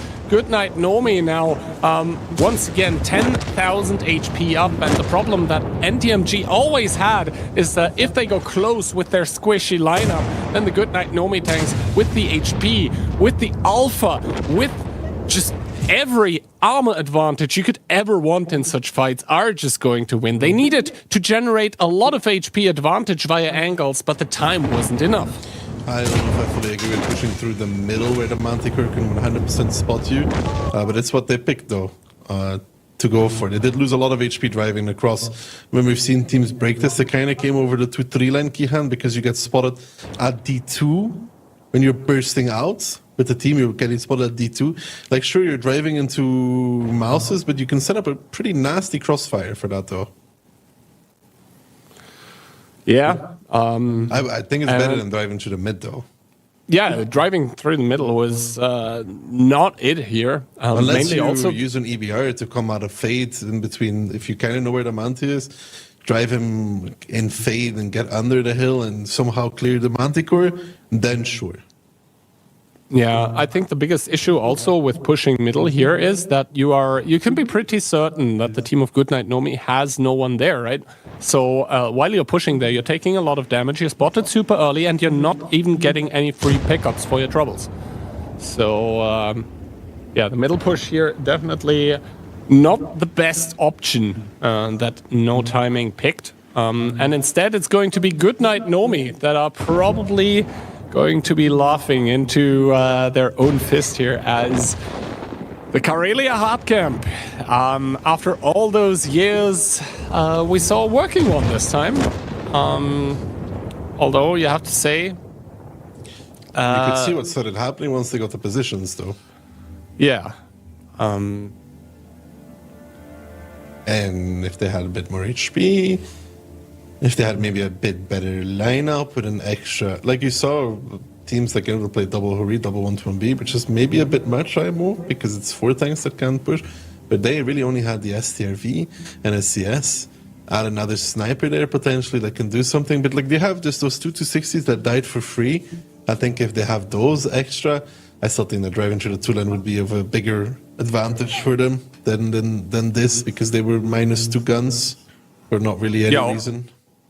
Also, driving through 2-line, you have better terrain resistances because you don't have to drive through the bog, and you're driving downhill, so you're always going to be covering that ground faster. So even if you're maybe getting spotted half a square earlier, the actual exposure time, which is the important thing, is going to be less. And, well, the T-57 not having the greatest of impacts, but, yeah, doesn't matter if your team wins the round.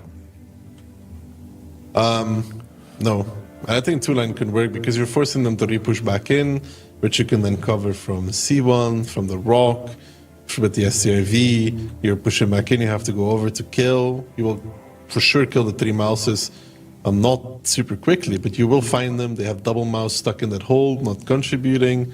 They have the Manti, which is not contributing. The guys in the base have to drive down first into crossfire. I think 2-line would be a better choice for them into that dip. That's how we saw it be broken. I don't know if it was qualies or group stage. A team that pushed into that 2-line.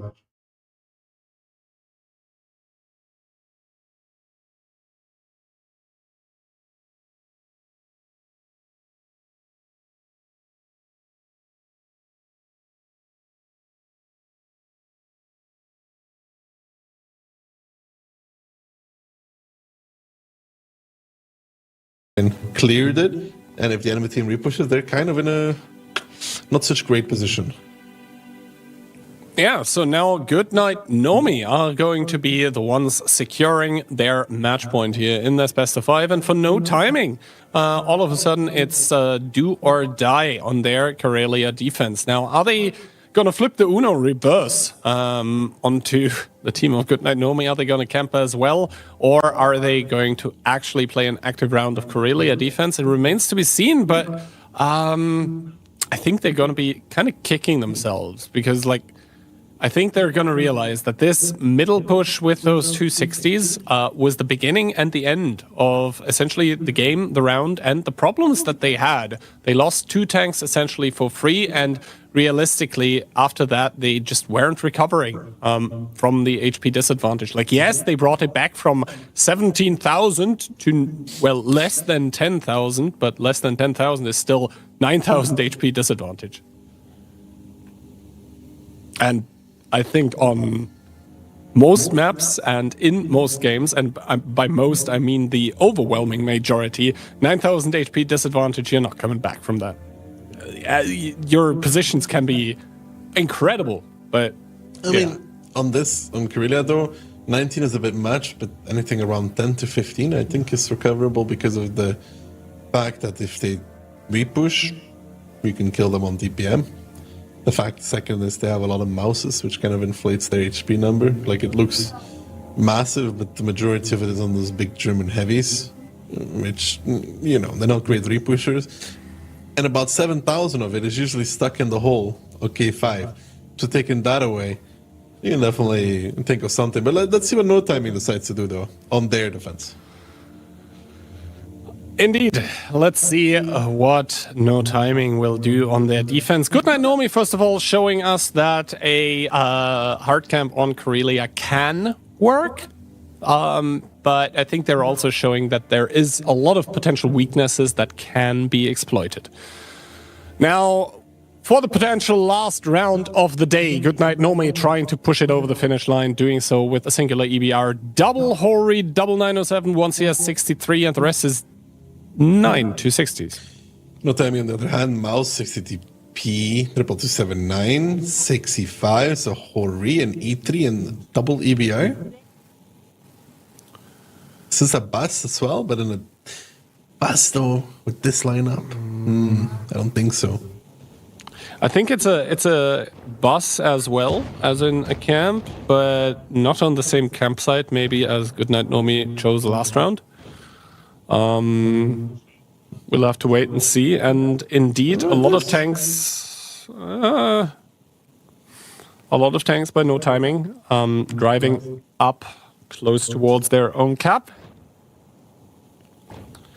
Well, and for Goodnight Nomi, it's going to be Davai Davai A line. as they're going to be taking the north of the map very, very heavily with a lot of tanks on the south. There is going to be one CS spotting it out.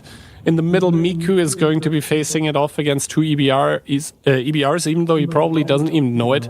But yeah, for Goodnight Nomi, one of the win conditions is going to be finding out where those pesky EBRs are, then digging them out, maybe blinding them out. But obviously, as Dreamer and Shelby are changing positions already, that's not going to be the easiest of tasks here. As Shelby doesn't spot out Solo. Is he not peeking far enough is the question.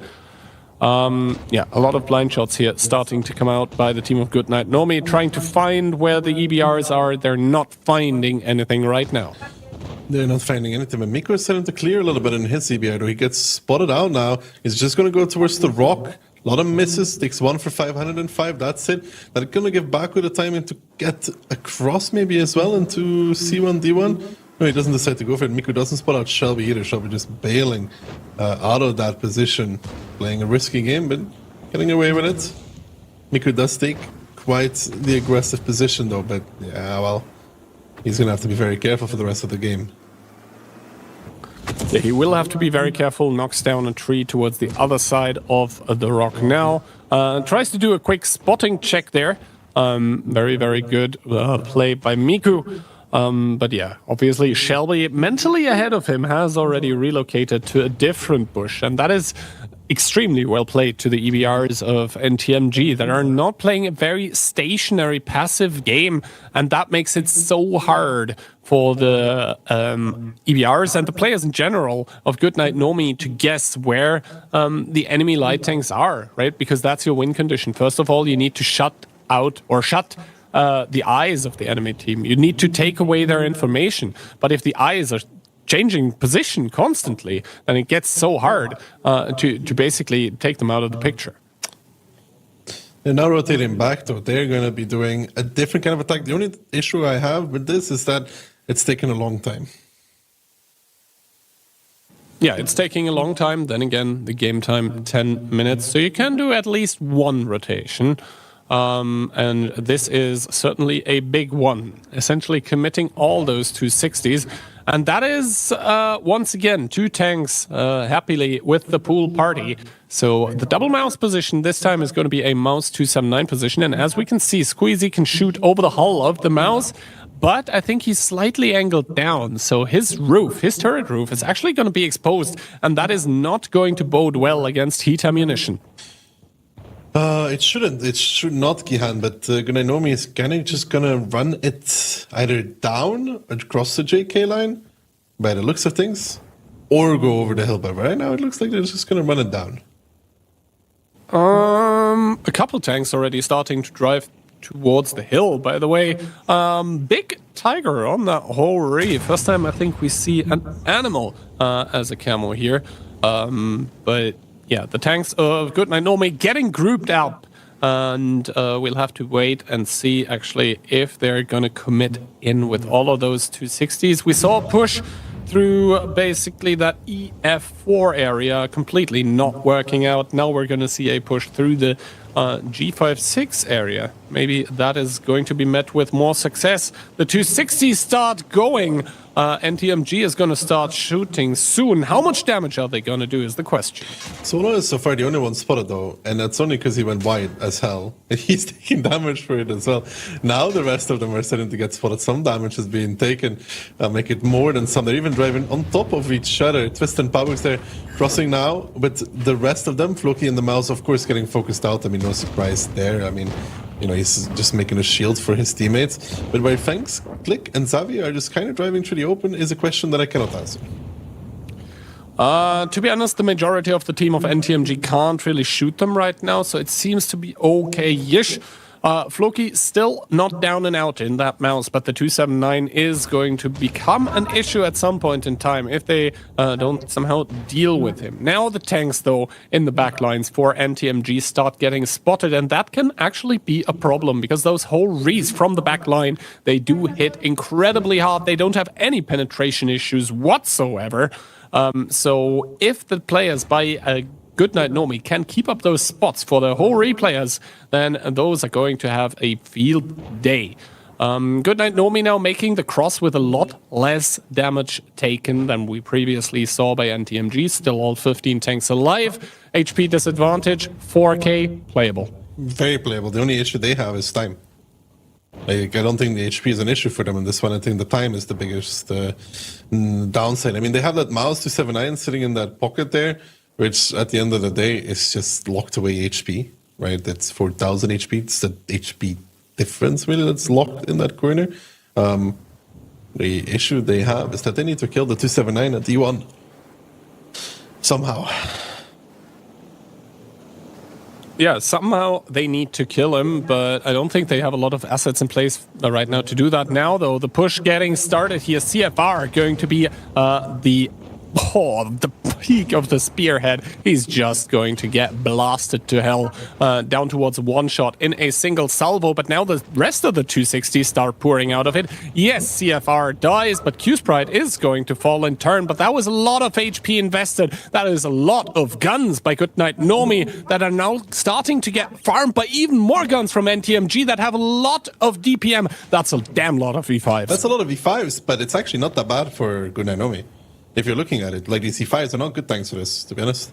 They're getting shots from the hill as well. You see that side ban on Trash Panda constantly. That's the 907 and CS from the hill. You can see the Tracer there even come in. The HP is completely even now. They lost the 279 at E1, and they're slowly starting to lose the game here as well. They're re-pushing on towards Fangs, which is going to cost them some HP as well. It's something they have to do. They're re-pushing towards the Hori as well, and there needs to be some cover for that Mr. Hori in the corner there. Yeah, definitely there needs to be some cover. Are they gonna get it there in time is the question, as Vladislav taking a lot of damage. Now the HP is still very, very even, but that is 3 E5s that are very, very close to death. One of them already dropping down.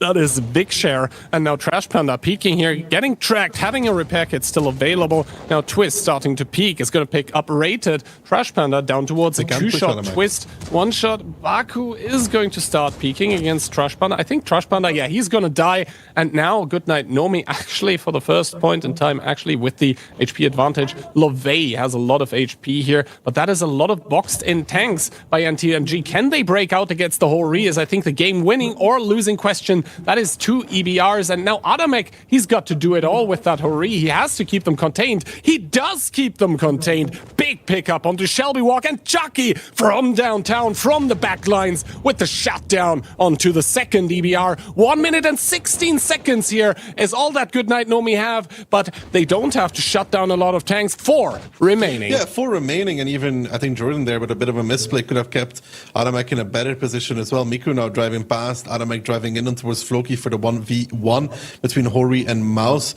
All things aside, normally the Hori should have this if he can get around the corner on time. 50 seconds left though for Goodnight Nomi. They need to get the HP into the game here. The Mouse actually not connecting on Adamek, so he's going to be winning that 1v1. They have gotten lucky in position now. Adamek will finish the Mouse in that Hori, that's guaranteed. He will find the kill there, you would hope. It doesn't happen just yet, though. There we go. Adamek finds the kill. Lave is Amorite. Rishak is now coming in with his Hori. Lucky is fallen. It's down and out. Can Rishak get the pen? He can.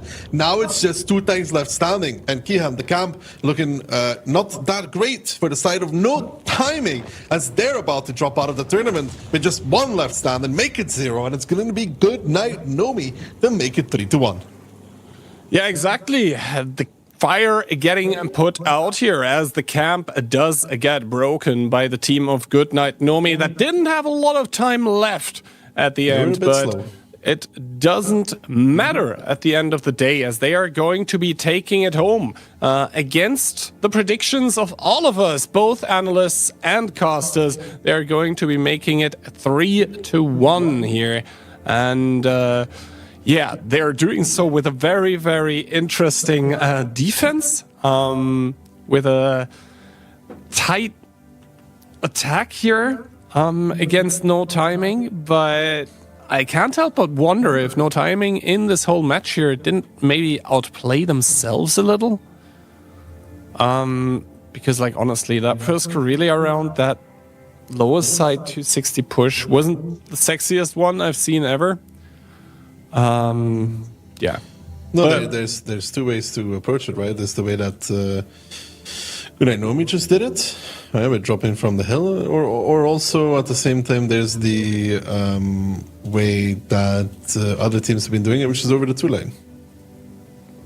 Through the mid is the worst side because you're exposed to everybody. Yep. I guess a lesson that has been learned and signed with blood by the players of No Timing. At least this time we're going to have to say goodbye to them, very unfortunately for them. And this in turn means that we are left with exactly 4 teams. And it is going to be the 4 teams that, well, we saw in the upper bracket. It's going to be Vulgus, it's going to be Goodnight Nomi, it's going to be Motivatia, and of course it's going to be Invil. The latter 2 are going to meet in the upper bracket finals tomorrow. The other 2 teams are going to wait for, are going to play out a lower bracket match and then are going to wait for the loser of the upper bracket finals. But yeah. Ducky, thank you very much for a day 1 of the Clan Showdown. But I think for the time being, that was quite enough from the 2 of us. So let's head over to the analyst desk and see what they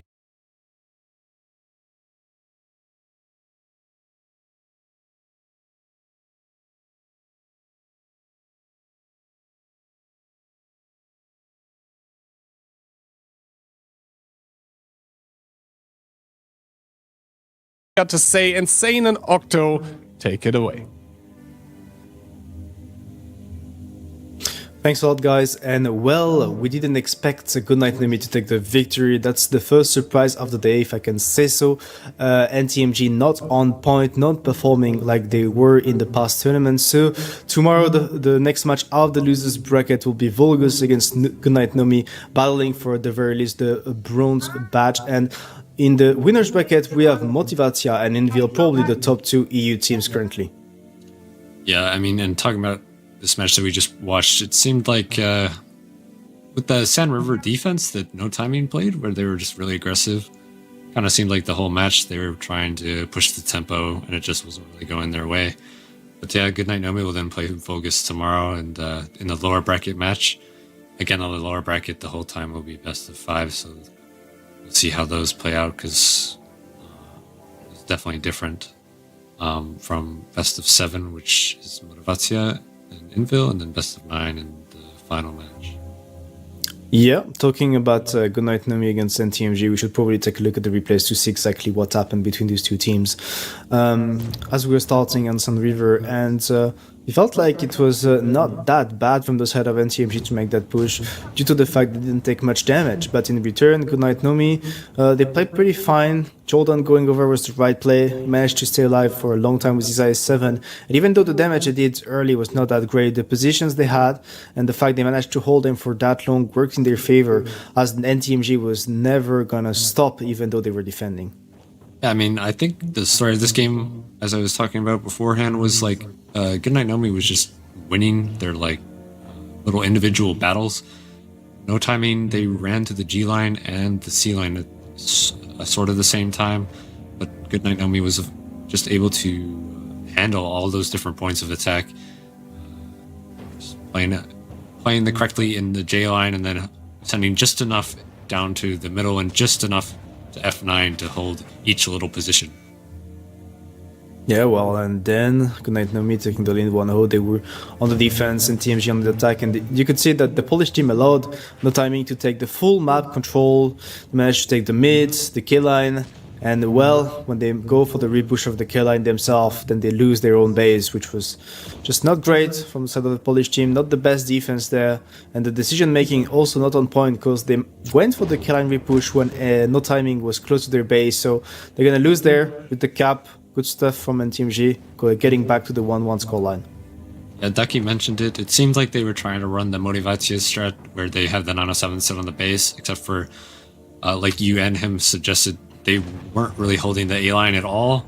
So they just allowed No Timing to just kind of push up on them, and that repush on the K line was just a all-out hope that they would not be able to win on time, but it just isn't going to work.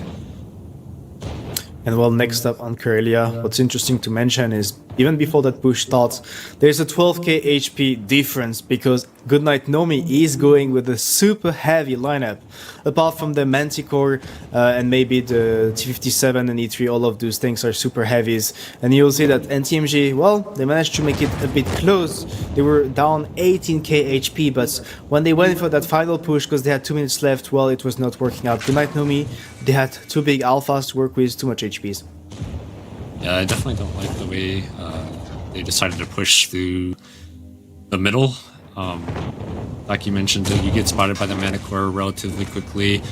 You're just going into these mice. It's really hard on you, and I mean, I don't really blame them. It's a hard way to attack against all that HP, but I definitely would have tried to push a different route.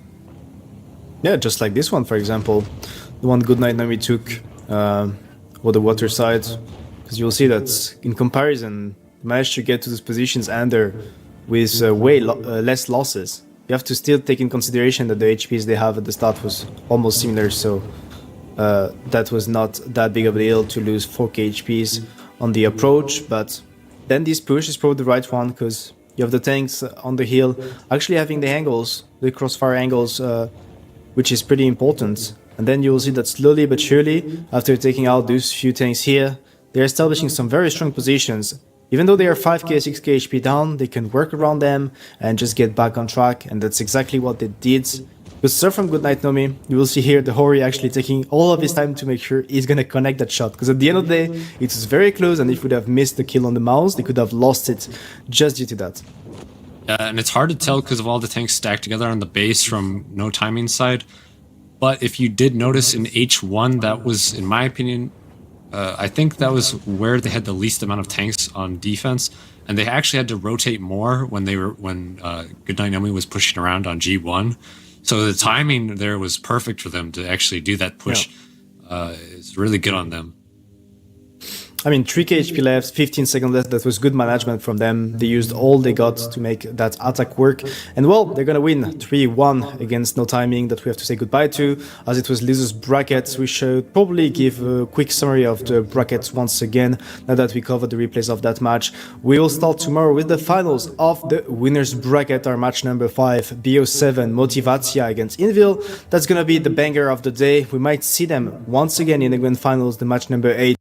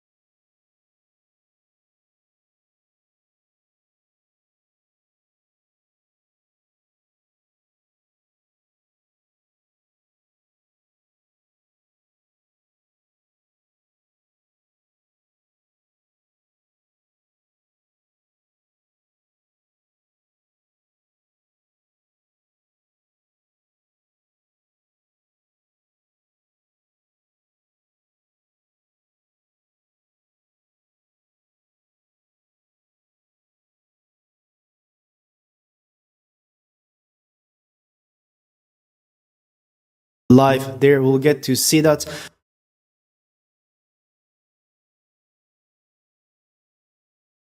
Starting tomorrow at 4 p.m. UTC or 3 p.m. UTC or 4 p.m. CET. We hope that we will get to see you once again. We hope you had some fun watching these games. And Octo, I will leave the last word for you.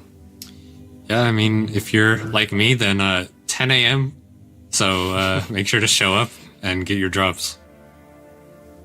Yeah, well, we wish you a pleasant night or a pleasant day wherever you're watching from, and we'll get to see you tomorrow.